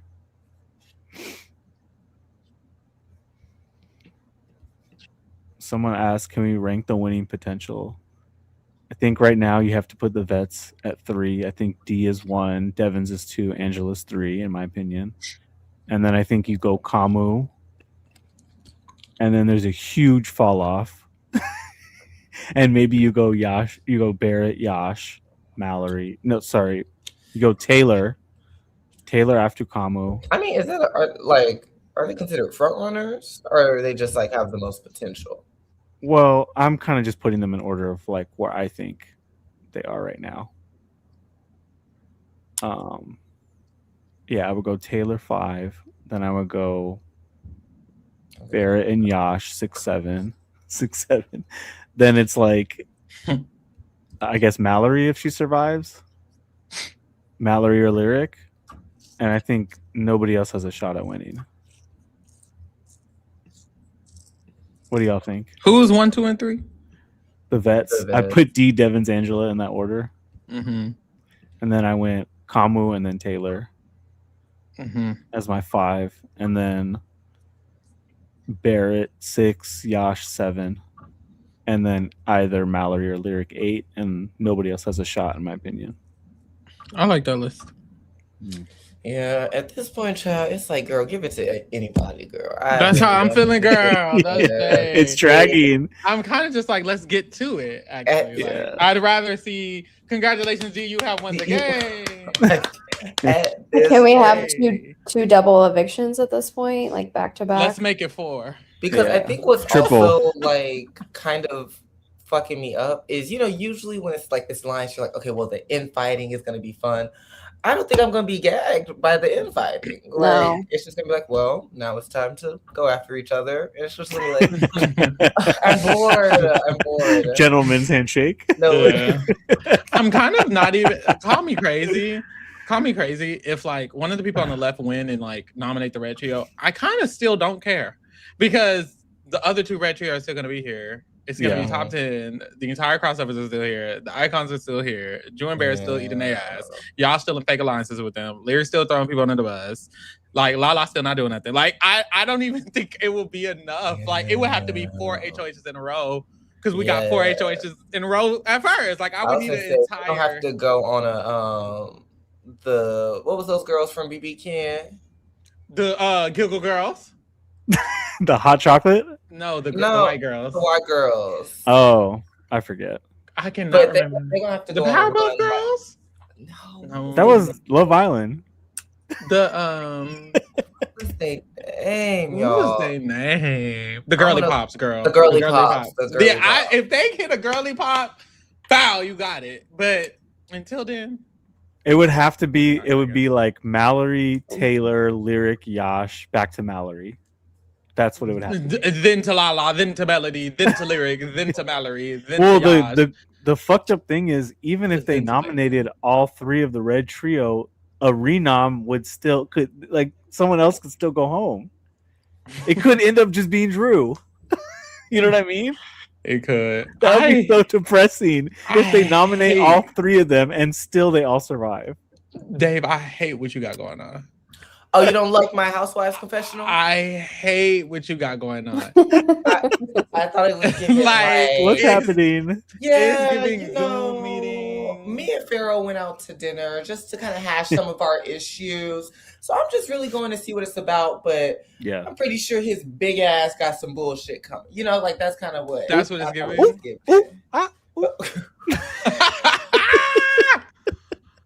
What? Ooh, ooh, ah, ooh, ooh, what? What? Ooh, ah. It was not giving all of It that. was. I thought we were gonna watch it, and there was gonna be at least one or two oops and ahs. You were very. I was unooped and unawed. Yeah. She watched that. She watched that, and she felt a little hit. That's what it was. Mhm. Which I get it. I would feel hit too if a nigga was interviewing somebody talking shit about me. Yeah. I would be like, oh, Girl. Wow, Lala survived have-nots. Proud of her, honestly. She was so scared. Well, they kept saying she was gonna blow up, y'all. Yeah. Oh, Where's the big blow up? I didn't see it on feeds. Me neither. I saw Angela struggling more than her. I agree. Okay. Angela, the one who be blowing up and is aggressive. Exactly. And the angry black lady. So that's Angela. I'm sorry, y'all. I'm over the haircut. Y'all shit so fine. Like you finally made it to the party, girl. I got over it. Is he? Oh no, I got over the haircut. Yeah, but that's because I've seen them before. Like it's not this foreign thing that's going on. It's true to me, not new to me. Is Melody crying? Go campaign! No, she got out of the shower. I refuse, y'all. I'm not watching Melody on feeds anymore. It's all talk. I'm so over it. When the talk is cheap. When the talk is cheap, because the talk used to pay the price in the back in the day when you was checking Drew and Barrett by the pool table. I'm like, what happened to that girl? The talk is with Julie now tomorrow. Literally. Why did she have that moment where everybody thought she woke up? To go back I don't to appreciate this negativity. I rebuke this. I rebuke this. I think Melody's winning the blockbuster personally. Okay. No, Drew's winning. Well, I don't know how. I mean, that's Delulu of me to even hope for, but it's not even a hope. It's just a fact. It's just going to happen. You see, they've been switching up these blockbusters. Last time it was Jenga. Like it could literally be curl your hair fast. Boom. She got it. Like we don't know what it is. Like, Lyric would still win. And this challenge is in combination with I don't know. Like it could be luck. It could literally be luck. It could literally be. It could be the putt. Like I don't know what it could be. Wait, it could be the Lauren one, right? Or the ball one, dropping that Mickey one. Oh yeah, it could be the ball roll that Mickey won. It could literally be that, and then accidentally Drew pushes his button. Not even accidentally. Drew is so antsy. Boom, he locks it in too fast. Lyric is getting antsy and nervous. She locks it in too fast. It honestly might be a puzzle because they haven't done like those flat puzzles yet. Like it's gonna be the balls, y'all. They're gonna rig it for Drew. It's gonna be the balls. Please. Girl, Lala was not waiting for that countdown, child. Drew got the balls. Oh my gosh, she's happy. They need to rig it for Melody so they can have their showman still in the game. Please, Lala, just like me, happy and rocking when I get some food. Girl. What's in this man's sandwich? Is that bacon? What's coming out of it? Oh, girl, there was so much lettuce in Lala's sandwich. I thought she had a lettuce wrap. Aren't we supposed to not be eating lettuce? That's only from Taco Bell, allegedly. I just got lettuce just now. I want Melody to win for the most chaotic result. Like I kind of do want the ball roll that Mickey won. That would be fun. Yeah, because that was the most surprising blockbuster win of the entire 2 seasons, and it's because gagged the fuck out of us. A luck situation. She gagged. And I was gonna say, I know I was screaming at the TV. They don't like how it was shot. But I feel like it being shot like that was more gaggy. Like I agree. It was campy. Like, yeah.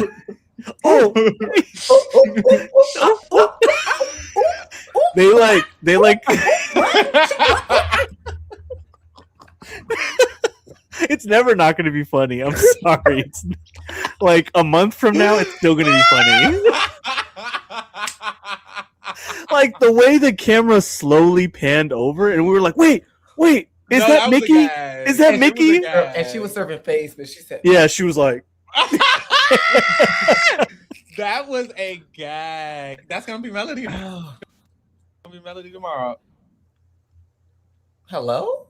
We get unfriended in this bitch. Are we in the multiverse? What is going on? Pharaoh got hacked. Hello.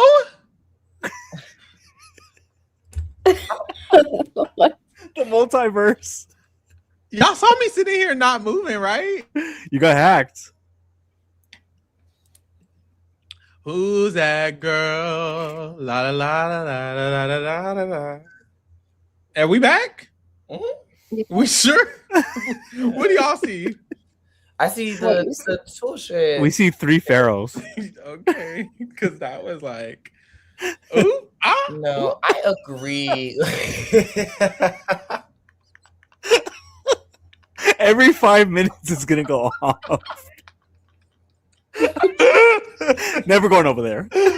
Never going over there. Not happening. Not happening. Mind you, she's talking about here. I'm crying, y'all. Right here. I'm crying. Lord. I still can't believe that happened.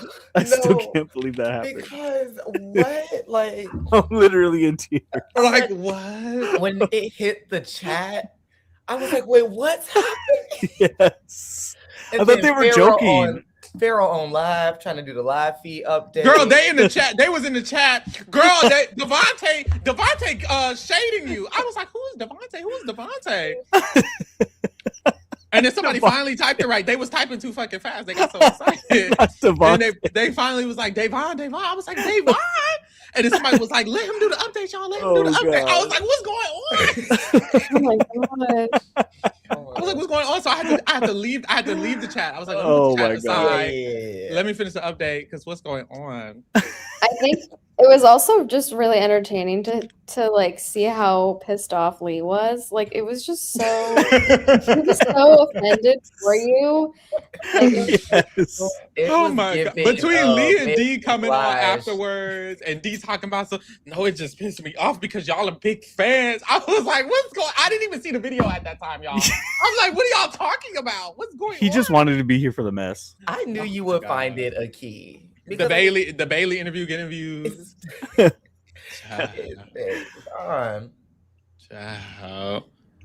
Oh my god, Davon Rogers.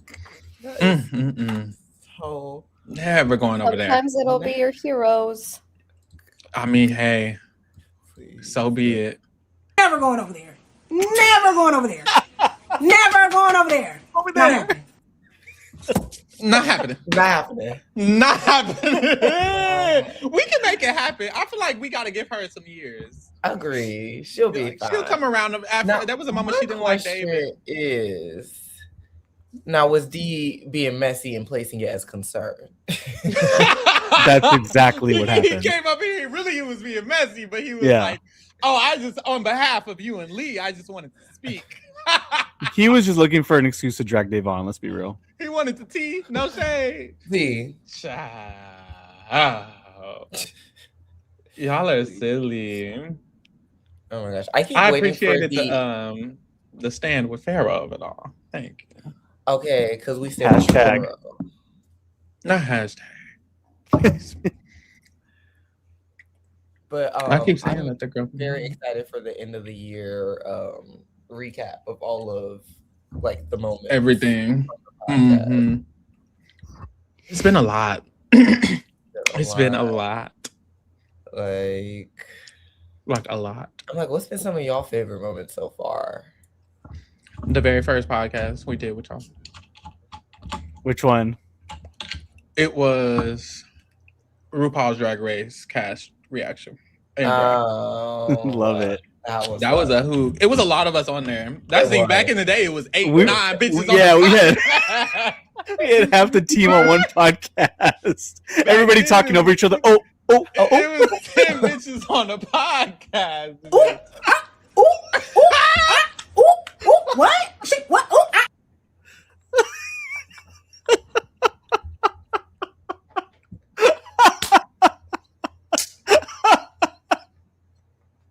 Oh my god.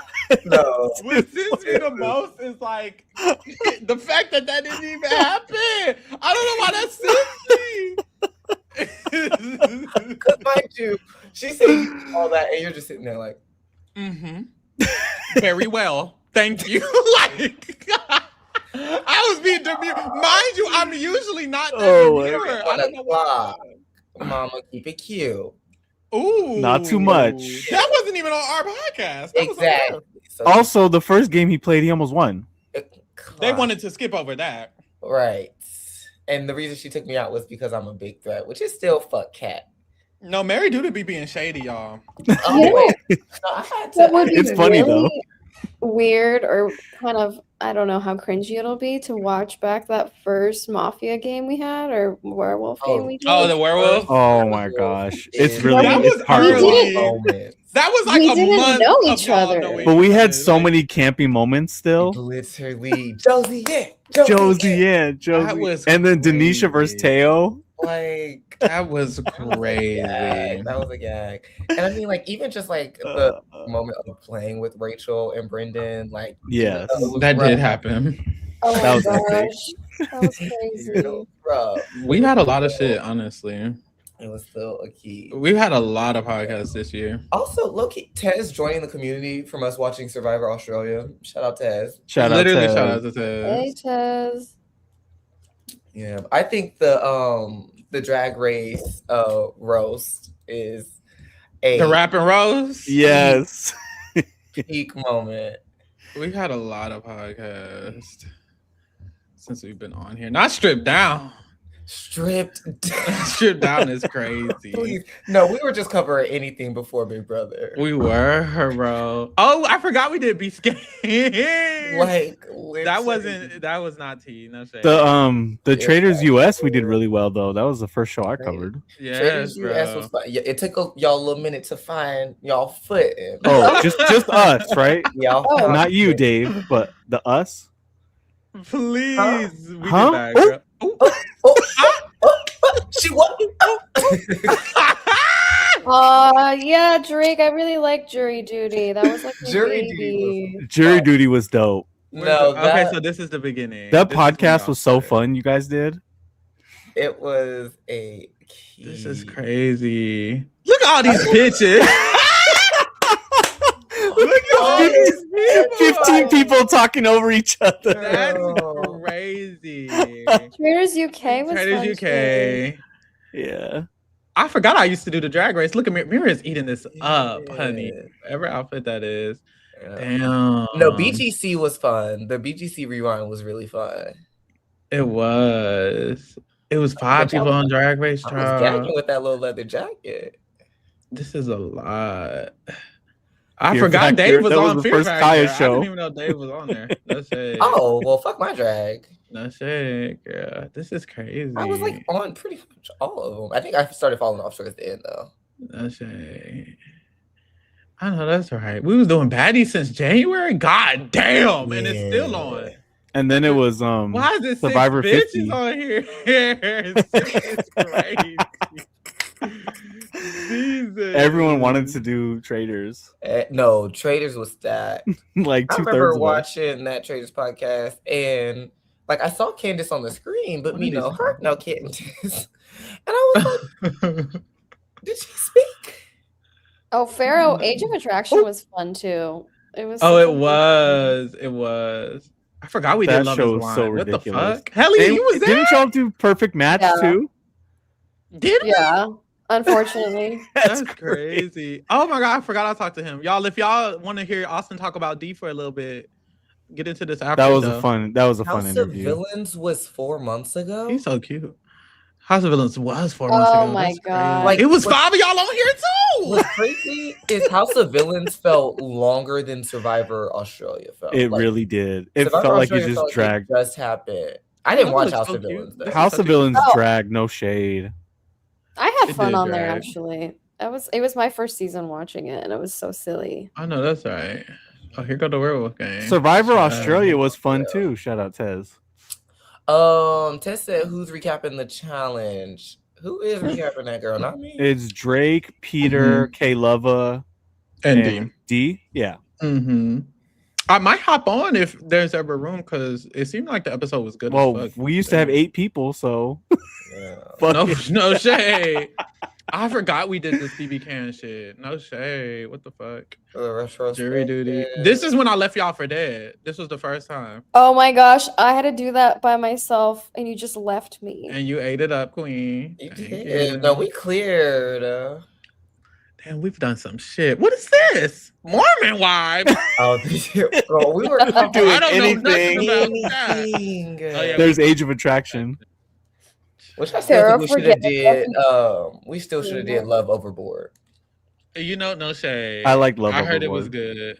Strip Down was fun though. It was good. Strip Down was a cute little moment. We did Temptation Island. We don't talk about It it. was terrible. Let's not talk about it. I feel like I just forget. We never did. We never did just that. Forget. No shame.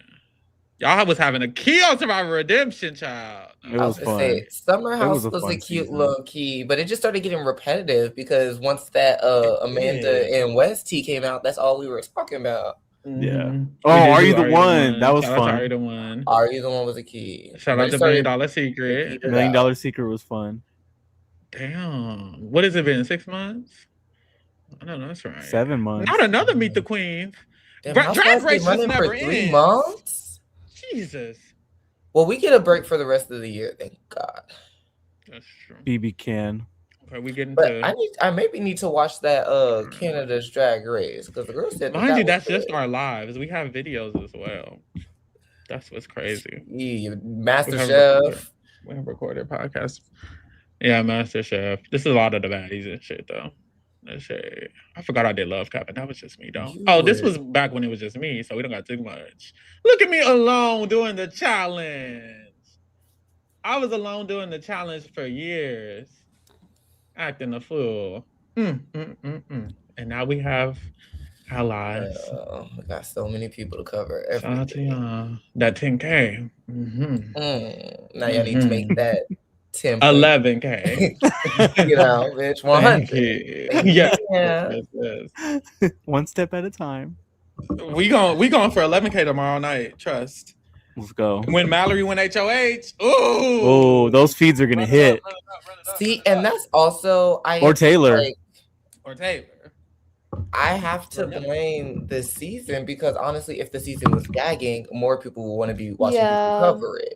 No shade. We was talking about me and Lee was talking about that. I was like, girl, I think people just aren't watching the season that much. No shade, because I feel like it would be some more people here. Because I'm like, I'm trying, girl. I'm really trying. But if I wasn't covering this and we didn't have a podcast, I wouldn't be watching no more. It would be keeping up on Twitter. No, literally. Who's still here? Oh, okay. Right. Hey, at least we had a few good episodes, like all the drama going down at the nomination ceremonies and Taylor today, I guess. Yeah. Big day tomorrow. Yeah, there's been some gaggy moments in the episodes. I'll give them that.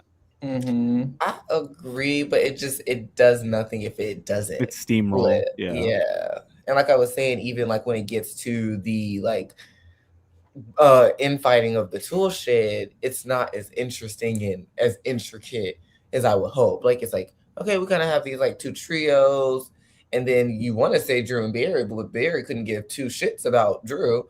And then it's like maybe Haley, like I guess the most interesting, I guess there's a little interest in like, okay, what is like could go on with Angela and Devins, and just like D end up going with Devins, and like with the red trio, just Haley jump ship to Angela, like more friction with Kamu. But it's like, I don't think I care. No shade. The Bachelor's been closed this whole week. I'm like, what have they been doing in the backyard for the HOH this whole time? Better not be stupid. I think setting up them damn poles, them balance beams. I think it's the beams. Yeah, that's what I was gonna say. Oh, where you gotta which one? Like the maze one, or like run across the beam and hit that's gonna take that many days though. It's been closed like almost the whole I'm like, baby, you could put that up in 2 days. Well, when it's the wall, Julie they now put up parking lot carnivals faster. Doesn't Julie? It's too early for the wall. Now? Yeah, she tells us the week before. Yeah. She's like, we have the wall next week, so it's not the wall. It has to be that. There's nothing else that takes that long, right? I don't think it's pressure cooker either, girl. That's just a couple of walls.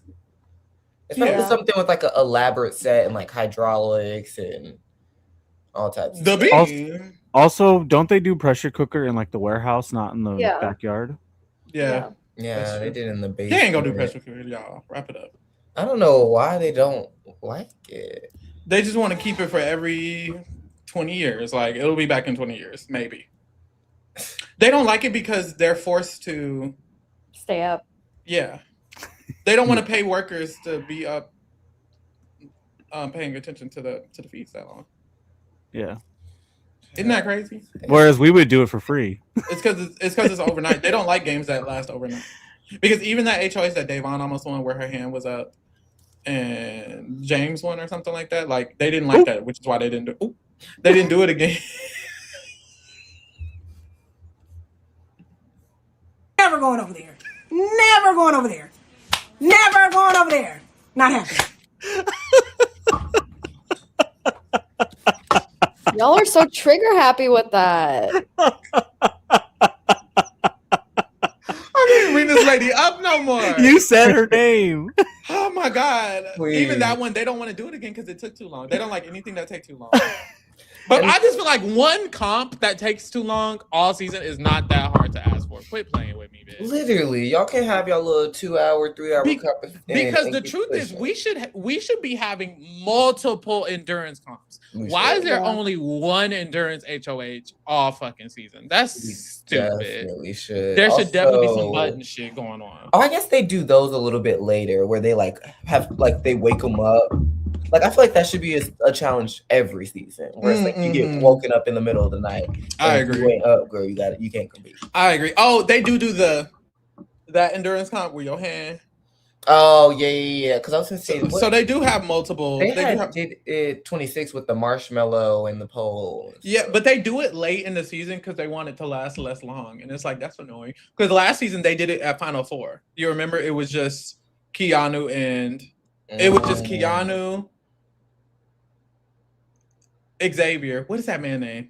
Vince. It was just Keanu, Vince, and 2 other people, and they was in a room, and they had to hold the swords. And then Keanu was playing around, so his fell, and Vince won. It was in the room with the voodoo dolls. With the voodoo dolls, and it's like so they do those 2 each season, but it's like do it when there's multiple people there. Like I feel like, but I guess that's when they do the wall. They do the wall when it's a lot of people. They do the little pole when it's less people, and those are the only 2 endurance comps. No shade. If I had to play any season in the modern in the modern era, it would probably be 27. That house was gaggy. The challenges were really fun. The overall vibe was keeping. Like the voodoo doll thing was so camp. Like the challenge that I was just seeing the other day, where they had to like remember the thing and like walk across it. And then also I feel like there were some fun people in there. Like I would have been keying with Rachel and Will and even Morgan and maybe Ashley. Girl, I probably would have found her annoying, but it's like, girl, there ain't nobody else to talk to. So I'm trying to win, so I'm gonna play 26. See, but also I feel like 27 has enough fluid. Like I would hate to be in this house. Oh, I would hate this season down. Even if I was in the Tool crossover, I'd be like, fuck. Like I mean, the difference is if I was gonna say if I was Drew and Barrett, I would have seized the opportunity. I'm like, fuck it, let's keep Jason. Yeah. I would be so unhappy in this cast. Would suck. I would hate to be anybody. Like I would hate to not be I would hate to be D. Like even as D, I'm bored as fuck. Like even in the best position in the game, I'm bored. Like that's why she like, oh, let's keep Drew, let's vote out Lyric, let's vote Melody. She bored as fuck. Like, and then she don't really got no competition. They got the game in the bag. It ain't nothing to do but sit there. You know what I'm saying? Yeah, I wouldn't be able to do it. You don't feel like you would? You feel like you would fare better in the 26 than the 27? Yes, because the comp of it all, the whole Morgan Vince, the whole Jag. Any season where it's like the same bitches winning all the time. I'm okay. Yeah, and they did go Chelsea McKenzie, I will say, but that was like towards the very, very end. I don't know. Was that later than Morgan and Vince? It felt like it was. No, I don't know. I mean, I feel like it gets like that at any point. And so it's just like, girl, you just got to hope you Morgan and Vince. Or Ashley. I'm okay with 27 or 26, if I'm being honest. Don't you feel like Josh could have like a weird Mackenzie arc? Because Mackenzie wasn't in like an actual alliance for a long time in 26. Like nobody really claimed her. And then she went on a comp run.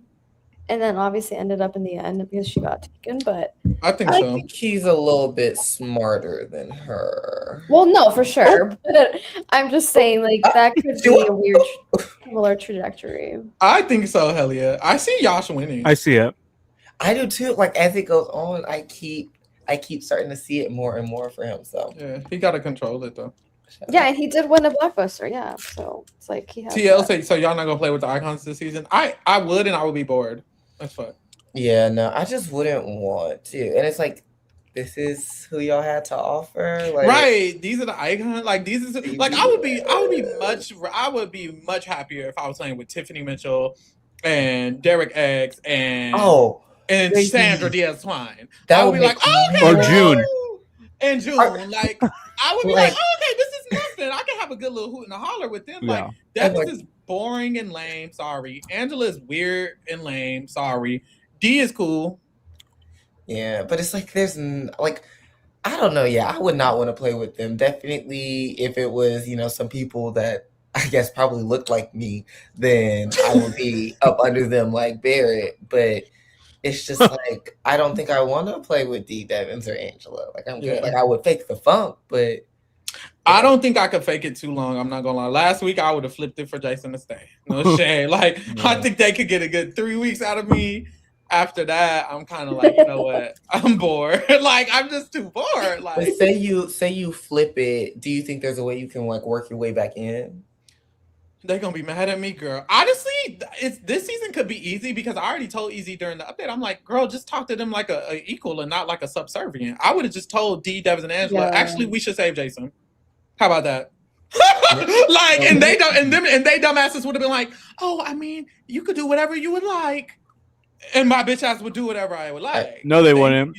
I mean, that's what they said with the Mallory vote. To your face, they would do that, and then they'd be like, "I don't know, Pharaoh, he's getting pretty pushy." They'd be mad, and Jason. They will be mad. Exactly. I was gonna say they're gonna be mad either way because they didn't save Jason and his ass is on the block, and they want to send him home. But I guess they second guess. Honestly, I would. Then they would have Haley nominate you like Drew. I would have known they would have been mad at me. And I wouldn't have gave a fuck. I would have been like, you know what? They're gonna be mad at me. I might get I'm bored. I think that's the thing as well. I feel like I would have a better read on the situation than a Drew and a Barrett because I know they don't have all the information, but I feel like they have enough to realize that something is afoot, especially with this week. Like Drew, you're being put up as a pawn. Barrett, she would like nobody told you. Like there's just a lot of things that's giving that y'all are on the outs of this. And for the fact that y'all aren't picking up on this is very concerning. Also, my thing is easy. Like, I got that tea. If it's me and I'm like, oh, okay, I want to save Jason or I want to save whoever else it was nominated last, Mallory, I'm going to tell them if they agree with me and they don't push back and then they act like they're down with it. And even if in the back of my mind, I'm like, they're not down. Because it's the thing, Drew and Barrett said to themselves, they're like, it's weird that they're down with this. I feel like I would pick up on that too. Next week, if they try to get Haley to put me up, oh, the red corner. Like, don't play with me, bitch. Like, don't play with me. I would be acting a fool. I'm not gonna lie. I would be bored. I'd be so bored that I would start acting a fool. Would I go home? Eventually. So you're saying you would actually be the messy Jason. Bitch. I would be the Jason because I would be week 3. It would have been week 5. Like next week, it would be some danger for me. But this week, I'm blowing shit up. Like, I'm over it. Because I would just be bored. I would, being honest, y'all. But I think there's a way you can flip and then also be like, I mean, it was like at that point, it was like we're keeping Mallory and then our relationship with Mallory. I guess that's also the thing you kind of have to soothe over that relationship where it's like, well, in order to keep my relationship with Mallory's close with Jason. Yeah. But ideally, I just tell Drew to do it. Ideally, Drew is still in the game. They're still most mad at Drew, and I tell Drew to expose the red corner, so I don't have to. And all I got to do is tell them, girl, Angela, D, and Devins just tell me that you're the target and they want to vote you out. So we need to expose the red corner. Did you guys see that Drew was talking to Barrett and telling him that Drew's ideal final 4 is Devins, D, Barrett, and himself? Mm-hmm. He's trolling. Don't He's dead ass. He's been dead. That's why I said Devins and D is stupid. For wait, Drake is here? Yeah, I did join. What's up, bro? I'm dead in my bed. Real. That's right. As you should be. Yeah, that's why I said it was such a bad move for D and Devins to want him out, which is why when I did the rating, I rated them like whatever. Because I'm like how in what world does he think he's gonna beat those two? In the world where he thinks he can win dreams. I don't know, baby, because in that world, Devins is winning all 3 of those last competitions and taking D. But my thing is Barrett shouldn't want it either. And I feel like he that's does. So stupid. Both of them are pissing me off. Well, and like, why are they not fucking wanting to go with Mallory and Melody? Or with Lala and Chuck. I think they beat each other. Literally anybody on the left side is better to go to the end with than the current alliance. Well, and then Drew's saying he's gonna reveal the tool shed if he gets evicted, and it's like, Jason already did that. Right. Yeah, baby. The tool shed. So did Rome. Nothing. Like they had a meeting with 8 reveal people. The crossovers. Really gag it. Yeah. Reveal the red corner. I was gonna say, I think that's why I joined. As you were talking about why I don't do more endurance comps, I don't like the long ones. From my understanding, I think they don't like when it takes all day and then everyone's tired and they have like no content for like the Sunday episode.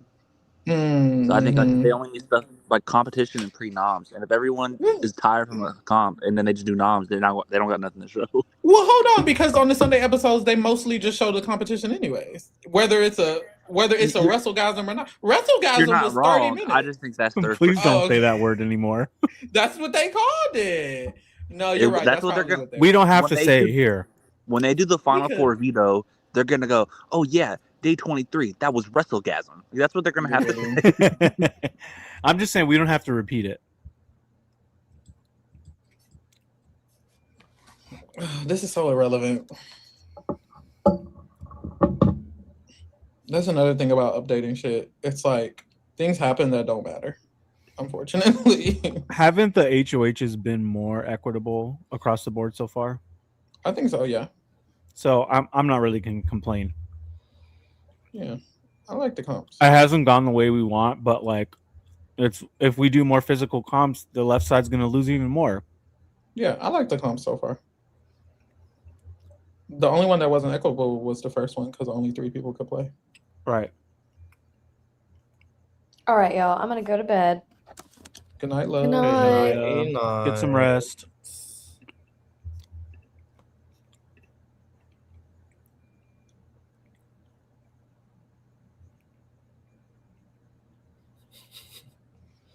Sure. And then it was 3. And then wait, Drake. Oh. Easy. Easy. I'm not gonna keep playing with you. Oh my gosh. I'm sorry, it's gonna hit every time. I'm sorry, I can't help it. I'm just gonna move to Dubai. I know that's right. Fuck, you're gonna become one of her manies.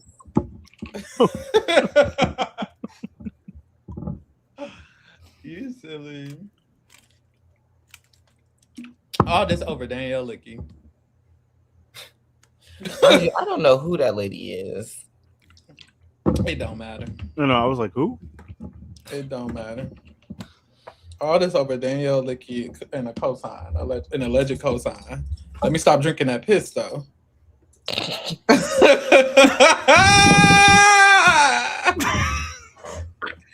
Over there drinking that piss, slurping that piss. That actually is hella disrespectful. Slurping that piss. No, when you really think about it, it is disrespectful. Girl, wasn't nobody slurping that piss. I didn't know nothing about that Dubai. That's the thing. No shade. Bailey was answering and I was zoning out. That ain't got nothing to do with me. Dubai, money, and Danielle Licky don't have nothing to do with me. I'm just conducting it. Truly. It sounds like a Netflix documentary. Dubai, money, and Danielle Licky. Yeah, exactly. The docu-series. Yeah. We kind of need a doc. Don't let me get an idea and make I like it. It's like an Inception. Like I say an idea and you run with it, and now it's like your idea. Oh my gosh, shut up. You're silly. It's like if you have one fish idea and another fish idea. Screaming. Darren look good in this close-up. What y'all think? Hold on, let me turn on. Touch that off, zibbit it. Come on, giving it. Wait, so you really think Yash is attractive? He's hot. Yes, really? Yash is hot. Yeah, can you explain? Because I don't see it. I mean, look at his face. Visually. Right. His face. I like big features. He has nice big features. He got a big nose, big ears. He has a big mouth. I love his skin color. I'm a fan of brown skin. Personally. So I like his skin color a lot. I think he has like a energy. You could call it a swagger if you want. Like he just moves with an attractive energy. Some people like when they walk like Hamu, and it's like, okay, you're overcompensating. Some people do too much, like Drew. It's like you damn near want to jump out of your skin. Yash is like a chill, vibey type of dude. The whole like TikTok vibe doesn't bother you because that would bother me. He don't do that in the house. He don't. Yeah, he not. Gideon across the house. Now I will say, like, look, it looks Yash, the kingdom agrees with you. You got it. That Yash, now that Giddy Yash, that TikTok Yash, he was like, oh, you doing a lot, but he's actually not like that. That's how you know he just do it for the camera. I was gonna say, yeah. Do you want him with TikToks or will you take the shag in the back? Let's ask the kingdom. It looks like y'all got it.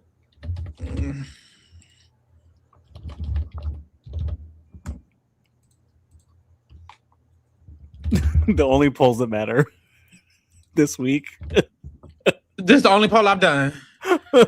Like what? There's okay, y'all. to talk about. Is Yash fine? 1 for yes, 2 he cute, 3 I'm good, 4 no. Oh, I guess I'm good and no is the same thing. I don't think so. I'm good is like not me, but I see not it. For yeah. me. No is like. Yeah. Okay. 1, 2, 3, 4 in the chat. Damn. I don't know why I said chat so many times. Ooh. Ooh. Ooh. Ooh. Ooh. How did she do that? Ooh. Ooh. Ooh. Ooh. Ooh. What? What? Ooh. It's speeding up at the end. Yeah. It's like 1, 2. Davon, I didn't do that. I did not do that. We played the clip. We rolled the cameras. Oh my God. I need her to take that video down like she took down David's video. Oh. No shade. Oh my God. Okay, we got 55% he cute. But they're not saying yes. Nobody's saying no. That's it. Okay, hold on, y'all. Let me change my. This is polarizing. Change your clothes. No. I need to get my my sheets out the washer. That's not what you said at first. I was trying to say, let me change my sheets over. Is what I was trying to say. You lying? Why are you making this up? Okay. It's okay. You know Scorpios lie. Scorpios always lie, Pharaoh. Well, let me go play in my pussy. Give me 1 second. How does D's getting ready for bed and she looks that good? It's just, bro, it's unfair. Like, how is that? It's sickening.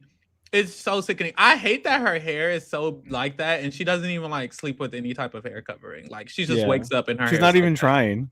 Does she even have a silk pillowcase? I don't even think that's the case. Like she just walks around and she just looks like that. Oh, that's so annoying. D is like so annoying. Why is she so good at everything? Okay, the winner was yes. Oh no, it wasn't. The winner was EQ. Who you think would F Kamu? Hopefully nobody ever. You know how like God is real? Maybe Drew. Oh, you know how God is real? If God is real, hopefully Kamu doesn't fuck anybody else. Like I need him away from everything and everyone and every human and every animal. He just needs to be a hobbit. Alone in the woods, away from society. Can't vote. Most importantly. Can't vote. That's the main thing. A lot of people should not be able to vote. I almost feel like, is this ageist? Let me just shut up. Probably. Because, okay. You should just probably leave it. So I have a question. Why can't you vote if you're not... Is it 18? Yeah. Why can't people under 18 vote? I agree. I think it should be like high school, 14. Should it be? I think so. If it was 14, why the problem with our elections is that it's mostly old people voting, and they're more conservative. Right. Like if you look at all the numbers, all the problematic results, it's mostly people over 50 voting. Right. So should there be a cutoff? Because why is there a cutoff? That's the better question. The question is why is there a minimum but not a maximum? You could be 300 years old and you could vote. Why is that the case? A vampire. I feel like at that age, you're turning into a supernatural being. So shouldn't there be a cutoff? I feel like this is how I feel. I feel like the portion of society that is majoritarily affected by look, you got the chat being ageist. Y'all, look at all the numbers. Like teenagers are more progressive. Like regardless, you think they're falling for propaganda, they're not. The Facebook moms are falling for propaganda. Let's be real about it. When was the last election? 2024. 24. I mean, locally, there's elections every year. Yeah, but presidential. Let's look some stuff up. I feel like Drew does this thing with Melody that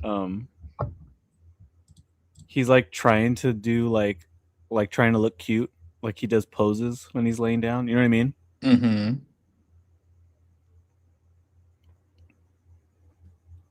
Mm-hmm.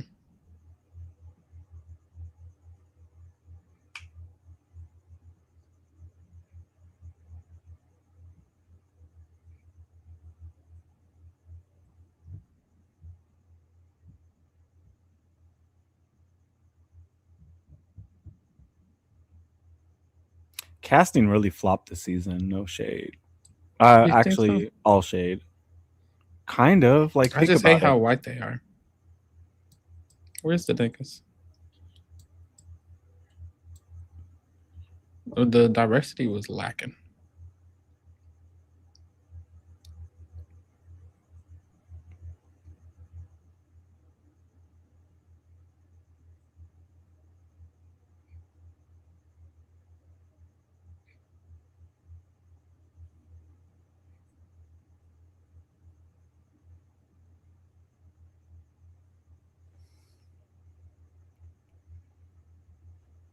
It's the fact that there was only like one queer person and one black woman under the age of 50.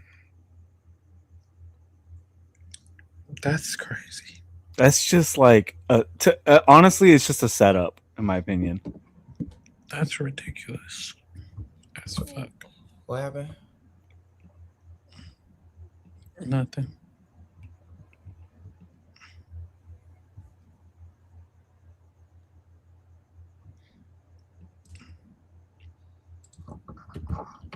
I'm trying to look up these election results.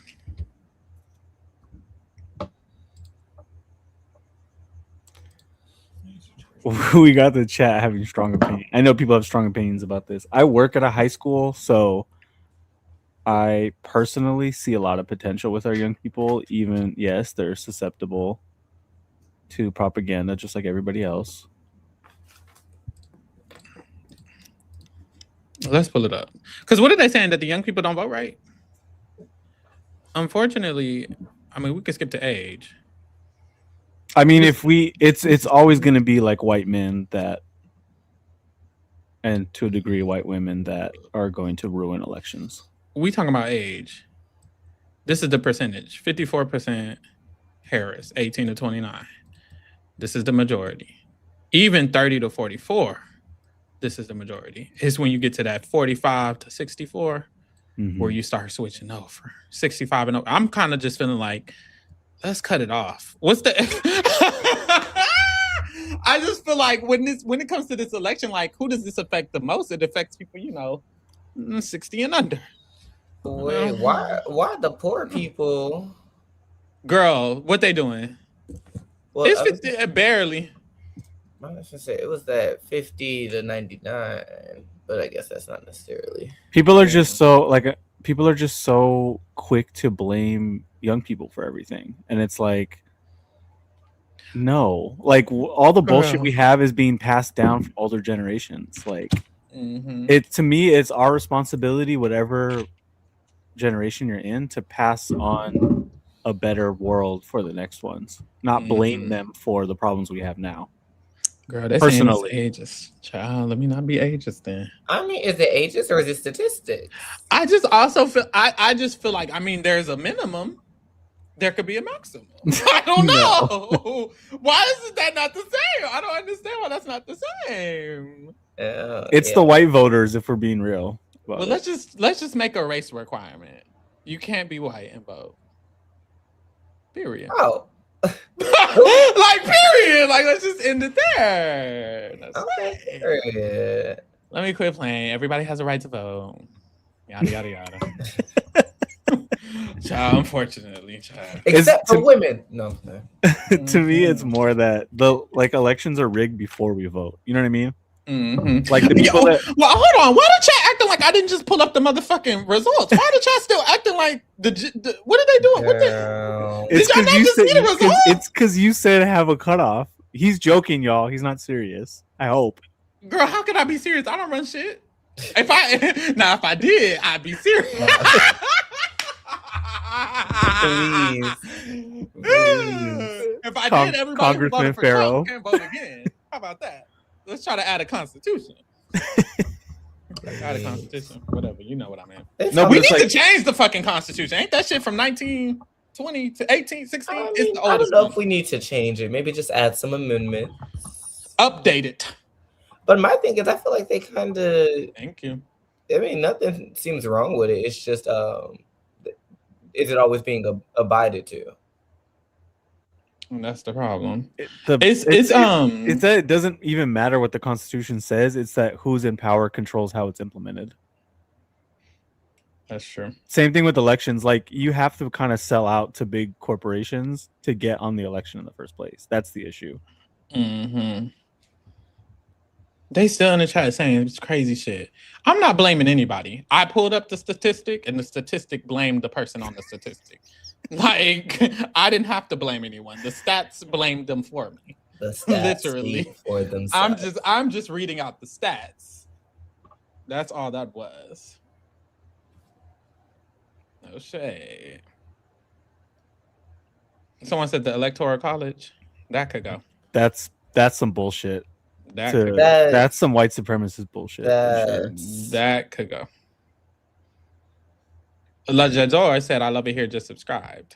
Everyone should follow in La Jador's right. Welcome and thank you for subscribing. We appreciate you. Right. Thank you. Oh girl, let me get out the chat. Apparently they talking to each other, not me. My business. Let me mind my business. They not we put the real in reality. Shit. Ooh, excuse me.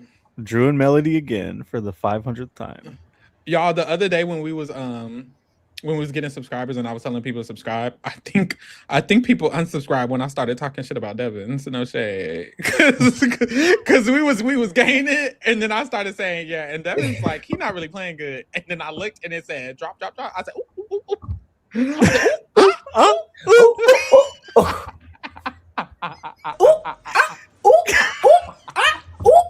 what? Shit, what?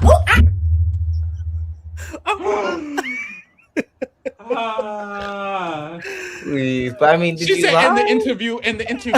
Did y'all hear? Did y'all hear him? Let's just watch the whole video, bro. When he was drinking that piss. Watch the whole video. Y'all, that shit was crazy. If y'all haven't heard Davon tug on my wig, go look it up. Davon tugs on Pharaoh from the Reality Kingdom's wig. Like, geez. Matter of fact, we need to post that clip on our channel of her tugging on our wig. No, really. Matter of fact, let me send that clip to Denisha and have her put the little border under. Yeah, watch us reacting to it. Yes.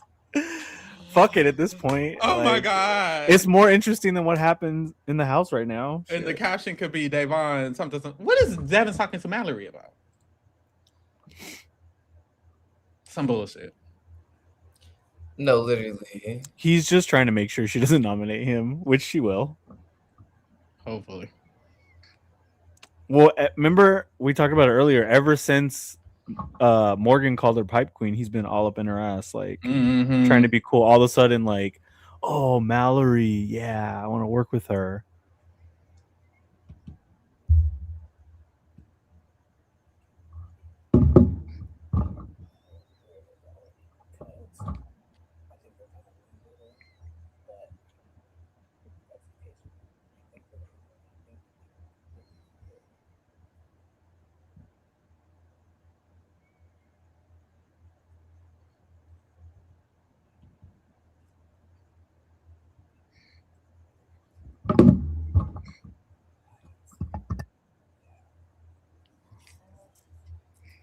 I think I would be a bad player because I just wouldn't lie.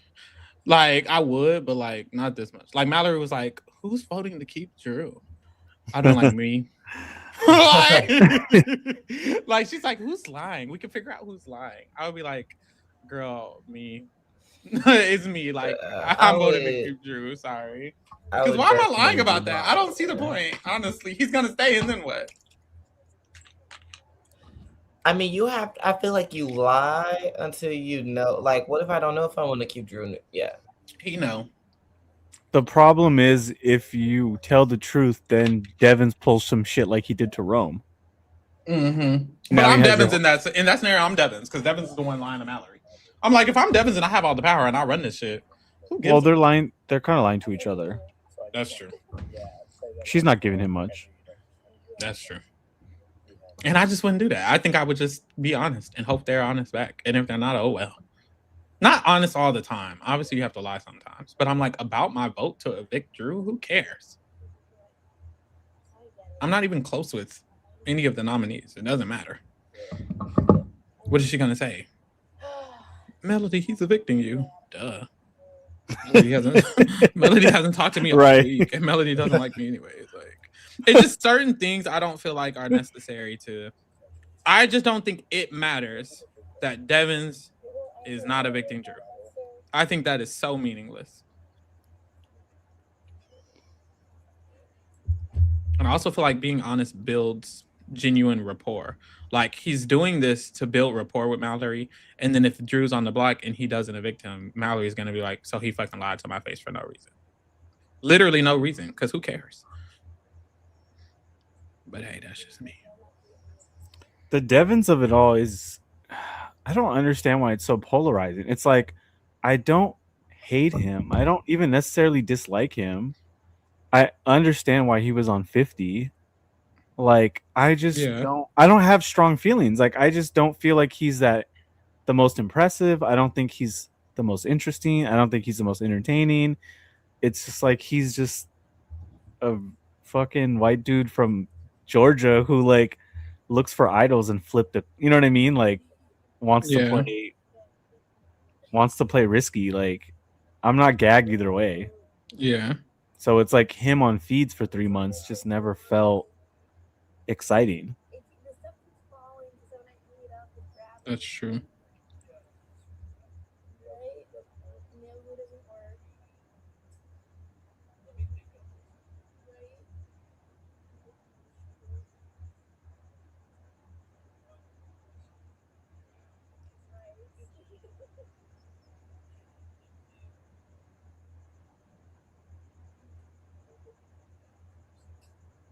Do y'all think it's fair to say if like all 3 vets go up in any scenario, I feel like feeds will be fun that week either way, right?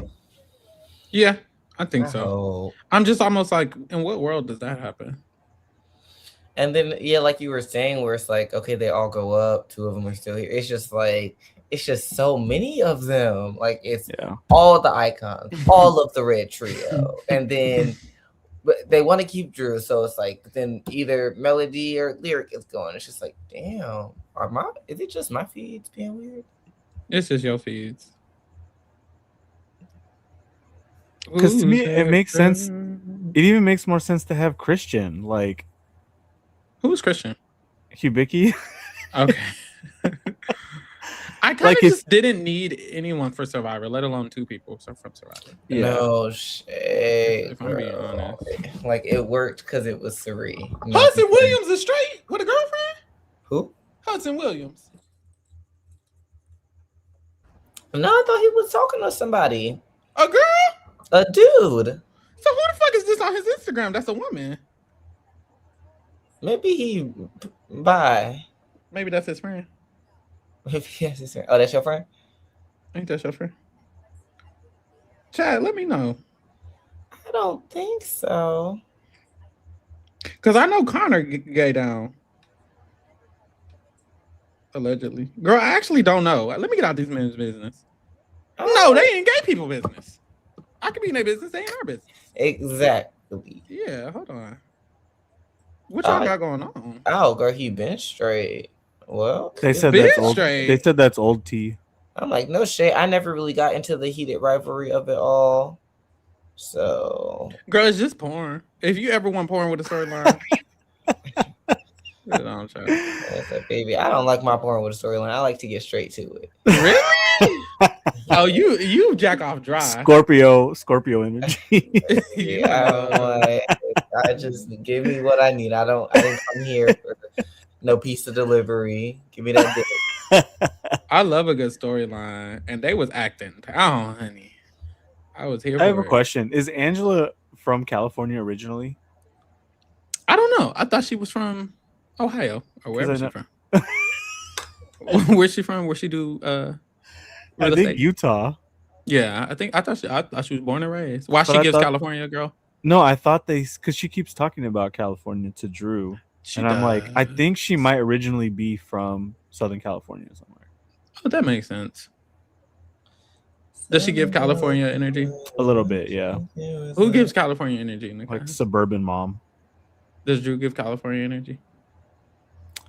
See, I hate that. I hate that he said it in his intro package. Doesn't it sound like I'm from California? Well, does it? Like I literally, like in real life, I think I know maybe 2 people that talk like that.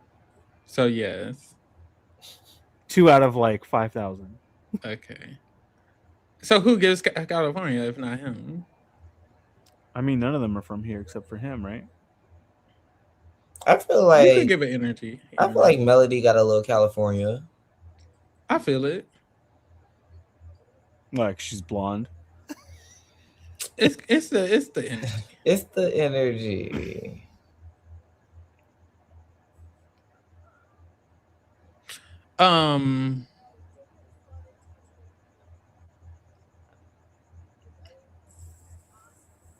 Haley gives North Dakota. That's where Kelly's from. Not her and Haley Cutland. That reminded me of that clip with Nicole and Kyle when Nicole was trying to put her head on Kyle. Oh, that was so good. Oh, I just saw it. I just saw it in my mind. And then Kyle moved. And she tried to play it off, right? And she was like trying to lay on the stretching.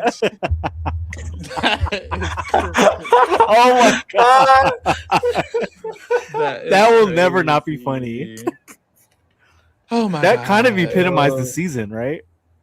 It kind of does. It does. Like Nicole and all those horrible people like thought they were just cruising and then it just Where's Taylor from, actually? Taylor? Yeah. Which one? This one in this house. Ooh, what does Taylor give? I don't know what she gives. The South, right? Florida. Oof. I don't know nothing about Florida. Southern, but I don't know if she gives. Yeah, her indeed. She does give I could see her being a Texas girl. No, she's from Florida. Interesting. Lala gives North. Like a Indiana. Or like a Michigan. Don't know where she's from. That's what she gives. Yash gives. He moved to California and started doing the gritty on TikTok. Or I could see Taylor being like from the DMV. I see that. Lyric doesn't give Hawaii. Lyric gives California. Like Nebraska. Actually, she gives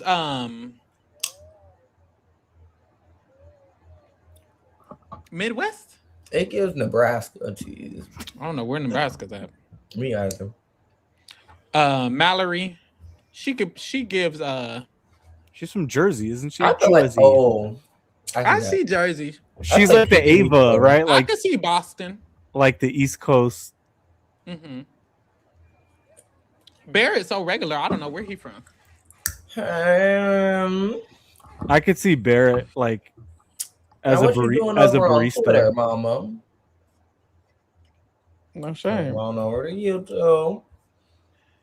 Who's cuddling? Barrett and Yash? It was Barrett and Haley, like, he took Haley's spot. Now it's Yash. I'm like, why are you swapping niggas out? If I was a man, I'd be cuddling with men too. In the house. Of course you would. It's crazy because I was dead ass, and then like by the end of the sentence, I was like, "Oh, I am one, aren't I?" He been take his shirt off.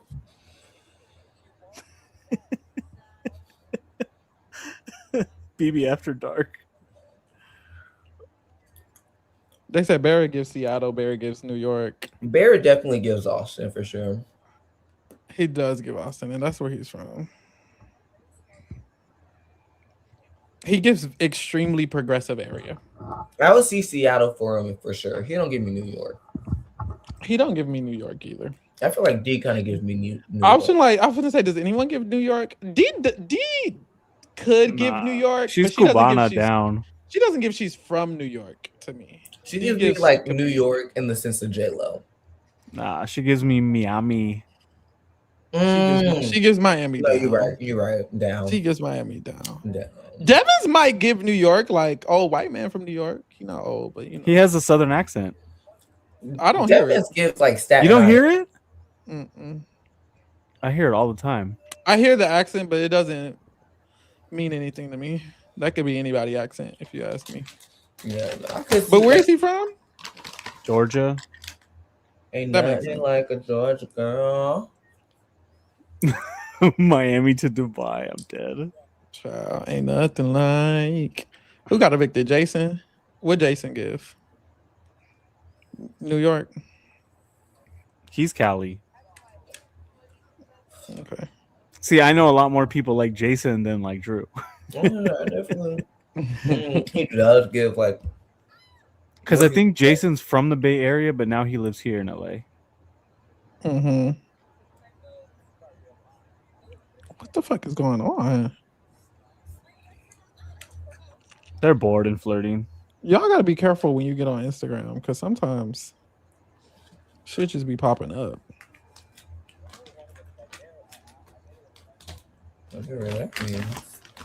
They are bored and flirting. I think I just hear accent so much more because I don't have one. I have accent. I don't have an accent. No, I'm just saying like people from the South don't hear. Like I hear Devin's Southern accent. Got you. All the time. You guys don't hear it? Mm-mm. Like you got to be talking real country for me to. It's slight, but I still hear it. Why is Devin so fine? Like people been saying it for the last couple of days. Cut his mic. That nigga like he's never going over there. Literally was going for it. Never going over there. Never going over there. Not happening. I'm so sorry, but he just got something about him that I'm like, ooh, Devins. If I was in the house, like, because one thing about me, it's time for bed. I'm flirting with everybody in the house, but like specific, like where's the night vision cameras? Okay, because I'm flirting with everyone from most to least. If I was in the house, honestly, Kama would probably want to hit me because I would actually flirt with him more often than he would like. Unfortunately for him. Look, see, people in the chat are saying they hear Devin's accent too. I don't hear none of that. Now they're saying I have an accent. Devins has an like when you say he has an accent, I know he does. I just don't really. It doesn't mean anything to me. Watch, you'll see. Pay attention. I know Devin shit hangs heavy. What? The chat is crazy. What is happening? Mind you, this person that said that is also winning bracketology. I was gonna say, and that's why you keep this up. You actually the Patreon will go to the second place winner. Watch you not get a free Patreon. Your prize will be revoked. Mary said, "This is why Damon's never coming over here."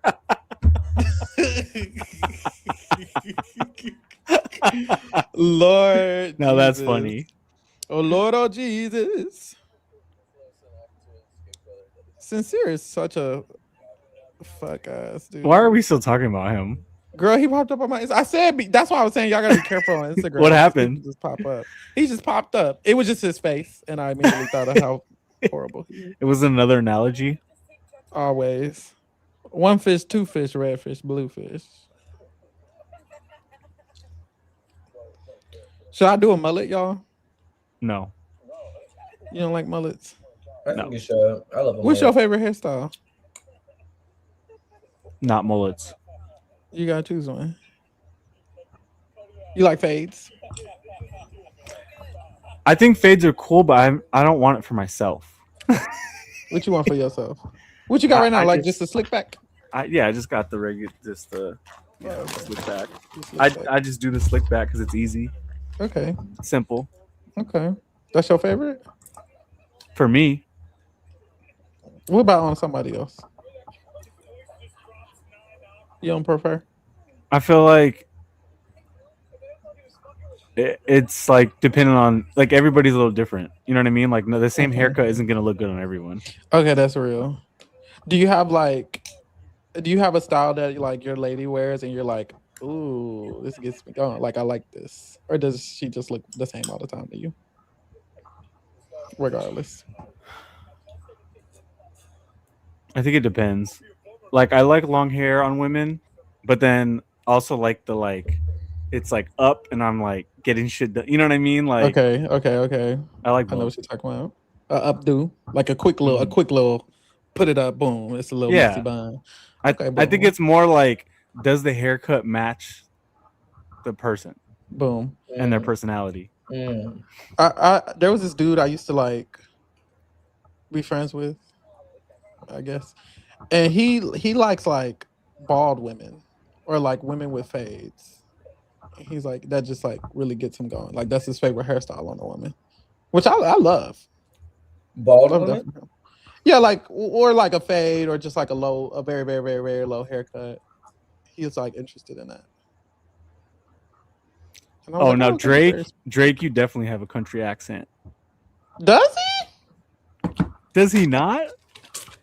I don't know that he does. I'm like, I can kind of see it. What? I don't even know that that's true. I'm really. Are you all just too close to it because you're from Texas? You're finna piss me off. Soul does look awful. Never going over there. Yeah. So have y'all seen Soul? Well, Dave, have you seen Soul? It was not gagging. Don't it look the fool? She actually like I haven't seen. Because I thought the pixie cut was crazy, but when you see her with long hair, it's like, oh yeah, let's go back to the pixie cut. You know exactly what you needed. Some people just look phenomenal regardless.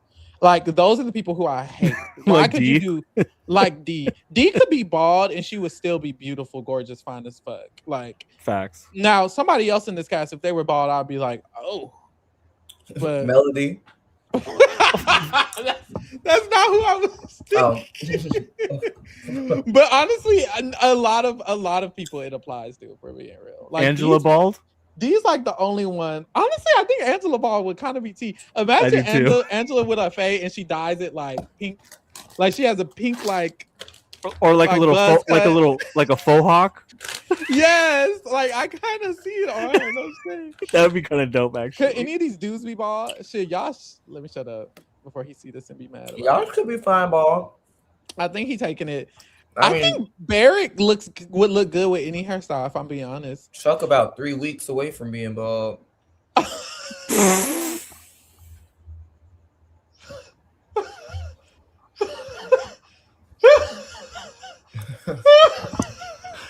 The way you said that with such ease makes it even funnier. Bro, that patchy ass beard.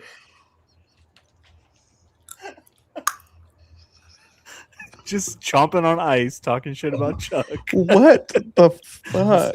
Sunflower seeds. Sunflower seeds. God. Anyways, Drew Ball. Something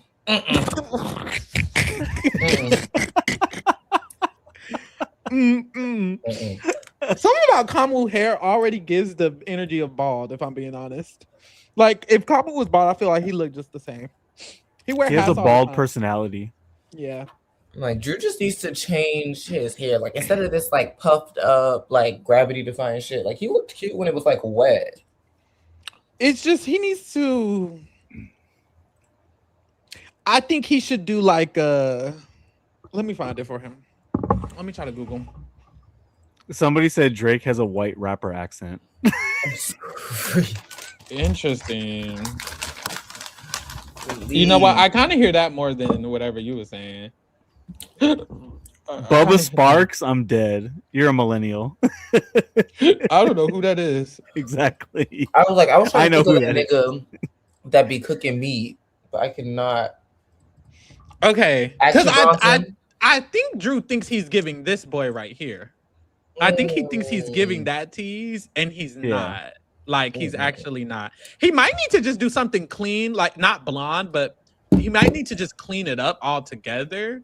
But I think he wants to have like a mess, and it's like if you want a mess, he maybe should do like messy, like that, or like this. Even like it's like he thinks he's serving this, and like a Bieber vibes. Yeah, not. He's like I don't know what he needs to do, but or maybe just this. Okay, which one for Angela? Layers. All right, man. From like let's look at him. I will say I like Angela's hair. I love any like Pharaoh, the Google search. This, honey. Or like this. But if she bald, maybe okay, like the one next. Keep going. Low, I would do that. Oh wait, why can I see her doing this one day? The ginger. That's the Karen haircut on the far left. I know you're not talking about her. Mm-hmm. Yeah, let's scroll. Yeah, I like the braids. The braids, bro. I think Angela Tara. What's the? Oh my god. What's that one called? It's the lopsided bob. It's the bob like this. I think like Angela Julie hair. No, like this. It has to be flat and like straight down. I think I see that. This. Very what was the bitch from Hunger Games? Yes. Katniss. No. President Coin. Oh yes. What's her face? Yes. Yeah. I need Angela to tear actually this set. Or actually, she would win. She would win this season if she did that. Oh my god! Like that's like the finale night haircut. Mm-hmm.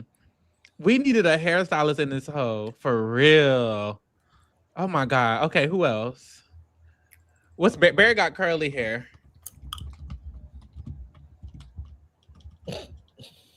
White buoy. Okay. What is Haley and Lala talking? Say about? Like edgy. Oh, let me see.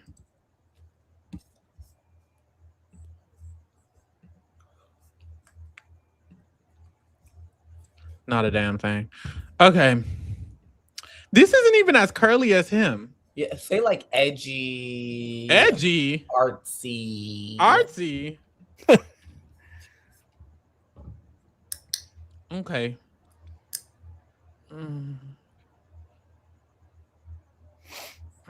We need an example. Like, who could we? Like a Chalamet? Because it's not even because his hair is even curlier than that. Like, his hair is genuinely curly. I feel like Loki, he could do kind of like an Odessa vibe. I don't know who that is. Search up Odessa. You talking about that girl? Azar? Mm-hmm. That's a wig, baby. That is a wig that she won't take off for some reason. It actually pisses me off that she won't take that wig off. That damn wig off. Is that wig for real? Yes, bro. And she hasn't taken it off since she did that fucking movie.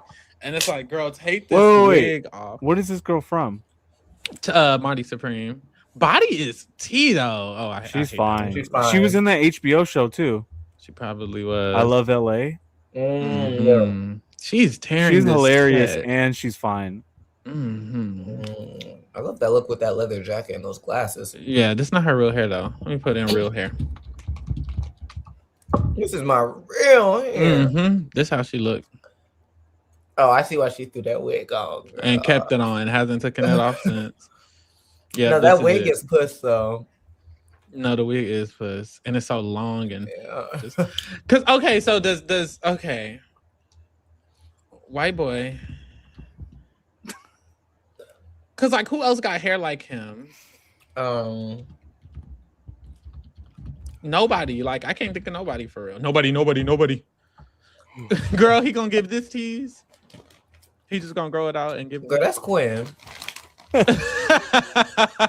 Remember, people thought Quinn was a woman. Did they really? Yeah, when the cast photos dropped. You don't remember? No, I don't remember that. You don't remember that? It was like a whole week. It was like. Does his cast photo look like a woman? No, I remember everyone being like, oh, I never. Like, I never saw it. You. No, the Discord online was like, oh, they finally brought like, you know, a gender non-conforming or whatever back on Big Brother, and I was like, what are these people talking about? Just seems like a regular Win. I love you so much. I definitely thought that this was gonna get woman or like it's because he's a pretty boy. Non-binary. That is crazy. Oh look, this is us. I know that's right. Period. What's his last name? Well, I got an M right Martin. there. Oh. Okay. I don't know what to do for this boy. Okay, we just gotta skip Quinn. These are children. Literally. Okay, who's next? First off, white man. Guess who Melody's talking to? Drew. One of You're the both above. right. You're both right. Mm-hmm. It's just not. It's just when they hear white and curly, they can only go so far. Like Drew's is. Like, I mean, like, baby, this is beach way. There's only like 6 options. Okay, let's see what we can do for Chuck. Wait, what about what was that dude from the Cookout season? Christian, didn't he have curly hair? Okay, Christian Birkenberger. Yeah, that's true. His hair is like similar curl pattern, I believe, or like nearly. See, but I'm not a fan of this. Maybe he needs to do a clean. That I like that. The braids. The braids. No, I'm sorry. The braids was kind of. It was kind of tea on Christian. I'm not gonna lie. Like he looks handsome and neat. Sometimes they look crazy. I like a good space buns. What's on his IMDb? Was he kind of fine? Yeah. Okay, let's go to his IMDb. He got a black girlfriend right now, I think. Girl, not this. Eating in this little model fixture. He is eating. Oh, I guess he was playing with the. Or what about like a Jon Snow? I guess that's similar to this guy. Yeah, that's similar. I think Jon Snow is a little bit less. Less curly. Body T. Hold on, I might segue. What we got going on over here? Mm-hmm. Oh, he was on Law and Order. He is handsome. Mm-hmm. He looks like a Casa boy. He does look like a Love Island. He do look like a Love Island. Down. Like this is the wrong show. This is P. What's the nigga name? P. The one that was with Iris. Who asked? Zach. I think that's his girlfriend. Oh, this is his girlfriend. Oh, she's gorgeous. What's that nigga He name? kind of reminds me of the one that. Who was the one that ended up with Kenzie at the end of the season? TJ. No, TJ. Kenzie. Yes, he looked like TJ. Oh, his hair was long here. Oh, the one who ended up with TJ. No, I mean the one who ended up with Kenzie. Dylan. Yeah. Dylan. Yeah. He's kind of giving me like he'll replace Dylan as a Casa boy. Would Barrett's hair grow out like this? And would Barrett keep up with it like this? Because if you don't have all that hair, you really. There was this. Is this his girlfriend? I think so. He is gorgeous. Happy birthday to you, baby. You're one of the special persons I've had lucky enough to create incredible memories with you. Make 21 look so fine. 21. Right. I ain't you lying. That's what I'm saying. Wow. What's going? He has a whole life going on. He going down on that. I don't know. Okay, they're beautiful. Love this for him. Okay, bye. What was we talking about? Who are their kids gonna look like? Me. Tori. Zendaya. Okay, what can we do for Chuck? Because Lord have mercy.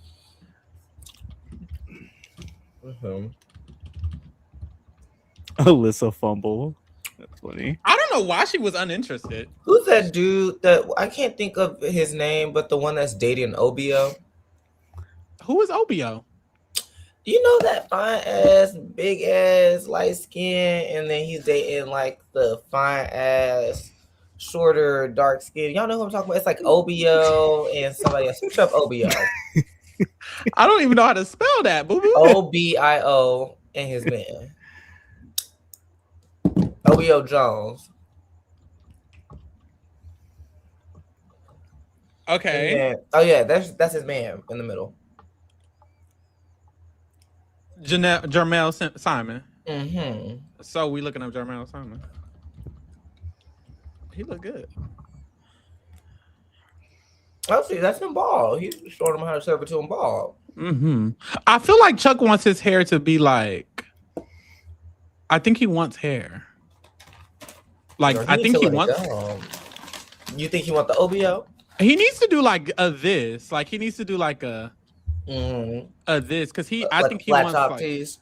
Yeah, because he want to like whatever he got going on right now in the house, and I don't know what that is, baby. No shade, but I think he wants like some hair up there. He People just needs saying, to make the sure chat saying no. Oh, to the haircut or to the man? I don't know. Maybe to both. Speaking of the issue fine, is I'm trying to find something for Chuck, but I don't know. He's an actor, girl. I think he might have been in some Tyler Perry stuff. Do Chuck want kind of like a mohawk thing like this? I'm just saying, what does he want? I don't give a fuck. I'm trying to help him out.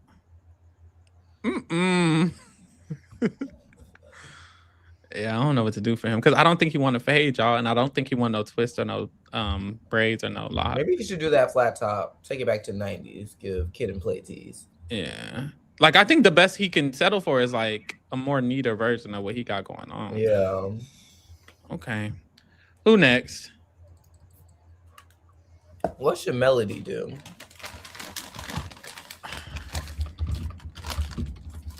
Maybe she should go red. Maybe she should go another color. Honestly. Pharaoh, these Google searches. Zendaya is sending me. Why is Zendaya there? Is she? Oh. That is what wild. the fuck?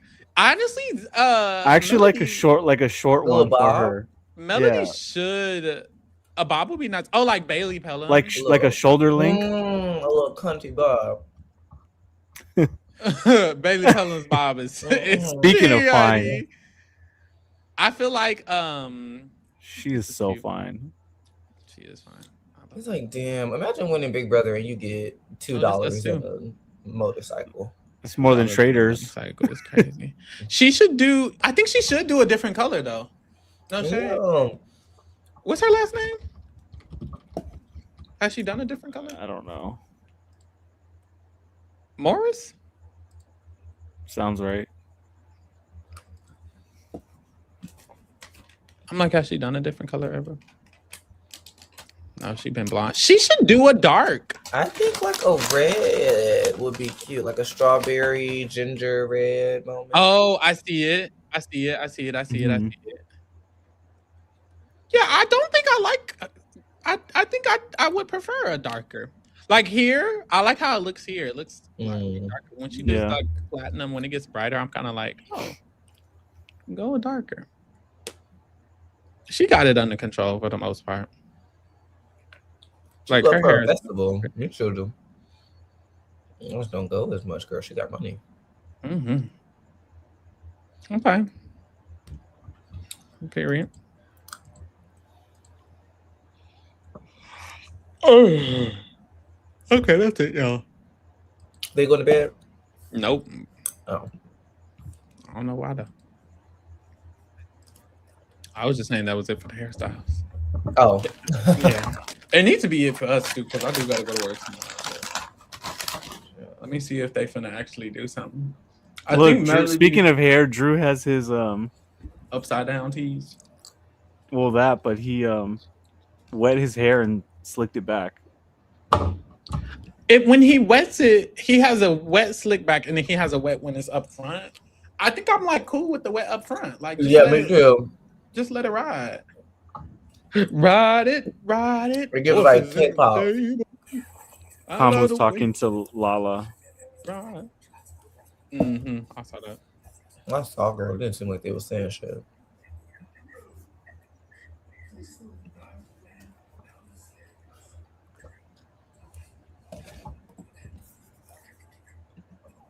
Why is Kamu walking around like looking like private security?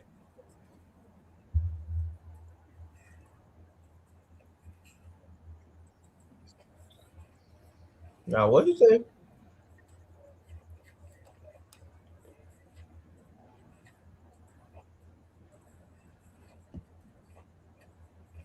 I'd be so annoyed if people didn't talk to me all week, and then all of a sudden at 1 a.m. on a random Wednesday, they're like, "Okay, so here's what we're doing." Right. I'd be like, "Fuck you." Like, girl. These people don't talk to each other often. Well, I mean, they do, but it's the same people they talk to all day. Like, there's not a lot of cross-pollination, to be honest. Like, I'm like, does Lala and Kamu ever talk? This was the first conversation I've ever seen them have. Dead ass. Y'all got a face routine? Besides when she went up there after Haley won the HOH. Yeah. Oh, yeah, literally. And he was in the room with her. Kamu, you need to be flirting with Haley again. He need to go back to that because she was getting real mad. Horses in the stable. I love the way you ride. She likes him. You can tell. She over here giggling and shit.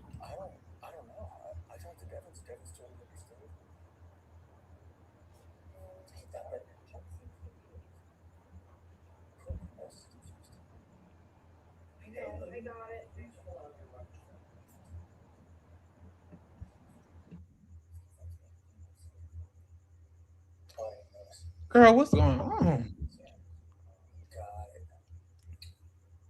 Confused, Yoshi, confused. I haven't talked to Yosh. Well, I didn't want you to talk to Yosh. Yeah, I remember you said that last night or this morning. Yeah, I didn't want you to talk too quick. Taylor just came up here and wanted to confirm. Yeah, Melody just asked me downstairs. What did you say? I said Melody. Okay, I said Melody to Taylor, but I didn't say if she won.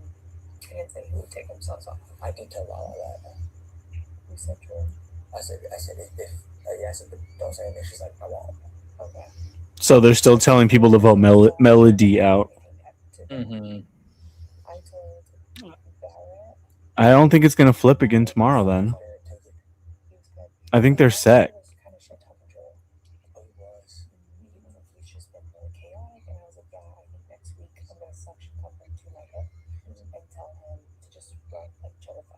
Girl, you're not gonna do that. Stop. She's all talk. Yeah. So he's gonna have to be. He said that Mallory's like open for conversation. Which I said cool. I never said anything about you. What else did I speak? Oh, I'm missing it. I like Taylor the way she has her hair. It looks really nice. Me too. She's gorgeous. She has really nice eyes. She does. Okay. Yeah, this is earlier in the day. This was like before dinner. Okay. And that's I think that's when Melody was crying. I didn't even notice. She was in the gym. Oh, gosh. For like 2 hours. Yeah. So, are we making the right decision? I think if it comes down between like making sure that we keep Drew with us and so he's not divided, I think that makes the most sense. But what would be an alternative? This is the best for Kamu. I'm trying to see what's best for everybody else. Mm-hmm. I do think that Melody would take the swing if she got it. The probability of her taking the swing is low. I don't see because Kamu can try to pull Drew back in and he thinks he has lyric. So Melody going is best for him.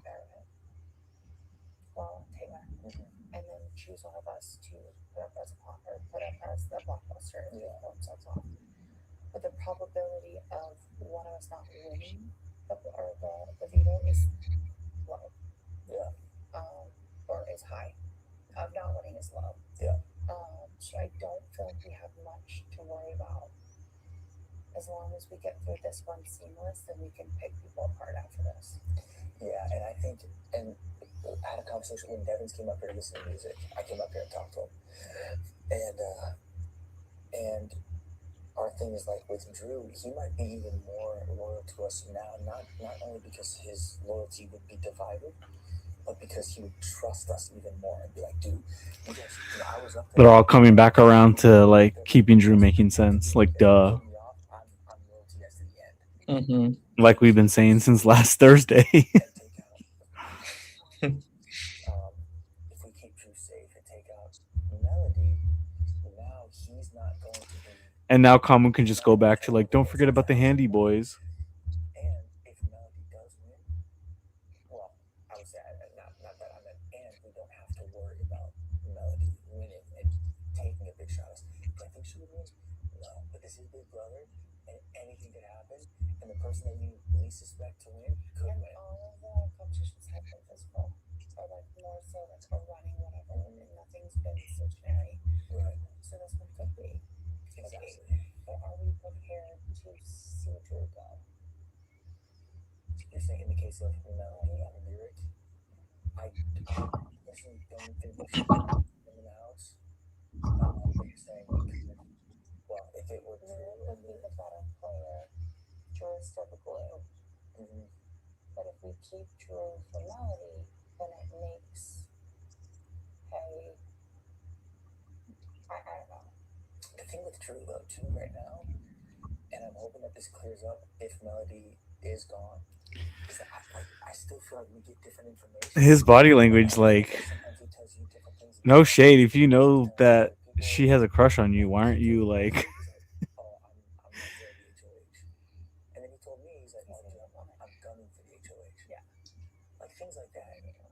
You know what I mean? So I'm like, dude, I sometimes just don't know where his head's at. I think he's always like scheming and thinking of things. And if Melody is here, he's going to be constantly thinking about how to protect her and appease her side of the house, while also trying to work with us. And I feel like we're gonna end up going right back to where we were last week. But is it that big of a threat that we'd be willing to? I mean, I see what you're saying, but if we're looking at stronger players, and the thing too is like, when Melody's in the house, is Drew even trying to win HOHs? Is he even trying to protect our side of the house? Or is he staying low so that we take the shots at the other side of the house so that he doesn't have to? He can just play in the middle and be cool with everybody. They're overthinking Drew's game. It's not that elaborate. Mm-hmm. like you were saying earlier, they're overestimating people now. And so now Blair being last option. And Drew being second. I just in a perfect world, Drew stays. I actually don't want Drew to go. I prefer that he stays with us. I think that it would be the least amount of blood. It would be the least amount of blood. I think that Melody leaving would be best for Drew's game. This is gonna end up another unanimous vote, isn't it? I don't know. People understand the question downstairs, and I was like, oh no. I think that we're on the right track. Okay.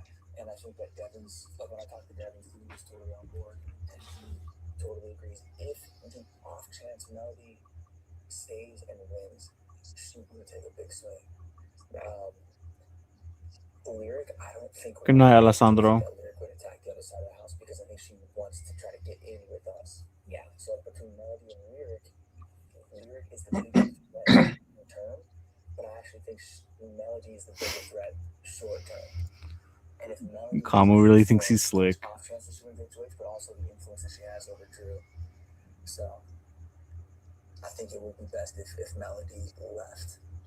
Okay. And then if it is Drew and Lyric, then we still have a Melody and Drew situation. If we keep Drew. We just gotta separate them. We just have to separate them. Okay. And I think Melody's probably gonna lose the blockbuster, and I say, I think so. And that's kind of best case scenario. But I think that they're gonna flip the HOHs. Now HOHs are physical and the vetoes are memory. Could be. It's just fucked on that. Yeah, well, good thing we have like 9 of us. Man, Kamu's Instagram. I was watching the end of the reality segment last week. Like, I didn't even see half of those nasty ass posts on his Instagram. It wasn't just one. Holy shit! Yeah, this is a nasty human being. Yeah, he need to. He's like a bad person. Yeah, no, he can. He's not just ignorant. He's like a bad human being. Yeah, literally. Like, that's hatred, straight up. Yeah, no, he's fucking the worst. It's real bad. It's real bad. Yeah, no, like, literally watching the TLK, I literally cried just because I can't even fathom the fact that you could just be so fucking heartless and soulless that you could find things like police brutality and domestic violence funny and entertaining. Literally. Which is crazy. It's like if using the R word is like the least egregious thing you have on there, you're like the bar is in hell. Literally. Where you need to be.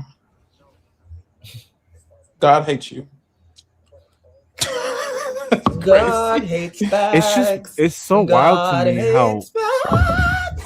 how people twist like Jesus and God into like the most evil thing you can think of. Literally. Like, sir, you read the Bible every night, and this is what you have on your social media. You are an idiot, and you're going to hell. Mwah. And he spent a whole week trying to make Jason's life hell. Literally, it's crazy. This nigga is evil, and he doesn't even think he is. Like, whoa, you think you're the moral compass of the world.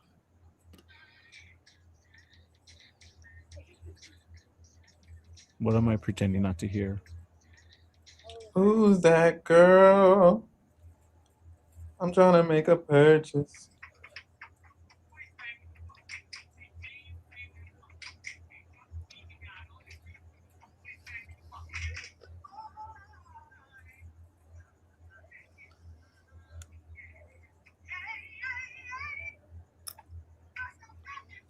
This is making me hungry.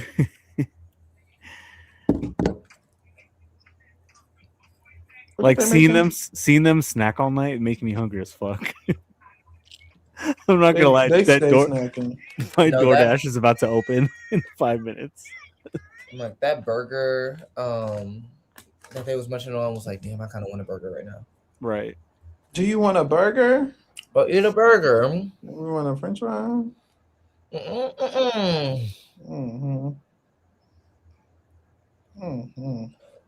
Who's that girl? I want to make a purchase.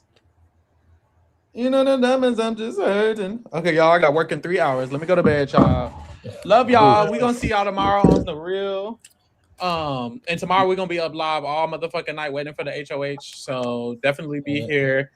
We rooting for the Taylor, Mallory, Lyric, Melody. Lyric gonna be gone. We rooting for Taylor, Mallory, Melody, Lala, and yeah, sure, whatever. Who's going home? I think Melody's going home. Lyric. Okay. And with that, thanks for keeping it real. We out. Good night. I'm telling